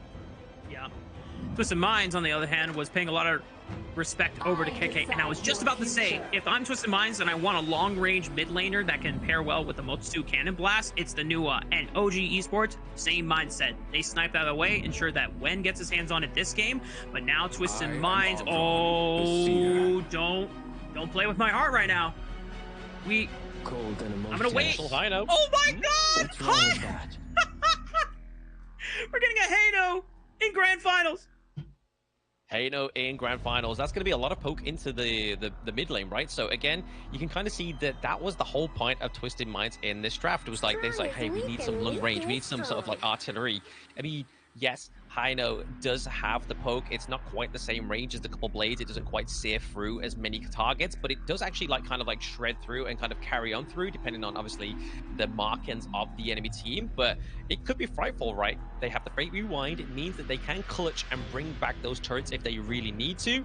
And going into the mid lane, it's not going to be that kind of soaky, sustainable Hino pick that we were seeing into the jungle, like at the end of last year within the Honor of Kings Global Esports as well. So expect to see a lot of magic damage come through here. Now, Blam, we have technically seen one other instance of the Hano locked in for this tournament, and it was not convincing. It was not great. I even went back in the chat and I saw so many memes of like the most useless hero ever. I was like, damn, that's crazy, you know? But there's going to be a chance for Hailong to, you know, maybe prove some of the Hano doubters wrong. If that we can get some successful usages of that time rewind on the death of a turret, bring it back, make it so that this game plan for OG Esports to try and blitz through a lot of these turrets in the early game can be diffused. Yeah, I mean, they needed something that's got a good wave clear right into the mid lane, so I feel like the Hino here does kind of fit into that, especially when they took off the Ganon Mo and the Shut as well. I mean, they did have Princess Frost, but at the end of the day, I don't like the Princess Frost into the draft of OG Esports, especially with the Dune and the Dolia, right? Because you may lay down your Winter is here, but then you get two Unruly Blades. You can kind of just completely traverse that winter terrain. But with the Hino, we can expect to see some heavy rotations down to the bot side of the map to help Shanks get that early game advantage, especially against the D-Ranger here. Hailong even taken the Purify on this setup here. Not needing the flash for repositioning escapes or guarantee of kills. It's all about ensuring that he is not stunned up so that he can at least pull off some of his own skills and abilities before potentially facing the Knock of Death's door as we take to the Gorge for Game 3 between Twisted Minds and OG Esports. Yeah, an intense game 3. Is it going to be another mastermind gameplay from 90 up into the Clash lane again with the Dharma? We were looking for the catch-offs onto the likes of the backline, right, of OG Esports. We're looking for those truth mantras to come through to try and upset the flow of the team fights as well. Clean able to steal away the first blue buff of the game so that Dowda will not get a chance to take his own. If he wants to have a blue buff for this Dune in the first full clear, he's going to now have to invade. But unfortunately, Dune is not necessarily the best at invading and making those early counter jungling activities really possible. CT Boy might be locked up here on the Motsu, but then again, he's got a dash over the wall and is able to escape just fine. Yeah, I think he has the potential, obviously, once he gets to level 4, but at that point, you know for a fact that Clean is going to have already kind of cleaned up his side of the jungle as well, so there'd be no real reason for him to invade into it. So it's right for them that they don't actually try overextend and lose out Dao early on, because again, giving up a first blood means that you're going to give over those extra bits of resources that comes with the first blood. Dao at least trying to go for an invade now to see if he can get level 4, and he's got the smite, so now it's just the Unruly Blade that carries him back over to safety of his own side of the map. It's going to rotate mid lane, since Wen is about to cover top side with a 3-man goon squad from Muchen, also rotating top. But 90 is in a fine spot. This is only a level 2 Dolia, so nothing to really be concerned about. Oh, some action here. Dao trying to lock up Clean, as the Conductor of Souls is used to regain some HP. Dao trying to get as much CC as possible, but there's just no damage until finally Keke comes through on the Mayin and kicks Clean in the face. But he's gonna have to keep his distance. 90 here on the Dharma, making sure that OG Esports cannot get any more.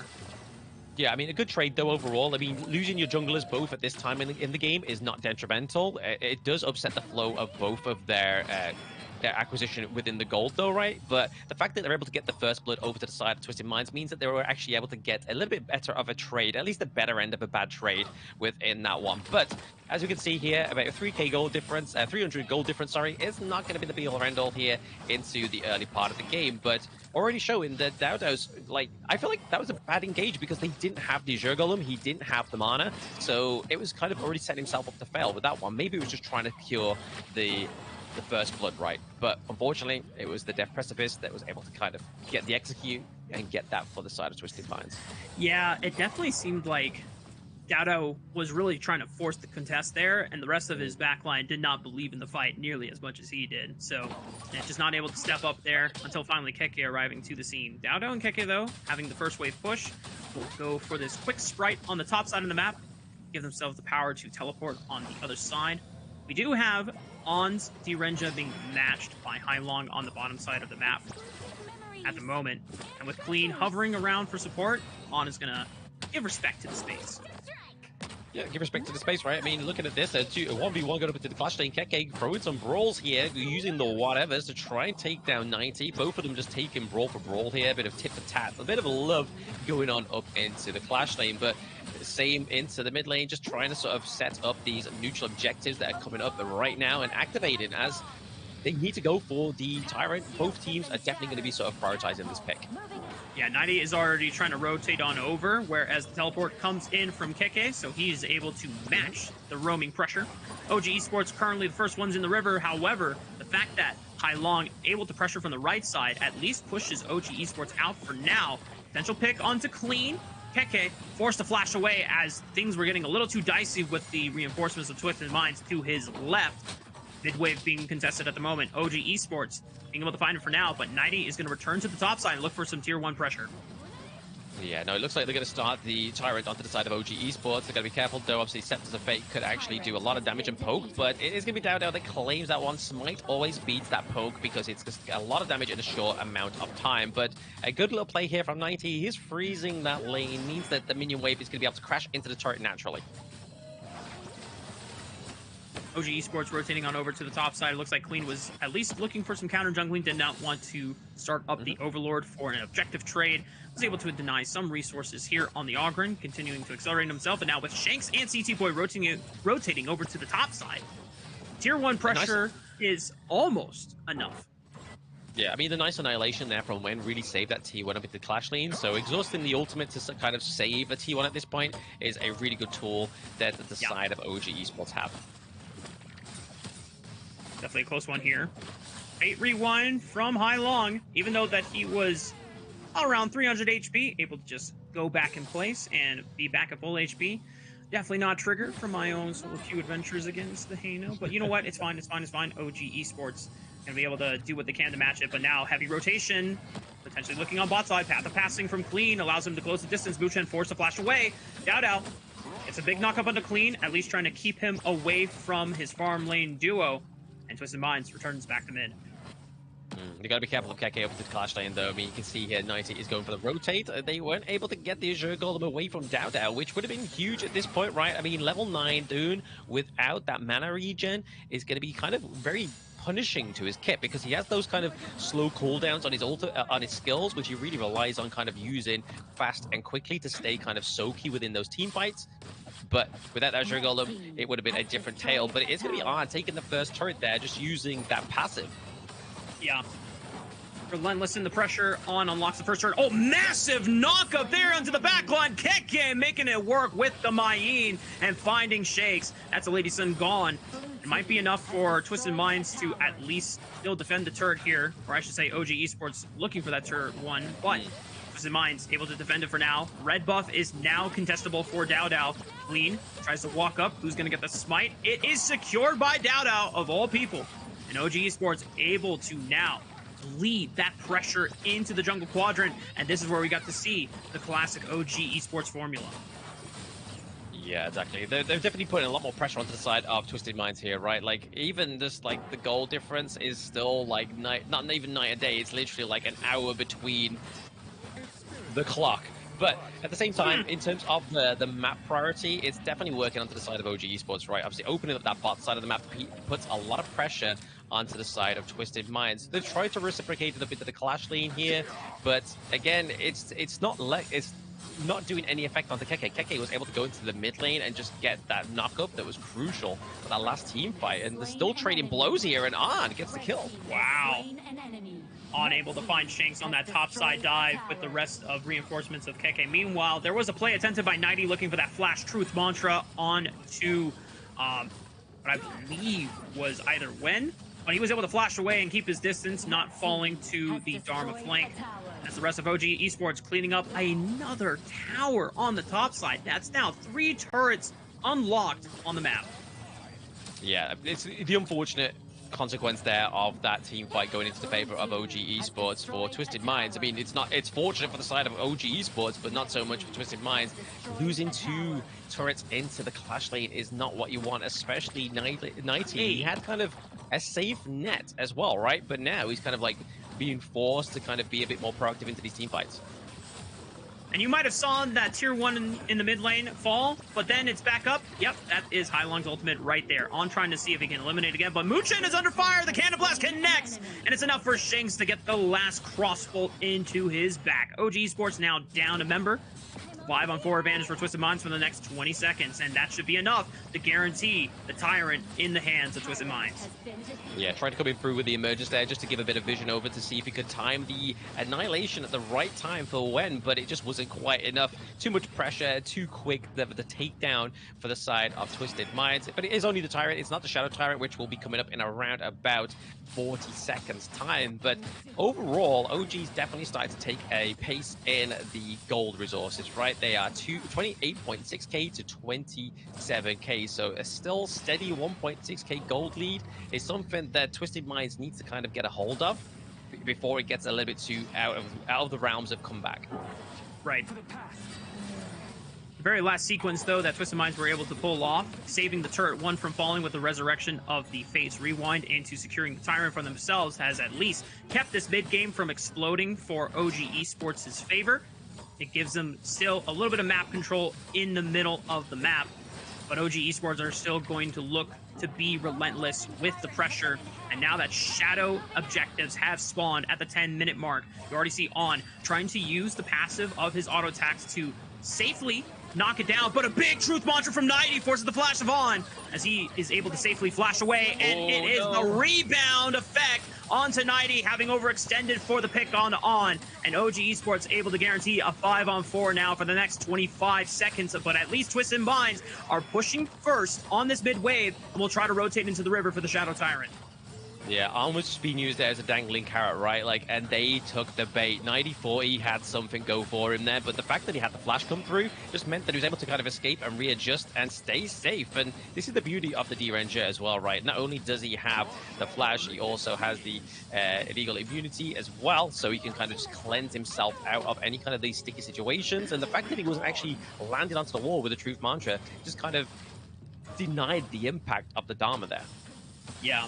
A lot of potential damage and CC duration lost there on OG's farm laner. Now the Shadow Tyrant is the focus. They've got all 5 members back on the board here. Shadow Tyrant below 50% HP, big knock up onto Clean, but he's sustaining through. The Tyrant resets, and OG Esports are gonna at least play for the mid wave first before returning to the river. I mean, they do have the priority into both the side lanes as well, right? So it kind of already puts pressure onto Twisted Minds. You can see here that 90's kind of trying to get a bit of a push into the bot side of the map, whilst we see a bit of pressure from the minions into the top side. So nobody going to reset that one. They're just kind of hoping they clash naturally, and they do. And this is kind of already showing that OG Esports have kind of the winning foot right now. Like, they're definitely here to have the momentum going through in this game 3. Yeah, and OG Esports doing their due diligence of at least resetting the wave momentum on the bot side of the map so that it's another pressure point. Good use of the CC by Wen's Nua here. A lot of damage there, but the Fate Rewind allows Hailong to be topped up on HP.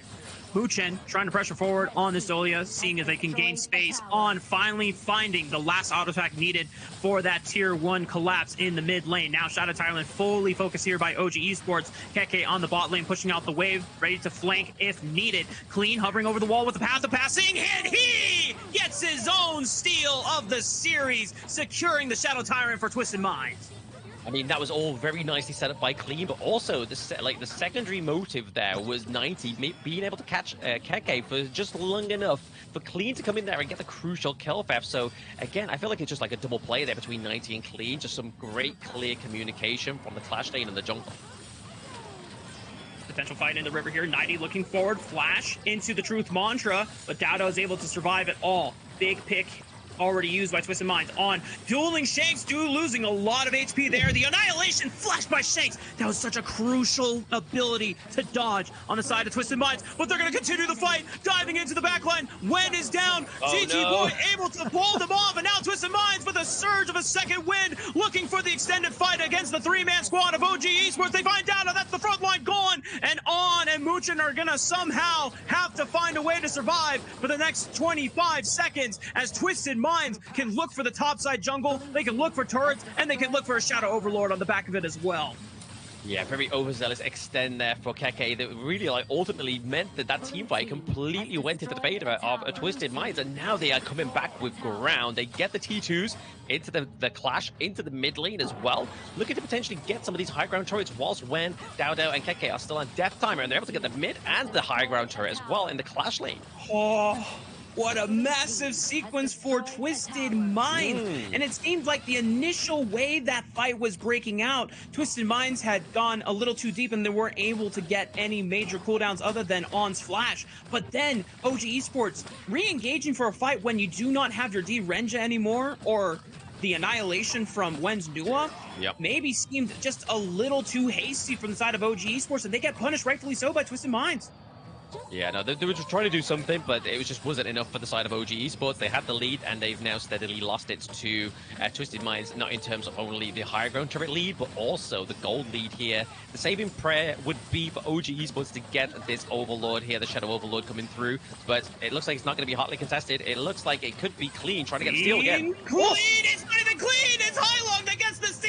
This is the absolute worst scenario for OG Esports. They could not handle the pressure on the bot side. 90's now going to flank with the Truth Mantra, finding Muchen, forcing him to flash away. On still alive, has a flash of his own with the Conductor of Souls, and the Seer State execute will find on the D-Renja. Double kill for Clean's Ogren, and Twisted Minds just might be on the doorsteps of finding a lead in this series and putting themselves at match point. Damn! Like, honestly, that's set up for a great, like, crucial kill threat, but then 90 coming in from the back line and just setting up a huge deterrent there as well. Able to take down Dow and On there was just a huge comeback for Twisted Minds. Honestly, a 2-1 here for Twisted Minds is a potential on the cards, rather. When executed by Shanks, the next one to fall is Keke, and the crystal is exposed! Ladies and gentlemen, Twisted Minds are at match point against OG Esports! Oh, baby. Honestly, second seed of KMW did way better than second seed of KME. Put away your Schwanzer. Those are little baby toys. Bring out the high note. Here are the boys. Twisted Minds with a 2-1 score so far. It's definitely not what we had coming into this finals, right? Honestly, OG Esports looking super duper strong, but got outdrafted and outmaneuvered in that last game there. And even though you can't see our cameras, that is the exact pose that I have right now, but a little bit more surprised in the facial department. My God! Blam! What timeline are we living in right now? I don't know, it seems like a bit of a multiverse, right? The fact that OG Esports had such a solid run to this point, and now Twisted Minds is like, guys, we've been holding back this whole time. This is our unlocked potential. And honestly, with picks like the Hino coming through here into the mid lane with that crucial steal for Highlang as well, really put the pressure on. Like, they didn't know what hit them.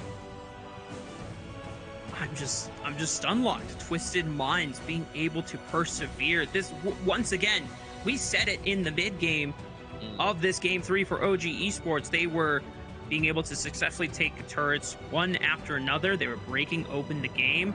Technically, they never got to the tier 2 turret or the high ground turret in the mid lane or the high ground turrets on the side lane. But we were just so stout believers in the pressure that OG Esports were leveraging.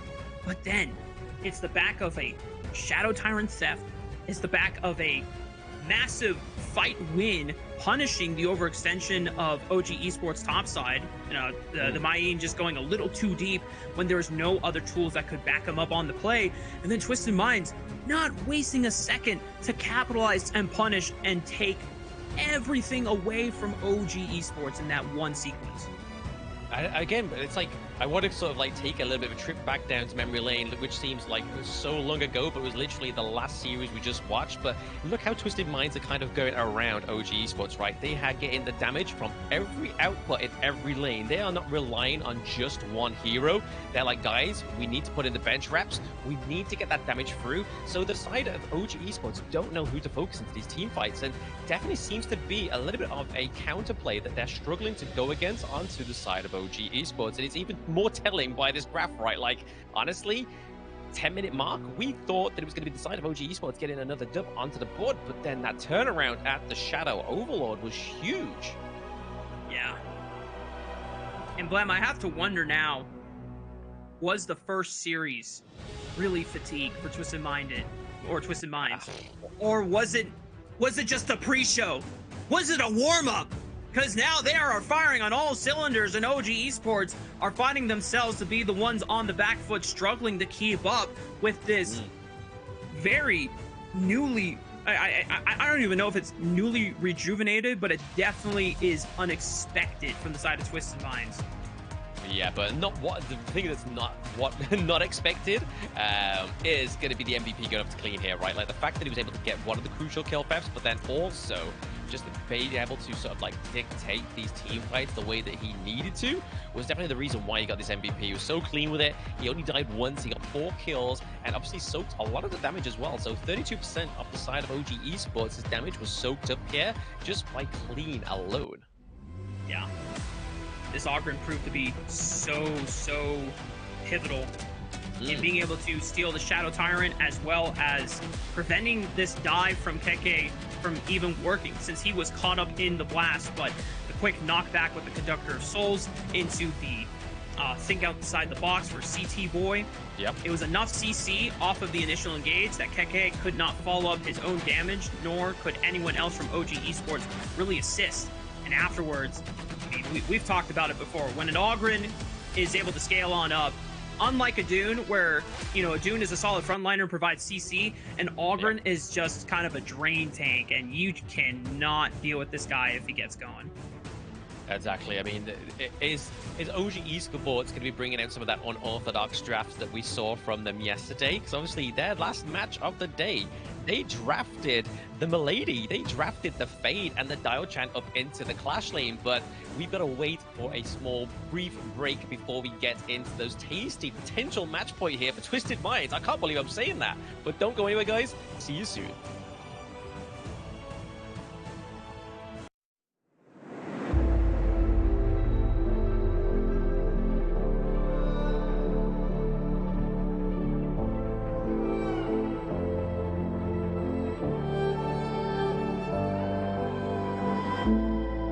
We're no strangers to the fallout. It's what got us here. Ever changing, some chameleon. Blood, sweat, and tears. We'll never make it if we fall to everything that brings us down. With a comeback is now. Blood, sweat, and tears.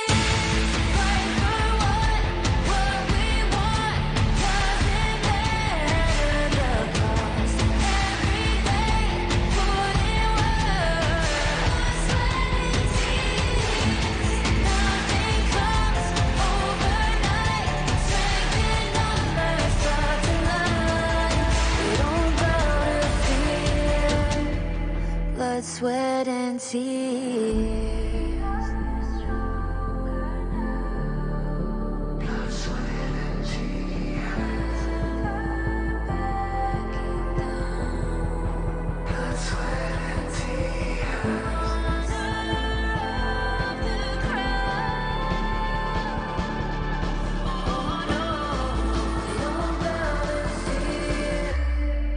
Blood, sweat, and tears.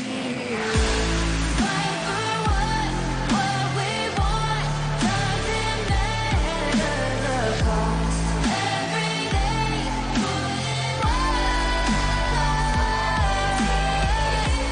Nothing comes overnight. Strength in numbers, stars align. Ladies and gentlemen, welcome back to Game 4 between OG Esports and Twisted Minds. We are living in a reality, in a alternate timeline, where Twisted Minds is the first team at match point. And in fact, with the momentum they have on their side, Blam, if OG Esports do not have a strong, confident answer going into Game 4, this is it.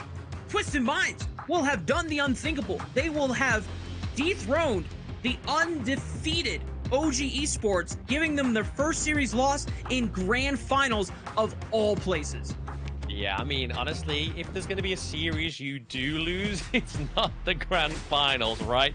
But let's look at the global ban pick here and see what actually came through here for Twisted Minds. Honestly, the pocket pick of the high note, again, great pick, offered a lot of range, a lot of poke, a lot of damage into the latter part of the game, even potential steals into those neutral objectives as well, right? But they do exhaust the Orgren, they do exhaust the Lady Sun, the Motsu, and the Dharma as well, right? So both teams can't use the Motsu, both teams can't use the Orgren, so we're now going to start to see those hero pools start to expand further and further. But like I was saying before the break, right, we saw that OG Esports, they locked in picks like Diochan, Fade, and Milady, and honestly, they crushed with it. So even if we get a Mai Shiranui go over to Twisted Minds here, so maybe that's what OG Esports might do. They may try and feed the Mai Shiranui into Twisted Minds, but then get the ultimate counter, and then that completely takes Highlang off the cards, right? Like Highlang in those 3 games has been such a crucial part of Twisted Minds. You can see the expressions on OG Esports' face. For the first time, they're stressed, they're worried, they're concerned. They have never been in this position before in the entirety of the Honor of Kings Major West League. Anytime that they had dropped a game, which was to Twisted Minds for their respect, it was always faces of, slight surprise and amusement going, okay, you know what? They took a game off us. All right, that's cool. Whatever. And then they usually rebound and dish it back to them tenfold. But the fact that they are the ones on the back foot, this is even a greater different scenario in yesterday's series, because OG Esports found themselves to match point first. And even though Twisted Minds was able to defend them long enough in Game 4 and bring it to Game 5, OG Esports still had the confidence of momentum on their side.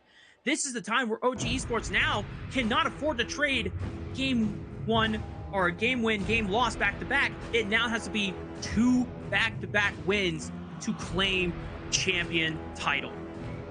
Yeah, I mean, 2 back-to-back wins means 2 back-to-back winning drafts, right? But as we get into this BP game number 4, I don't think I've ever seen Dowdow sit forward. So honestly, he's locked in. He's like, guys, we've got to get these bans. We've got to get this draft to a T. We need to make sure that we not only get the best draft, but execute it flawlessly. Because like you said there, Rafa, they've got 2 games to win back-to-back now if they want to secure this grand final. My Shurnoi also banned by the side of OG Esports. Can't afford to give that to Hai Long now, not at this point in the draft. And I don't think, even if OG Esports win this game, they're still not going to let that go over to Twisted Minds. Luna being banned, that was another one of Dowdow's go-to junglers when the chips were down. Now, if you're thinking about what else Dowdow has left, things like the Fade come to mind, things like the Jing come to mind. But one thing that OG Esports are going to lock in right away and put pressure on with Twisted Minds is the Liang first pick, trying to see if they can pair it with the Princess Frost on the next rotation. Yeah, again, this is something that's been banned previously, I think, for the rest of the series this far, right, is the Liang. So they're now bringing it out, means that OG Esports Muchan is going to be getting his Liang. And like you said there, Rafa, potentially trying to pair it with the Princess Frost, which has been quite a frightful combo because it gives over so much CC potential, so much lockdown. And right now, we could potentially be seeing this now because OG gets 2 picks. Sunsei and Nua. Global pressure galore. Sunsei with the set sail can roam at a moment's notice, find that massive knockup, and Nua for Hai Long can at least assist across the map with the annihilation or the emergence. And OG Esports, we called it Fade. I'm no hero. The next go-to answer for Dowdow in the jungle, and Princess Frost for Wen. Yeah, I mean, it really bears fruit here for OG Esports, right? Because the lockdown potential of the Princess Frost and the Liang, and then you also get the execute mechanic from Fade's ultimate there. So if you can try and lock down those crucial points, like say, for example, either the Chano or the Nua here onto the side of Twisted Minds, that's going to be a lot of damage already being taken off the board, as that's assuming that Twisted Minds have such a good early game that allows Shanks to really rise up on the Chano that we saw Arm play in Game 1. All right, second round of bans. Trying to eliminate potential jungle options for Clean. Monkey is the first one off the table, where Twisted Minds continuing to put respect on KK's Guan Yu. Will this be the game where KK has to dig deep into his pockets for the Mulan pick? Because the Dharma is not going to be an answer either. It's not going to be an answer either. I believe they don't actually... They haven't used the Byron yet, I think, on the side of OG Esports. So that could be another answer. Potentially. Oh, the Prince of Land League. That is a massive respect ban from OG Esports. When Twisted Minds are feeling that good about their momentum, I definitely do not want to play against a Shadow Assassin that is perma-stealth on the map. But Twisted Minds, their answer is the Kaiser for Clean. The opponents left. Very interesting pick here. I mean, Kaiser's been kind of like not as greatly picked within both KME and KMW here, but it is going to be a good front line, especially with his ultimate Invincible Warrior trying to soak a lot of the damage. And there it is, the Byron coming through, as well as the Consort U, because again, her second skill is going to be enough to kind of try and cleanse any physical damage that comes from those Spirit Walls from Chano. So I feel like it's a good pick here. They have a lot of range, and they have a lot of room to kind of breathe, thanks to Princess Frost and Little Young. What is your final answer for Twisted Minds here? Currently hovering the Sun Bin, which would give them a little bit more movement speed and ability to navigate swiftly in those skirmishes and teamfight scenarios. That's the answer. All right, Blam. Look at the final compositions on both sides for OG Esports and Twisted Minds. Obviously, this is the Princess Frost Leon combo, what could be the saving grace for OG Esports to guarantee those fast picks. But if it's not enough, do you have faith in the rest of the composition that OG have to overthrow what Twisted Minds have? Yeah, I mean, honestly, it's going to be really hard for them to try and pull this off, right? But, like, here is a scenario. Kaiser, Clean goes in, gets locked in with the suppression, right? But at the same time, if they aren't able to actually get the ultimates off at the right time, and City Boy under Sunbin catches both of them in the time lapse, then they become silenced, so they can't use their ultimates. So that's when we see Chano, that's when we see Nanua and Sunset both crashing, because then you've got the silence, you've then got the big crashing in from the set sail as well, which just means that you're giving a little bit more time for Chano and Nanua to do a lot more damage. So if they can perfect this, Twisted Minds could be potentially getting a good counter here for the Princess Frost and the Liang, but there's a lot of room for error. So again, it just depends how confident they feel with actually pressing the execute button. Oh, blam, I've got goosebumps all over my body right now. Twisted Minds are 2-1 up against OG Esports, a team that has not lost a single series this entire tournament, this entire run. And Twisted Minds are now in a position to be the first ones to defeat OG Esports in a series in grand finals and pretty much snipe away the title of the championship away from what seemingly was going to be OG Esports right from the get-go. Yeah, honestly, like, as well, I do want to add here is Highlang has to be very sort of like tactical with the emergence, right? Because if he drops emergence and then, say, for example, he has no vision on the Liang or the Princess Frost, you kind of just like sealing your own death here. But at the same time, 90 in this early part of the game is just kind of like taking a bit of damage here from Keke and Wen, and has taken a lot of damage unnecessarily as well. A lot of pressure already, as you called out, to 90 Sunsei under fire in that tier 1 turret, where Keke and Wen are just doing the best they can to bully the Sunsei early on. Obviously, a lot of utility and power is going to come from this hero later on into the game with the set sail, so trying to give Keke that early push, that early lead on something like the Byron is going to help OG Esports at least look for those early towers. Yeah, look for the early towers. But at the same time, into this bot side of the map, like this 1v1 is very interesting because, yes, you have the sword signal here from Shanks that's going to be used to kind of try and push away the likes of Arn onto the console U. But thanks to her sort of cleansing winds, a second ability, she's able to kind of just reduce the damage, the whole damage from that as long as it's physical. But she'll still get knocked back. So it's kind of, they're trying to sort of like activate these skills at the same time, or at least time them perfectly and exhaust them at the right time within these 1v1s.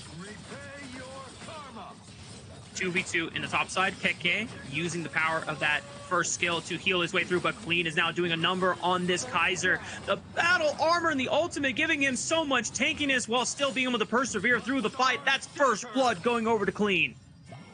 First blood very much early on for the side of Twisted Minds, right? I mean, this is pre-2 minutes and they've got first blood, but we can see here that Dowdow's trying to bit of pressure with those range attacks. Once you are on the wall with Fade, you can spam them with your range attacks and they can't knock you off the wall anymore now. Like, he's going to stay on the wall, but he'll get CC'd. So I feel like with this change, it's going to make him very hard to try and catch out the Fade in this comp.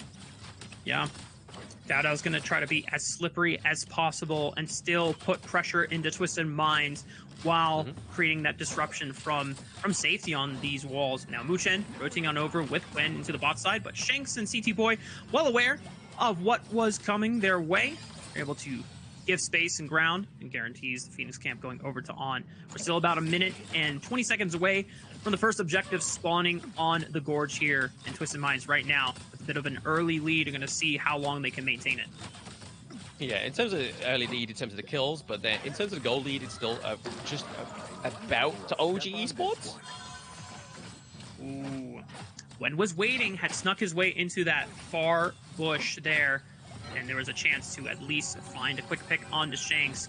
The arrows from On being able to at least chunk out Shanks for now, but then again, he's got the power of healing and being able to use that health relic behind the turret to at least keep himself sustained. So Twisted Minds not succumbing to the pressure. Yeah, I mean, this is it as well, right? Like, as soon as Liang and Princess Frost catch off, like, Chano, then he's not going to be able to sustain the damage. He's going to get soaked down pretty early. I mean, the Invincible Warrior being committed pretty early here. The catch off. Oh, Muchen was trying to wait for a trap, but he gets collapsed on by CT Boy and Shanks, who roam faster than the rest of OG Esports can. Now, 90 might have overextended himself. There is the stun and the CC combo, and Dowda's able to finish him off. This is what I mean, right, with Sunbin's ultimate. Like, we saw the proc of the ultimate to the point where that Muchin couldn't use the suppression, so it really rendered him useless there. So I feel like this is a really good draft towards side of Twisted Minds, as long as they can keep executing it that exact way. Twisted Minds trying to leash this Tyrant, but now 3,000, it is secured by Dada. Now they just got to get out and make sure that they don't lose too many on the flip side, but Muchen under fire once again, isolated. They even find the Princess Frost as well in the back. That's 2 kills going over to Twisted Minds, and they're going to continue the chase into the red buff quadrant. Set sail, looking for that massive knockup, finds it on Dada, knocking him off the wall. He tries to jump back to safety, but that time bomb from Sunbin, and Dada can't do anything about it. 90 at least is a trade, but Twisted Minds will gladly accept that trade deal. Oh my gosh, I've found myself in that situation so many times. The fact that the time bomb's on you and you're like, fuck, there's nothing I can do. It's just Death's waiting for me to just die, and it just pops off, and you're like, yeah, okay. Good go, GG's guys. But honestly, that was a great engage there for Twisted Minds, able to sort of like get both Wen and Muchen, which is obviously the crucial parts of making this team comp work for the side of OG Esports. Is they just need to keep repeating this method, just keep going on, putting the pressure on here, but on doing a lot of damage onto the T1s could be crucial. Oh, that was a big annihilation, though, from Hai Long across the map. They were all stacked up on top of each other. So much value being able to at least force them off the turret 1 for now. But as I say that, they're able to return and get that last auto attack in. First turret is destroyed in favor of OG Esports. Yeah, this means that, though, Shanks is going to find it a little bit harder to kind of just stay in lane and farm up. So he's going to have to try and find resources elsewhere and stay with kind of like... he needs intel, and he needs to make sure that there's going to be no gank. But honestly, when you're playing against the Fade, that could be a very hard task for the side of Twisted Minds to keep a hold on to now that they don't have that T1 into the farm lane. Oldly still even relatively between these two teams. Slight edge over to OG Esports thanks to that first turret falling, but now no one is answering the turret pressure from Shanks and CT Boy on the bottom side of the map, so they could easily look for a tier 1 destruction in this farm lane. But it's OG Esports making a trade on the top side, overloading with the Byron as well as the Fade from OG Esports side. So still, turret lead 2-1. OG Esports trying to continue opening up the map against Twisted Minds. Yeah, that's what they need to do, right? Just make sure that it's sort of reciprocating that pressure that OG Esports is doing right here, because I feel like that's kind of like their win condition, right? Is they need to play the map rather than play these team fights, because we're already seeing that Twisted Minds are displaying that they can play the counter engage from the side of OG Esports. They have their number, whereas they need to make sure they have their turrets as well. But the suppression's coming through here. Princess Frost and Leon combo is a deadly curse for 90 in this case, as he just was not able to do anything about it. CC for days, almost 100,000 years, and OG Esports able to get another kill. Yeah, again, they need to make sure that they're not getting caught out there. But if anybody's going to get caught out, maybe 90 is probably the best course here, because he's not really... The only thing he's really serving in terms of the team here is trying to get the macro, trying to give the pressure over to the side of Twisted Minds. But right now, a little bit of tip attack going on here. We see the Invincible Warrior already being used by Clean. That is such a deceptively powerful ultimate, because something like the Kaiser feels like, oh, it's just a fighter. We should be able to CC this guy and then take him out and, you know, burst him. Then he pops the ultimate and suddenly, guys, this guy's too tanky. What the frick is going on here? Why can't we kill him? What's going on? Yeah, the HP regen from his abilities as well is pretty scary. We can probably be seeing that he will build the Eye of Phoenix as well at some point within that build. But looking a bit of put a pressure on into the bot side of the map, we do see a bit of a call here from Kenke teleporting down as they do feed the minion wave through to the T2 up into the Clash lane. It does mean that 90 has to retreat with a set sail. Oh, Dowdo was trying to get some chip blows into Twisted Minds and takes an awful lot of damage on the back end of it. Probably not for the most comfortable position there, but thankfully the fact that he's able to parkour all over these walls gives him the safety to be able to play with despite taking so much damage on the back end of it. We've definitely seen a lot of fades in the tournament kind of vary between tank builds, bruiser builds, and full damage builds. This seems like a full damage build from Dowdo's fade this game. Yeah, again, they need to do something in terms of these team fights, because if they don't able to sort of like get the right crucial pickoffs before these team fights do happen onto the side of Twisted Minds, it's just kind of like this comp is very team fight orientated on side of Twisted Minds, right? I mean, Winter's has already been committed. When? Yep. Is he in trouble? But it's the Liang suppression. Oh! But then again, Hai Long from Virtus.pro downtown with the snipe of the annihilation when falls, and now KK is in danger of falling next because he's isolated. The rest of OG Esports had to scram. Clean leading the charge, now finding themselves with 7 kills to 5. The tier 1 pressure is enough though on the side of OG Esports, able to at least get more map control for themselves. Dow finding Clean, big pickup, big shutdown for the jungler of OG Esports, and now Twisted Minds contemplating if they want to continue for more. 90 looking for it, but it's a good flash by On, able to get to safety. Yeah, the saving grace here was the fact that they didn't have any minion waves crashed into the side of Twisted Minds, right? Like, if that was the point, they would not need to take the fight to Dow and On into the jungle, but unfortunately, they didn't have any minion waves crashing through and couldn't actually quite translate those great pickups for the side of Twisted Minds into anything fruitful. Could have been. We'll never know. Now, still 1,000 gold advantage for the side of OG Esports, starting to slowly find the edge over Twisted Minds, but still, it does not feel like Twisted Minds is the team that you can just easily underestimate here. They have done some unthinkable things already within this tournament, within this series alone, but OG Esports are going to try and persist and endure and push through. Tyrant, a Shadow Tyrant, in fact, secured for OG Esports, and now going to rotate over to the top side. Yeah, I mean, the Shadow Tyrant here is going to be great for On, and especially Dow as well. A lot of damage being translated through that, but again, that combo missed out. This is the team fight combo they're really relying on, and now that OG Esports has the intel that they don't have the ultimate from Kaiser and Sunbin, could be trouble. Yep. Back to Clean, down without that. Tankiness. Oh, big suppression right on top of CT Boy, trying to survive, but one more auto attack flies in through Muchen's Liang. Is able to guarantee the numbers advantage now on the map. Tier 2 under fire should fall in favor of OG Esports in that clash lane. And now they have full jungle pressure. It's Clean trying to gain some space for the rest of Twisted Minds to brute force their way through, but not able to find too much. Now has to run away from KK's Byron. Yeah, no, that was not the team fight they needed, right? They knew, and this is just showing the skill of OG Esports, right? As soon as they've got the intel, as soon as they've got the knowledge to strike, they will with vengeance, and that's exactly what they did. Like, they punished City Boy, so they knew that the time bombs weren't going to come through and get the clutch kills, and it just meant that OG Esports, having those minion waves, was able to get these T2s up at the top side and the bot side of the map. So Twisted Minds have got to play these next few team fights much more carefully and definitely more sparringly with the Sunbin ultimate. And Dow has become a big threat this game on the Fade, continuously split pushing, continuously forcing Twisted Minds to answer these side waves. And the fact that he's so mobile and so quick to be able to rotate back, it's already the secure for OG Esports on the Overlord. They started it without Dow there, and when confident enough that Dow could be able to roam on over in time, help finish off the objective, and now Shadow Overlord secured for themselves. They'll have that extra global pressure of Vanguards pushing in all the side lanes. They can use that enhanced Vanguard to force Twisted Mind to focus their priority on one side of the map where OG Esports can overload on the next.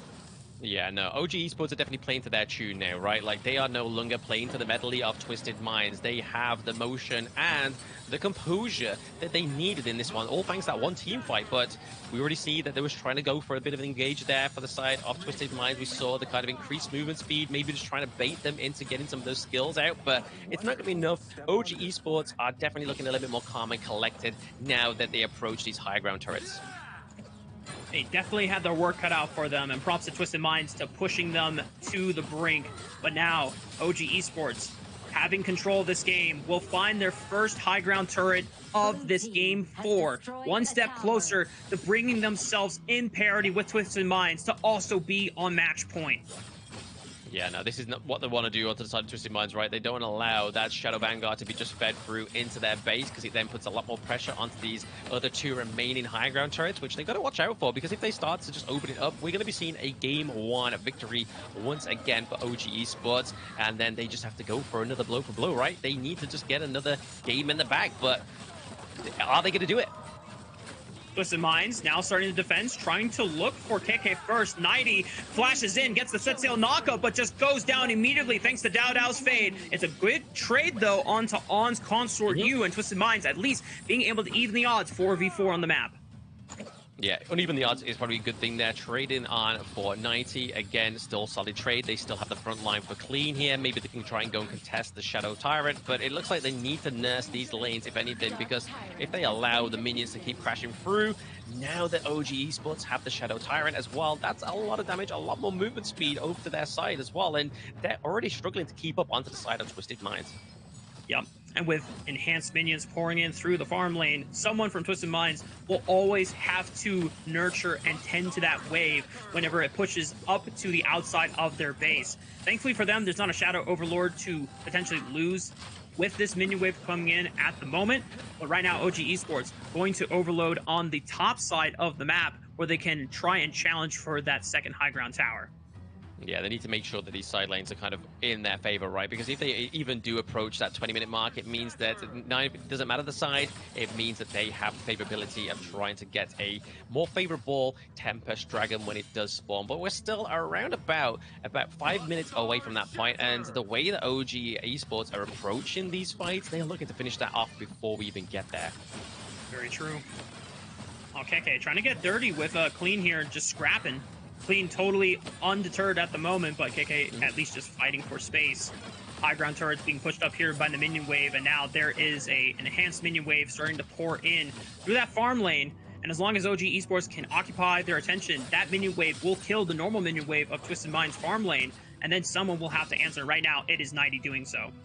Yeah, he's going to be the gardener of this team, right? We saw him in the previous games where he's just kind of tending the garden. He's just kind of nipping the buds, trimming the bushes, and he's going to maintain that goal, right? I mean, 90 out of a team fight is not going to be the be-all or end-all, but we did see a little bit of a Hail Mary annihilation going through there for Highland, just trying to get the crucial kill theft like he did on the Hino. Yeah, there's definitely been moments in the history of Honor Kings Esports where a Nuwa Annihilation has been able to steal a crucial Overlord in the late game, but not going to be the story this time around for Hailong's Nuwa. Now, Overlord Vanguards, instead of pouring through the bottom side of the map, it's now going to be pressuring the top side, where another high ground turret could fall in favor of OG Esports. Yeah, it's just about collapsing here for the side of OG Esports right now. They've got the Vanguard in the mid and into the top side of the map. But is it going to be enough for Clean to clean up before he actually does enough damage? But they seem to be putting pressure on both sides, so they've got Twisted Minds kind of tuning between their favorite parent at this point. Thankfully for Twisted Minds, the Enhanced Vanguard is not hitting the tower, it's hitting everyone else on Twisted Minds. They're taking a lot of damage for it, but they've got a little bit of sustain and healing necessary to overcome it all. And they're playing the defense game as well as possible, but now Dowdow on the outer skirt of the wall, able to safely chip at that turret, finally finds the second high ground turret. This third one could be next, and look, there's an Enhanced Vanguard that's pushing through the farm lane. It's hitting the Crystal. Twisted Minds can't be here forever. They're gonna have to tend to it unless the Crystal can kill it by itself, but a lot of pressure was already put down on both the Crystal as well as the high ground turret in the mid lane. No one dies from the exchange, but it's enough for Twisted Minds to hold their ground for now. It's enough for now, but I mean, with the minion waves crashing through here into the mid lane and into the side lanes, they need to put a lot of pressure here, because like, look at OG Esports, they're still holding on to that T1 turret into the mid lane, so even if Twisted Minds gets a solid team fight, we're going to see that same situation from Game 1, Rafa, where they just can't quite overextend enough to get anything from it. I feel like we are waiting for that Tempest Dragon to spawn right now. A moment of silence before Twisted Minds find their way into the river, with minion waves stacking up on both Flash Lane and Farm Lane. Twisted Minds cannot be here forever. There's a minion wave that is about to unlock the high ground turret in the mid lane, and Twisted Minds realize it. They cannot stay here forever, and this is where OG Esports try to pounce, try to keep their attentions occupied. They could lose to a minion base defense race, but they find Keke, but they lose Hailong and 90 in the trade, and now OG Esports going to stop as many recalls as possible. Look at Dowdow, he just skirted all past through them. He's guiding the minion waves, he's finding Clean, he's making sure that he cannot defend his base. Muchen is also going to stop him with the barrier, and the minions will do the heavy lifting. OG Esports bring us to Game 5. Yeah, exactly what they needed going into this best of 5, right? Especially in terms of trying to see that they can come back and take this victory for themselves. But honestly, like I said in the early game, we were very impressed with the Sunbin and Kaiser combo. But as soon as you did it once, you did it twice, third time, OG Esports already adapted to it and found their way around it. Like you saw that Muchin and Wen were very much kind of towards the backside of the team fights, right? Just putting down their other skills, making sure they were able to catch off with their first and second skill in terms of the CC to lock down anybody on the side of OG Esports and try and bait out that Sunbin ultimate. So honestly, they definitely adapted as quick as I knew they would in this best of 5, and now we get a 2-2. So we are going to get a full best of 5 between these two teams, and honestly, I'm here for it. Yep. I mean, we may have predicted a full 5-game series from Twisted Minds and OG Esports. We definitely didn't expect it to arrive in this manner, where Twisted Minds were the first ones to get to that match point, but now we're here. Game 5, as we were hoping for, because this series is truly delivering on finding the true best team in the Major West League, and OG Esports being able to rise to the occasion where the first time ever in a series that they were challenged, where they're on the back foot of losing one more game before even being able to equalize in terms of match point pressure themselves. Yep. They're able to do it. And now, I think in terms of pressure, obviously there's still pressure that Twisted Minds can still win the entire thing in one more game, but OG Esports have done the hard part. They have been able to at least overcome the first game of a 2 back-to-back win sprint. Right now it is all even. We are back to being in a glorified best of 1 winner takes all scenario. Exactly. I mean, honestly, though, if you look at the drafts and in terms of what's been expanded, like just exhausted here for the side of OG Esports, they've lost their Prince and Frost and Liang combo. Pei's already been exhausted. Fade's now gone. Consort U's gone. Byron's gone. We are getting to the point where it's kind of like, where are we going to see these kind of like trump picks come through for both of these teams? And honestly, this best of 5 round draft, I feel like is not going to disappoint us. But once again, we're seeing a lot of flicker in between the red and the blue at the beginning part of the game, but then it just comes like critical mass at that 12-minute mark, where they took a great team fight, able to take a lot of the turrets as well at the same time, which was definitely the kind of point of no return for Twisted Minds in that game 4. Yeah. If I'm looking at MVP contenders, I mean, Dowdow had a massive lead on the Fade. Maybe, I'm just thinking if there's any other honorable mentions you would give here, Blam. Honorable mentions, Fade, I mean, Dowdow. I feel like Keke played a good game in terms of macro. He was definitely putting the pressure into the side lanes and stuff like that. But in terms of like overall team fights, I probably would even give it over to, yeah, exactly, there we go. Keke with the macro play here.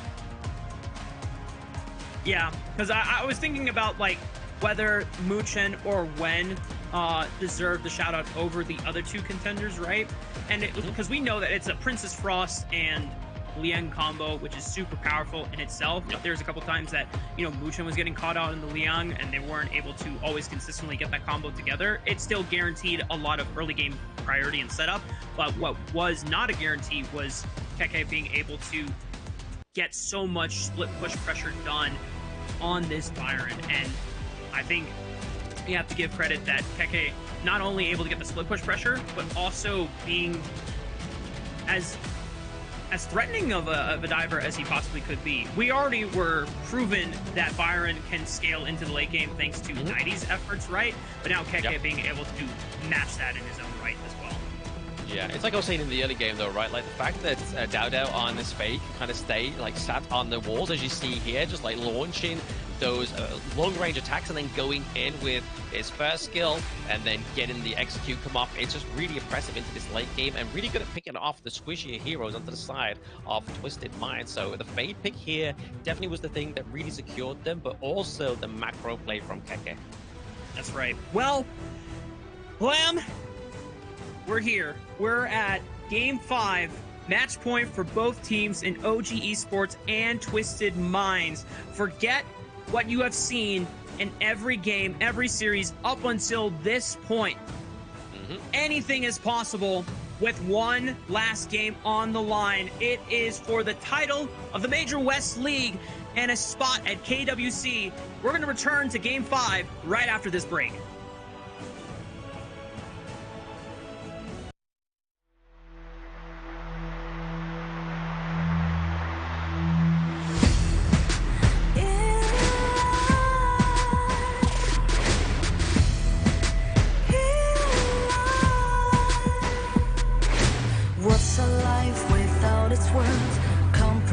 amazing with what hurts inside. When you let fear decide your fate, you don't choose which path to take in life. I'm finally letting go of everything that still holds me. I'm against the odds, but I won't give up, 'cause it's my time to shine. Standing in the spotlight, can't no one let me down. Destiny is calling high. I'm not afraid to fight for everything I love. Victory's in my sight.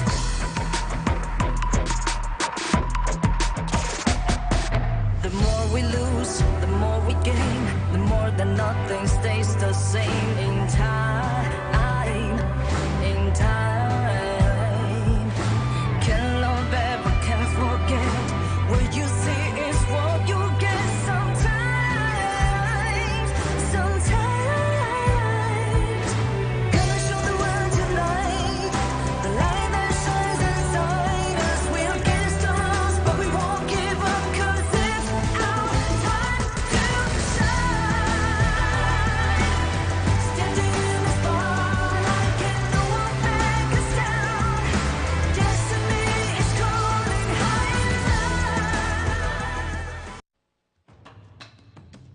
Ladies and gentlemen, we are here. The moment has finally arrived. We predicted it, we hoped for it, and we have been blessed with it. Game 5, the final game of the Honor of Kings Major West League Grand Finals between OG Esports and Twisted Minds is here. And Blam, the whole world is open. 40 champions gone from the global pick and ban for both teams here, or 20 each, I should say. And this really just opens Pandora's box of possibilities and hero combinations. Yeah, definitely a bit of quick maths there from Rafa. Putting down the 20 bans and pick. Well, even though it'd be what, 12? No, 16 bans this far already. But the picks are the most important part, because again, either these teams that have picked these heroes once cannot pick them once more. And honestly, we're getting into game 5. Last time, I mean, we didn't even see OG Esports get into game 5 last time, and they pulled out the likes of the Milady and the Dial-Chan as well, right? So we've already seen the fade. Are we gonna get the Dial-Chan and the Milady this time around in this last draft? There's got to be some fan service. You can see the stress on Hireling's face this time around. He's like, guys, we need to win this game. I mean, honestly, it would be amazing for Twisted Minds, right? In terms of a narrative, they dethroned the king at the last hurdle. That is some weight to be holding. And to be honest, I am not envious of the players, because that is a weight I don't want to bear. I just want to be the guy that be like, hey, we told the story. But we get into the last BP of the day. Here we go. Hey, banned one last time. Clean will not get a chance to use the Tiger Mancer. Arlie taken off the table. No usages of Parasols in this last game. OG Esports, the other ban was the My Shurenoi. Will we see it again? Oh, it's the Lamb! My Shurenoi is open, Blam! My Shurenoi is open. I mean, they could ban it. I mean, they don't need to ban it for themselves, right? Because obviously OG's already picked it. So maybe they're forcing them into this position, which to me, as a player, I feel like dubious to go for it, right? I mean, the fact that Twisted Minds is on the red side, which is huge, but they do mean that OG Esports gets the idea. I feel like this is the first idea we've seen today, Rafa. This is completely out of the unnatural for me, so this is what makes me feel like we're on a different timeline. The idea being the first to come out after, what, almost 8 games. Wow. I mean, Diadea has been such a power pick in the support role for the entire tournament. We only saw that shift in the priority towards the end of Survival Week and actually knockout stage, where the Zhongfei kind of shot up in the priority picks, but now we got a chance to see OG Esports use it, and Twisted Minds going for a lot of backline threat here. The death at Sunset from Eleme being able to dive, and Gon and Mo being able to follow up with long range. Yeah, I feel like if they did pick the Moishirino in the idea, I'd be like, Twisted Minds, you've got a lot of work to do around here. Kind of the same kind of execution level as the Sunbin and Kaiser combo. But going for the Ganamo means that they're going to have a lot of burst, a lot of artillery. They just need to basically get a strong front line going for Twisted Minds this time around. I mean, I believe Twisted Minds still has the Dune, right? So they could lock in the Dune if they really want to. Again, we're getting that long-range combo from the Shoyue, which we saw the last series of the day against Virtus.pro when they locked in Shoyue and the Ganamo. All I need is a target. I mean, talk about long range, man. If the Shoyue does get locked in here, Twisted Minds, all they have to do, it's almost a bummer that they don't have a Motsu for themselves to set up that range CC, but I think that is going to be the final pieces of the puzzle here for those last two picks. Oh, absolutely. We're looking at they don't need obviously they can't have the Motsu unless they put it into the mid lane, but it's been expanded by both of the teams anyway, so the idea coming in here is going to be trying to catch out the positioning of the Ganamo and the Shoyue, right? Like, we're going to be seeing Muchin being very proactive with the roams to try and get the intel for the rest of the side of OG Esports, but Dowdo on the Agudo paying a bit of fan service for me here. Maybe my tears will dry away and dry up when we see a Dowdo on the Agudo. I feel like this is the first time we've seen him as well, right? I think there's only one other time where it was secured. Oh my goodness, I completely forgot about Liempo. Holy moly, how did this hero not get locked in anytime sooner for Twisted Minds? Patience is rewarded, and now, come on, CT boy, you don't need to play around with us. There's no other hero that would fit the bill. Yeah, look at that. Probably one of the best remaining frontline support heroes available. This guy can solo tank an entire onslaught and then a kitchen sink being thrown at him on top of it as well. And with that Tremor Smash, that's enough CC so that Shoyue and the Gon and Mo can line up their skill shots and pick off the stragglers. Ooh, a lot of sustainability coming here through OG Esports, right? Into the mid lane, potentially went onto the Hue-1 here. And honestly, the Unending Sorrow is going to be enough to kind of like dodge the Tremor Smash. And you're going to need it, right? Because I mean, if we start to catch 1, 2, 3 members of OG Esports, that's when the core blades start to come through, baby. That's when they start to shed through butter, right?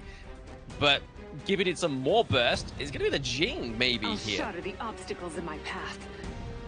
Oh my goodness. Okay, Clean. Is this the answer?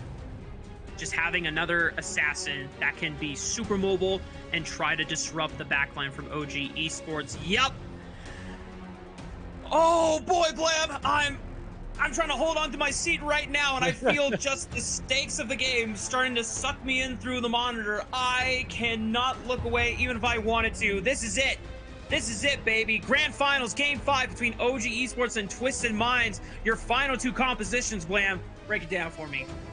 Break it down for you. I mean, we got a huge engage right for the Liempo, so obviously Tremor Smash is going to be where it's going to be coming at for the side of Twisted Minds. But honestly, when we've seen City Boy on the Liempo, I have not been that sold on it because he's always been caught out in the early parts of the team fights, which means if that happens, the only other catch out they really have is the Eleme, which is not going to be replicated or even simulated in the same kind of front line as the Liempo gives, right? But I do like the fact that it's got the CC immunity. Obviously, the Magma Slam is going to be huge to try and draw out some of those skills that would necessarily kind of render the rest of the Twisted Minds useless. But it depends on how OG Esports navigates around this burst damage potential from Ganamo, from the Jing as well, right? Yeah. God, I think CT Boy really has his work cut out for him in this game, and such an imperative game. This is it. This is for everything on the line. Qualifying to KWC, getting that 10,000 USD prize pool share of the total prize pool, and Twisted Minds now have to band together to see if they can come back after a very, very dominant OG Esports Classic win. And for OG Esports, the story of this team, they have not dropped a single series from day one. They have been able to do away with every challenger, no matter the challenge. And Twisted Minds, even though they were the first team and the only team to at least take games off of them, they have yet to break a full series. And if OG Esports can accomplish what they set out to do since day one, they will be your undisputed best team in the Major West. Exactly that, Rafa, exactly that. But I mean, if we look at the draft onto the side of OG Esports, right, there's a lot of sustainability, a lot of healing coming through, right? Because you've not only got the healing from the Diadea, you've got healing from the Huan as well as the Agudo. So there is 3 outputs of healing. So really, in terms of the damage, you're going to be looking for the catch-up onto the likes of the Lady Sun. Wow, a lot of aggression onto Wen already from Nighty, trying to see if he can just push him off these camps and give Twisted Minds a little bit of extra income.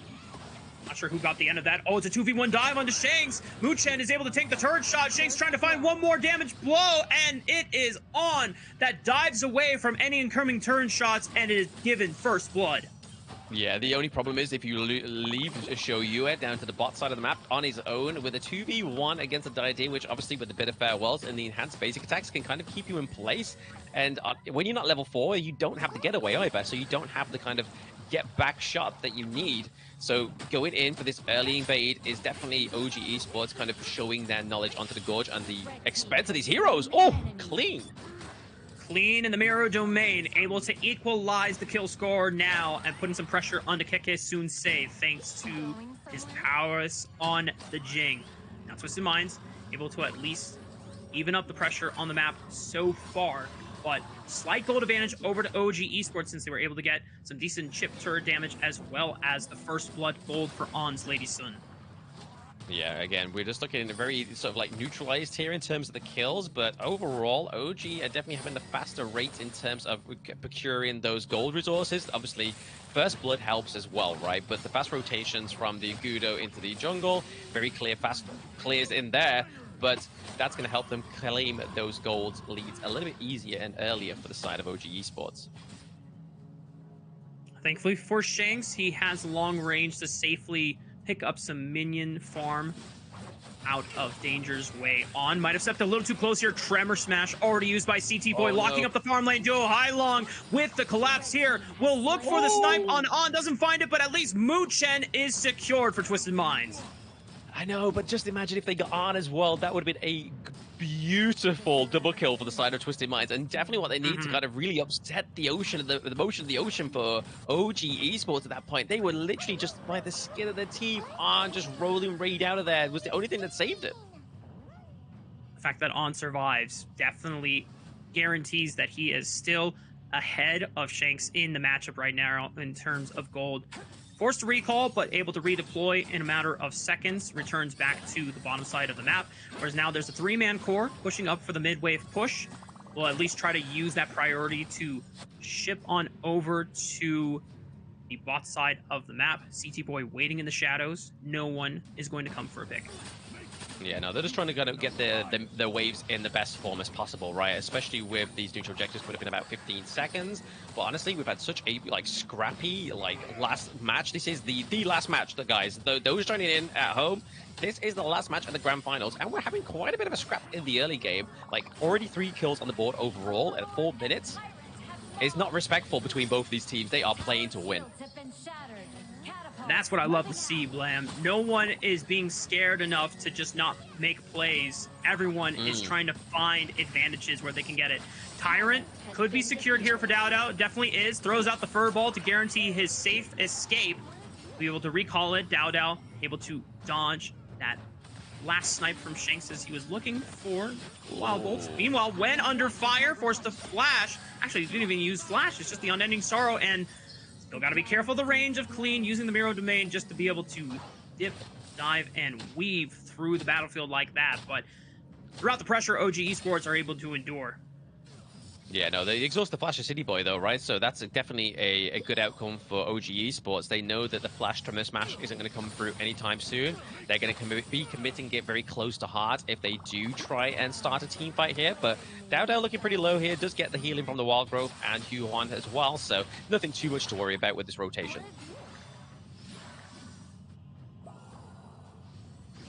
5 minutes into our last game of the series, and so far neither team has really made a strong push to knock out the tier 1 turret successfully. Definitely a couple successful dives, as DoubtOut is the target focus here for the rest of Twisted Minds, but they can't finish the kill. Clean under fire. Look at that roam! Kick coming from downtown on the top side of the map, sets sail, finds Clean, and they continue the pressure on, finding the mobility to be able to lock down another kill on a CT boy. OG Esports open up the map, now pushing the pressure into the tier 1 turret in the mid lane, but the quick teleport from 90 saves the turret for now. Yeah, potentially getting the first turret of the game is going to be up into the Clash lane, though, so 90 actually doing his due diligence as the Clash lane player onto the side of Twisted Minds, but they do lose the Azure Golem. Actually, sorry, no, Highlang. It was when they got the Azure Golem there, because Highlang's just completely disappeared. He must have got it a little bit earlier for the side of Twisted Minds, but right now, they have full of Crimson Golem buffs and Azure Golem buffs on the side of OG Esports. So many resources slowly being depleted from Twisted Minds' own jungle, and OG Esports being successful in the counter jungling, in the war of attrition. Another knockup with a set sail and the furball, but Liam Poe powerful enough, being able to immune that CC, and CT Boy is out of there. Out of there for now, right? I mean, they've just got to make sure they've taken the fights on the right fronts and get in any kind of objective that possible, right? Because, I mean, yes, we saw that Twisted Minds lost that last team fight, especially in terms of taking 2, but they did get the tier 1 up into the Clash lane, which is going to be a lot of pressure onto Keke. He's not going to be able to sort of, like, with a free conscience, roam about too much. Twisted Minds trying to set up control on the bottom side of the map. Tyrant isn't spawning for a little bit of time, so Twisted Minds just trying to see if they can fish for a quick pick here. Not going to find it. 90 is pushing down on the bottom side of the map, trying to sneak his way for a quick flank. This is now the time of the game where 90 can be very potent with those backline dives in the death at sunset combos. But now Keke finding enough time to himself on the top side. No one is matching for Twisted Minds because they cannot walk through all of this fog of war that OG Esports have occupied through the jungle, and that's another tier 1 turret gone. Yeah, tier 1 straight down to the bottom side of the map. Okay, Trimmer Smash committed. No! He couldn't use the furball in the right direction. He just punched himself into the matches of Twisted Minds, and they're able to at least get 1 kill for themselves. Muchen under fire, forced to flash away. Wen now the next target here, but Popsy on Ending Sorrow able to distance himself away from 90, and Wen gets a kill back as 90 falls. Yeah, trade for trade there, but obviously DoubtOut being a bit more crucial in terms of obviously pressure into the lanes thanks to the wild growth as well as the critters, but it means that they don't have the minion wave into the middle part of the map, so they aren't able to kind of push the tier 1 for the side of OG any further. And during all of that, Twisted Minds are able to get another tier 1 turret for themselves thanks to Clean pushing on the bottom side of the map. As you called out, that tier 1 in the mid lane is so low, but yet to have fallen. OG Esports now rotating over to the second spawn of the Tyrant. No contest visible from Twisted Minds. They're going to just take their time to farm up what they can, being very respectful of the modest but apparent gold advantage from the side of OG Esports. Yeah, this is the only problem though, right? Like, the fact that they're actually really focusing the Tyrants and getting them like scot-free is going to be troublesome for the side of Twisted Minds, because Lady Sun doesn't need the itemization at that point. She gets the increased damage from the Tyrant as well as the lightning effect as well from her basic attacks. So you kind of already like getting a brief glimpse at what Arn can do into the late game right now at around about 9 minutes. Yeah. We're a minute away from the shadow objective spawning on the map here. Keke roaming around the river, seeing if he needs to wind up a set sail, but it's just the pressure alone from the 4-man core of OG Esports are able to find the tier 1 turret in the mid lane.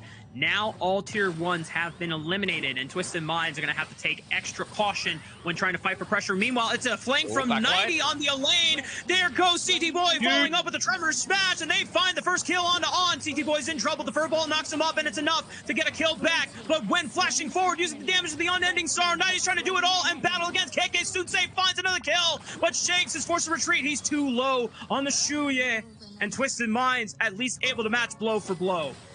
Yeah, I mean, a 2-for-2 trade, they are definitely fighting at their like most optimal, right? Like they are not making sure, they're making sure they equalize in terms of whatever trade they get something in return, which is showing that both OG and Twisted Minds wants this last win because there is so much on the line. And right now, OG Esports are definitely trying to set up this Shadow Tyrant once more for themselves. They are all in, chips it in on the Tyrants, right?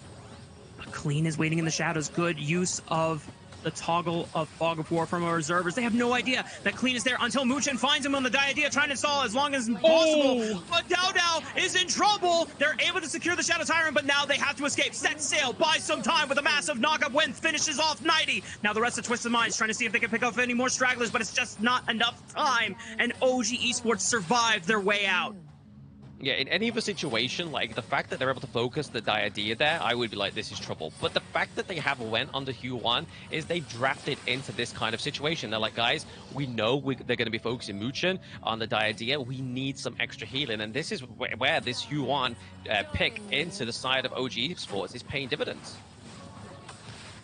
OG Esports being careful to not lean towards the bottom side where they had no vision, no members available to rotate in case Twisted Minds were waiting to set a trap, which they were.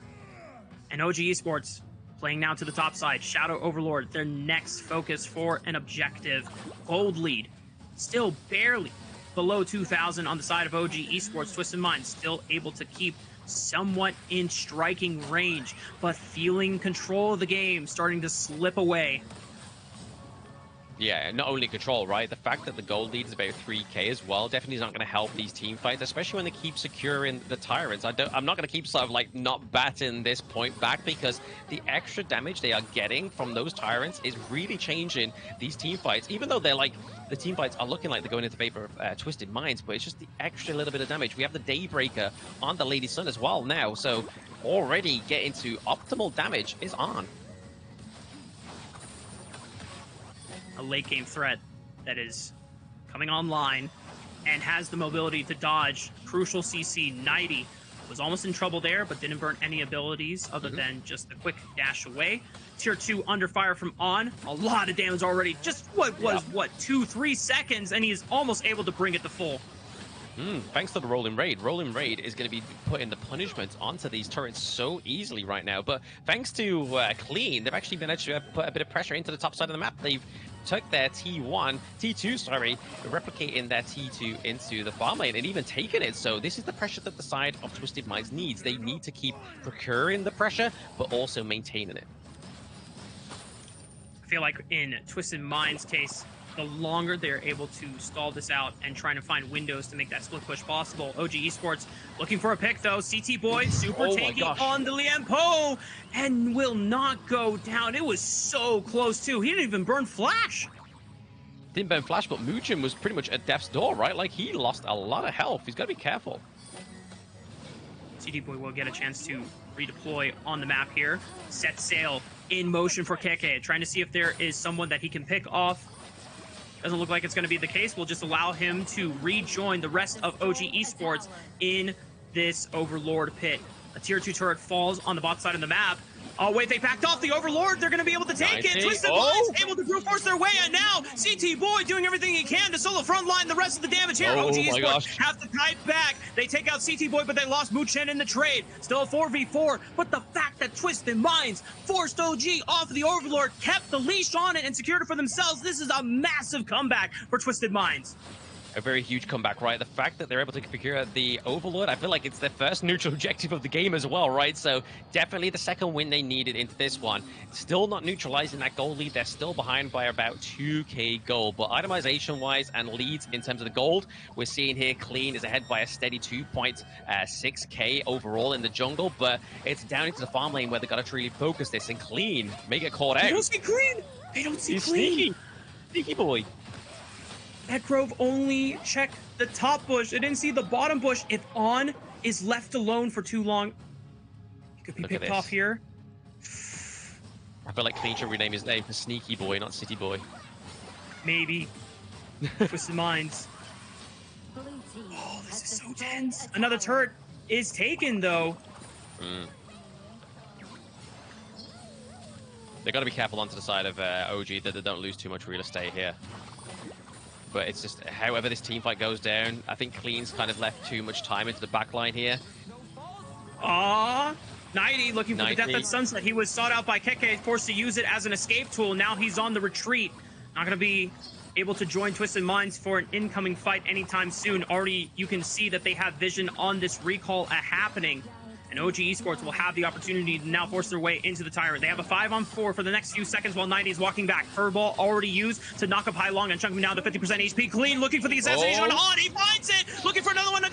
They're forced off the Shadow Tyrant, but Clean falls. Hai Long's next. Shanks is gone, and 90 is going to try to do it all. But I don't think he can get anywhere near the fight. CT Boy is already forced out. Massive sacrifices on the side of Twisted Minds, but OG Esports remain strong, being able to maintain the jungle advantage as 90 is going to ensure that CT Boy gets out alive safely, but the Shadow Tyrant is secured for OG Esports.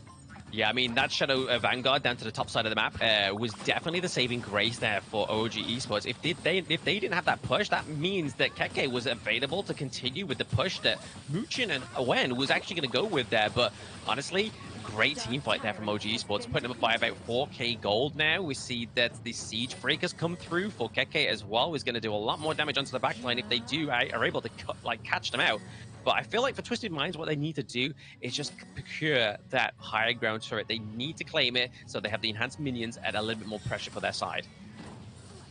The timer to do so is running out. There's 40 seconds before the Shadow Overlord spawns, and they don't really have a minion wave prep to do so or threaten. The only high ground turret that is in striking range is that one on the Clash lane, where it is already below around 30% HP, but you would have to send a solo mission to do it. Death at Sunset by 90, trying to look for the backline and on, but the rolling raid gives them the mobility to dance around it all, and the rest of OG Esports able to collapse onto the Eleme, trying to look for one last ball. The Furball doesn't find the knockup. Meanwhile, on the left side, Clean, not able to find the assassination they was looking for, at least found Wen, but it's a 1-for-1 trade. No jungler, just in time for the Shadow Overlord to spawn. Yeah, I mean, they could even take this very cleanly, but the fact they actually traded for Wen, though, I mean, that's a lot of healing potential for the side of OG being taken off, right? They're used to 2-3 factors of healing coming through, so we could see a bit of a difference into the team play if they decide to take it here next time. OG Esports at least go for the push into the farm lane high ground turret first before rotating their forces over through the mid lane and into the side of the Shadow Overlord for now. The rest of Twisted Minds at least able to contest and make sure that it's not an easy rip, and it should be enough time bought for Clean to respawn. Yeah, Steven, the way the Azure Golem here is not going to be good for Clean. Obviously, he needs a CDR coming through with the Jink into this latter part of the game. But honestly, OG Esports, they are looking to try and take this without contestation here, but 90 is looking on his way in. CT Boy can also make a difference here to stall some time. Finally, Clean on the Jing is trying to run over to this side of the map. CT Boy has given his life to at least reset the Overlord, but 90 now on the retreat. The flash forward, they find Wen on the left side. Clean able to get the assassinations. Only 4 members left, 3 members left from the side of OG Esports, and down to us too low on the Agudo to continue the fight. On and Keke were healthy, but if your jungler is at critical low HP, you do not want to risk giving an Overlord over to Twisted Minds. Yeah, no, this was the kind of like maybe potentially the only comeback here that Twisted Minds really have, right? They need to make sure they get something from this, but the fact that they got Wen, then got Mooch, and that is a lot of healing already been taken off the board. Like, these were some clean kills from the side of Twisted Minds, but the holy grail, the holy grace there for the side of OG Esports is the fact that they're able to reset the Overlord, because, man, Twisted Minds came in thick, they got it. It's now another chance to come back in this Game 5, Rafa. It is pretty much so nail-biting. I mean, be damned the 4,000 gold advantage that OG Esports have, because Twisted Minds are slowly finding small enough wins in these team fights to get them back-to-back crucial objectives now on the Shadow Overlord. And now we're at the point where a Tempest Dragon is going to spawn in the next 45 seconds here. There'll be a Shadow Tyrant briefly in the next 15, but I imagine that the big wait is going to be for the best objective in the game. Yeah, so the last time we saw this Tempest Dragon actually come online was the game 1, but both teams were in worse. Well, one team was in a way better situation, and one team was in a way worse situation. Twisted Minds was already at pretty much the crystal territory, whereas now they're holding on to way more turrets than they had before, and the same for OG Esports, not looking the best shape they have in this best of 5, and already showing that they are definitely coming to faltering to some kind of fatigue here, but it all definitely based around this next team fight. We do see the Shadow Vanguard up at the top side of the map, put a bit of pressure on Takeke. 90 looking to try and go for the 1v1 up there. Tempest has spawned here, y'all. Keke trying to handle the Shadow Vanguard that is enhanced on the top side. Seems to be a bit of a 1v1. Keke is actually losing the 1v1 right now. 90's going to be close. We can't see it, but you can see the health bars. Sunsei for Keke trying to sustain as much as possible. Sprint already used by 90, trying to duel to the very bitter end, even though we can't see it. And 90 wins the 1v1. And now this is a 5-on-4. OG Esports have to be cautious. They have to send Wen over to answer the enhanced Shadow Vanguard. But now this guarantees a potential 4v3, maybe a 5-on-3 if 90 can join the fray here. Wen is now walking back on over, but that Shadow Vanguard has been uncontested. The Tempest Dragon is getting super low. Look at it. And Hylong secures it for the side of Twisted Minds. CT Boy trying to run down any remaining members of OG Esports. And OG Esports are about to face the greatest challenge they have ever met in this entire tournament. Tempest Vanguards spawning in every single lane for the chance to win the KMW title. Yeah, the waves come crushing in here into the bot side of the map as well. They're looking to get the high ground turret down here also, so he goes down as well. Looking a bit worth aware is OG Esports. Inhibitor 1, or High Ground Turret 1 falls. Twisted Minds trying to push through the very bitter end. Look at this frontline work. CT Boy popping the resurrection. Another resurrection spawns for Keke, trying to do it all. But maybe Wen is the one that falls next. It's still a 4-on-4. They're going to do everything they can to defend the base from falling. CT Boy going to try to do everything again. Regenning with the Tremor Smash and making the awesome happen. The Tempest Vanguards hitting the crystal. It's down to down now. It's on the on. They can just hit it. They have overcome the undefeated, overthrown the untouchable, and shattered the unthinkable. Twisted Minds are your Major West champions. Oh my goodness, the biggest upset of all the leagues this far. Twisted Minds coming out on top of the Major West League Spring 2025. Gen G have their work cut out for them. We are sending the big boys to the Major West, to the Major Last Call. Sorry, KME embarrassment. We have got a frightful message for you in the shape of OG Esports, but let's not overshadow that. Twisted Minds completely overthrew the undefeated in the Major West League. This is crazy. Up until today, Blam, OG Esports were undefeated in series. Twisted Minds were the first to knock a game off of them in the survival week. Then they pushed them to the brink in game 5 in yesterday's series in the knockout stage. And today they reach across the finish line. They are able to finally do the unthinkable, an accomplishment that no one had been able to do before until today. For the past 3 weeks, they have defeated OG Esports in a best of series. They are your Honor of Kings Major West League champions. They're taking home the grand share of the prize pool. They are going straight to the KWC, and Twisted Minds have truly proven that they are the title that they are, the masterminds of this league. Honestly, that is... I'm speechless at this point, right? The fact that Twisted Minds, like you said there, they've been through the ranking week, got smashed. They went through the survival week, got smashed. They went through to the playoffs, got to game 5, didn't quite get the game 5 victory, lost to the 3-1.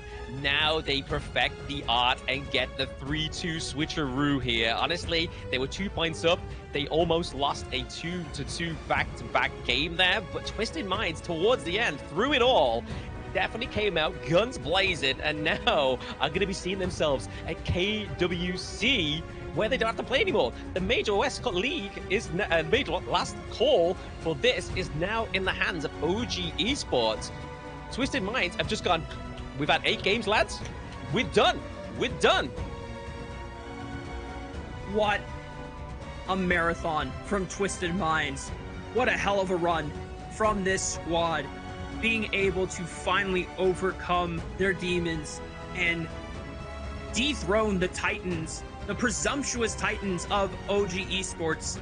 Since day one, we have pretty much kind of called OG Esports the undisputed best team in the league.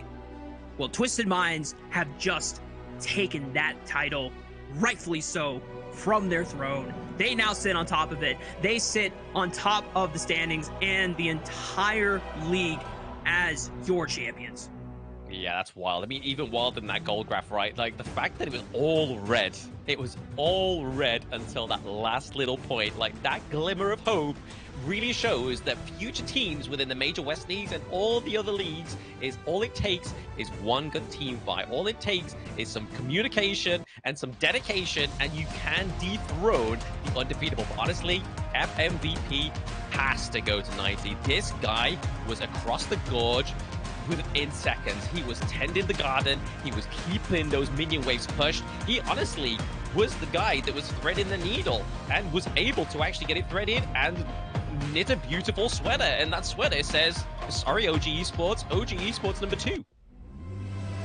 90 was able to find not only the crucial pick on the Keke that guaranteed them the numbers advantage for the Tempest take, but also remember, in that second Overlord attempt from OG Esports, they were pushed off because CT Boy and 90 just sent a Hail Mary pushing them off the pit, and that guaranteed Twisted Minds were able to finish off the half-leashed Overlord objective for free. And that sequence alone starts the eventual comeback for Twisted Minds. 90 being able to overcome what everyone was heralding as the best Clash laner in the tournament in Keke. Someone who had been able to impress us with flashy moments on the Guan Yu, the Mulan, his signature pick, and being able to dazzle us with the remainder of his hero pool for the first time. He is challenged, he is upset, and 90 helps bring Twisted Minds to the finish line. This whole roster from top to bottom being able to perform and clutch up when it mattered for the greatest upset we have seen in the Major West League. Oh, greatest upset. But honestly, would you have an upset any other way, right? Like, this is a team. They've just dethroned an undefeated team for 3 weeks. They come back last game of the day where everything is on the line. The entry to the next tournament, 10K prize pool, and they go the full distance and they prove themselves on one of the going on to the biggest stage where they're going to go and face against some of the KPL teams. Honestly, Twisted Minds, they've got work to put in, but they have so much potential. And book their tickets to the KWC Blam, as you call it, and as you can see, your champions for the Major West League are Twisted Minds. Seeing a glimmer of those results where Twisted Minds swiftly dealt with Virtus.pro 3-0 fashion and then rose to the challenge in being able to outlast and outdoor OG Esports in a full 5-game series to deservedly take this title for themselves.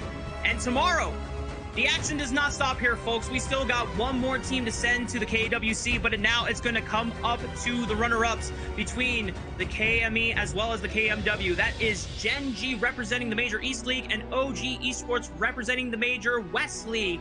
And I already know that we are definitely favoring OG Esports because West is best, y'all. But I know the Major East League are going to have something to say for themselves, and Gen G are going to be at least try to be as best of a challenge they can be to OG Esports, but I would hate to be Gen G right now because OG Esports just lost the title that for the entire 3-week span definitely seemed like it was theirs to grab. And now going in tomorrow, you are going to get the most furious OG Esports ever faced. Oh, super duper furious, right? Honestly, we are sending our best soldiers into the major last call, guys. OG fans rejoice because we're getting the free win, baby. KM embarrassment will not be the KMW West League. We are the best league. We will take that last spot for KWC. So see you guys. It's been a fantastic cast.